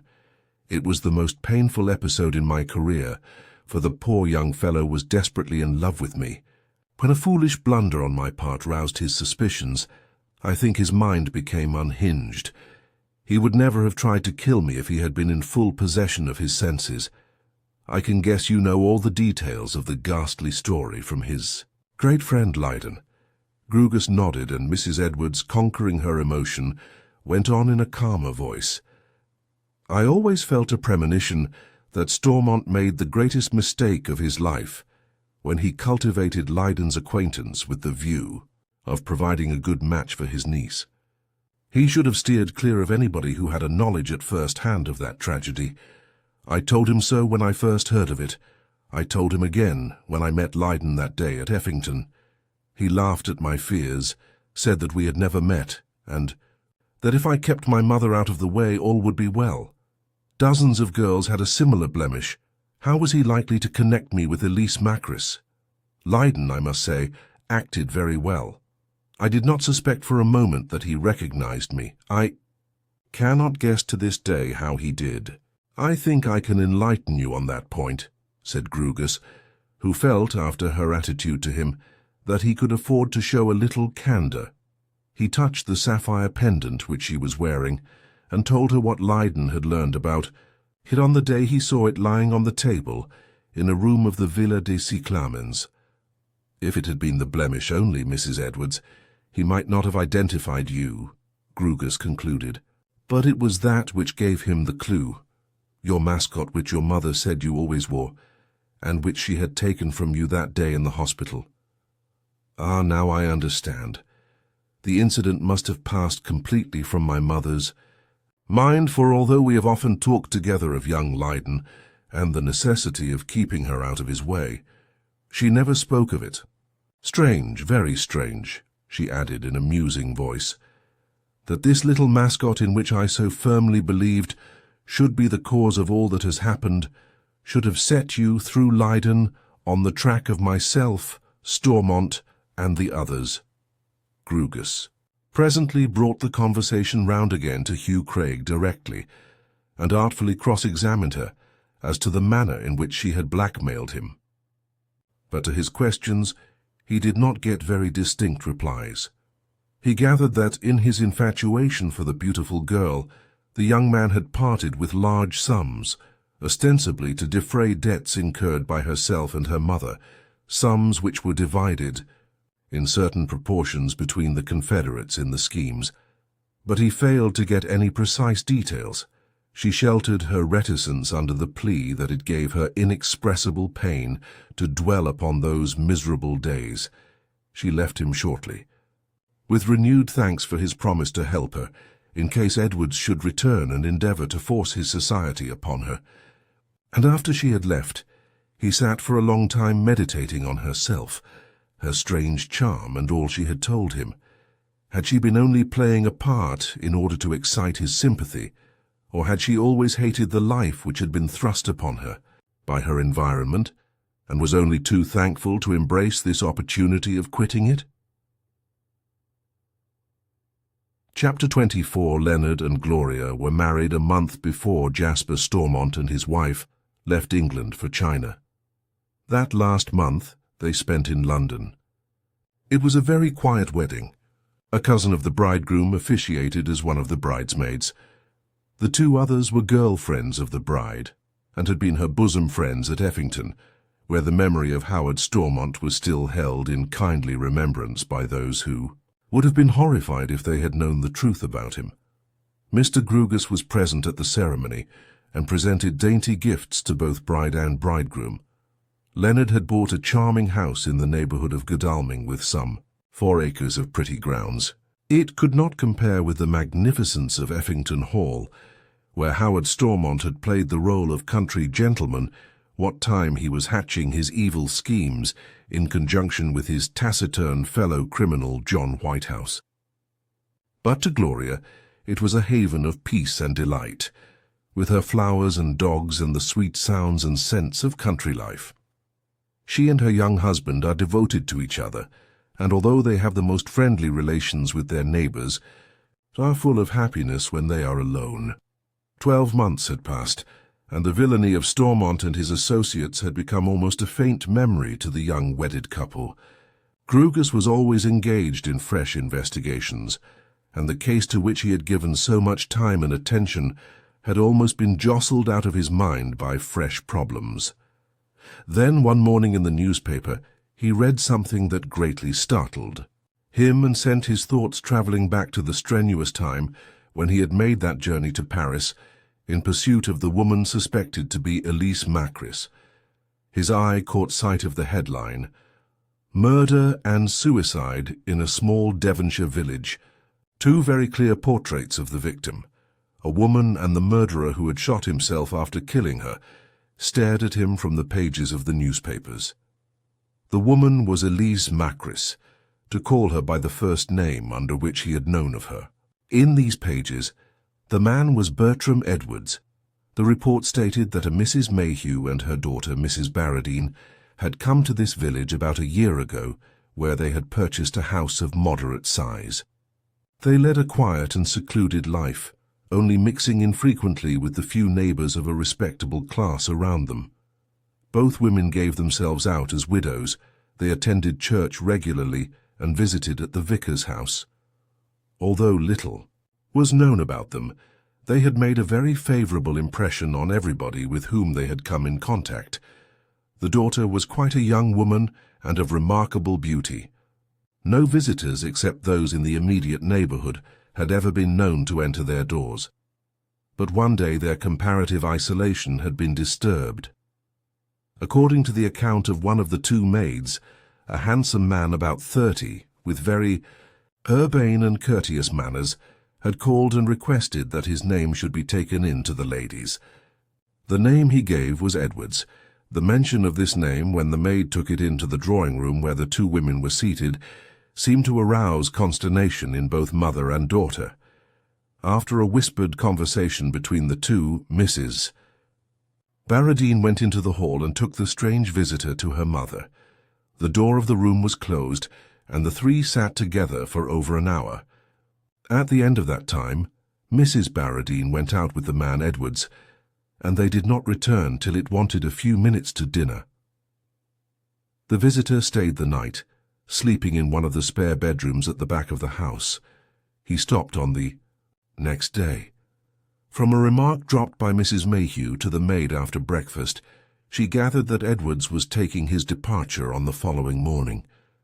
During the whole of his visit, the demeanor of both mother and daughter exhibited symptoms of great depression and anxiety.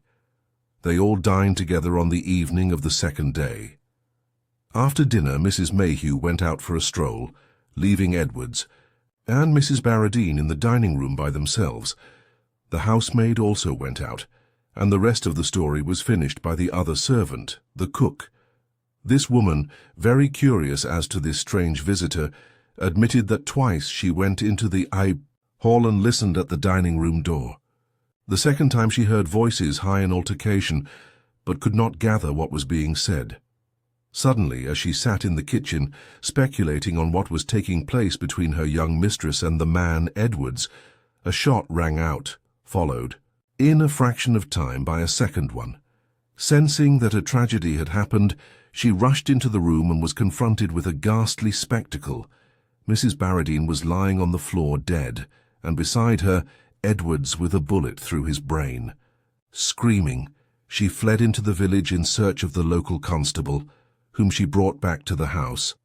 5 minutes after they came back, Mrs. Mayhew returned from her walk and fainted at the awful sight. Later on, the mother told her story. Mrs. Barradine was not a widow. Her real name was Edwards, and she was the wife of the man who had killed her, and who, realizing the impossibility of escape, destroyed himself. Hers had been a most unhappy marriage, and to escape from her husband's brutality, she had left him and hid herself, as she fondly hoped, in this quiet Devonshire village under an assumed name. By some means, he had tracked her down, and had visited her with the view of obtaining her forgiveness of the past and inducing her to resume their married life. To his request, she had returned an obstinate refusal, in which he seemed to have acquiesced as he announced his intention of returning to London on the following day. On the evening of the fatal day, Mrs. Mayhew had left them alone after dinner, apparently on fairly amicable terms. She could only conjecture that during her absence he had sought to alter her daughter's resolution, that high words had ensued, and that in the violence of his passion he had first taken her life and then his own. Mrs. Mayhew, otherwise Madame Macris, was a clever woman, and had told her story well. She had kept out of it anything that would arouse suspicions of the past. But Grugus, with his knowledge, was able to read between the lines. Edwards had felt his old criminal instincts rising within him. So long a time had elapsed without any action being taken that he had concluded the past was done with. To the successful accomplishment of any future schemes, his wife was necessary. He had tracked her down to this lonely Devonshire village, and used all his arts of persuasion to induce her to return to him. A man of brutal and violent passions, he had been maddened by her refusal, and in a fit of frenzy bordering on delirium had killed her. After he had mastered the facts, Grugus went round to Leyden's office. The young man knew what he had come for. He and Gloria had read the same news at breakfast. "I wonder if she was wearing her mascot when he killed her," said Leyden in a musing tone. "It saved her from the consequences of her lover's bullet, but not from her husband's." "And so that is the end of 3 out of the 4, observed Grugus in the same thoughtful voice. "I wonder if Nemesis has yet overtaken that gloomy miscreant John Whitehouse, or if he is living somewhere a life of smug respectability on his ill-gotten gains. But that question has not been answered yet. For all that is known to the contrary, John Whitehouse, as great a criminal as the others, may be leading the life suggested by the detective.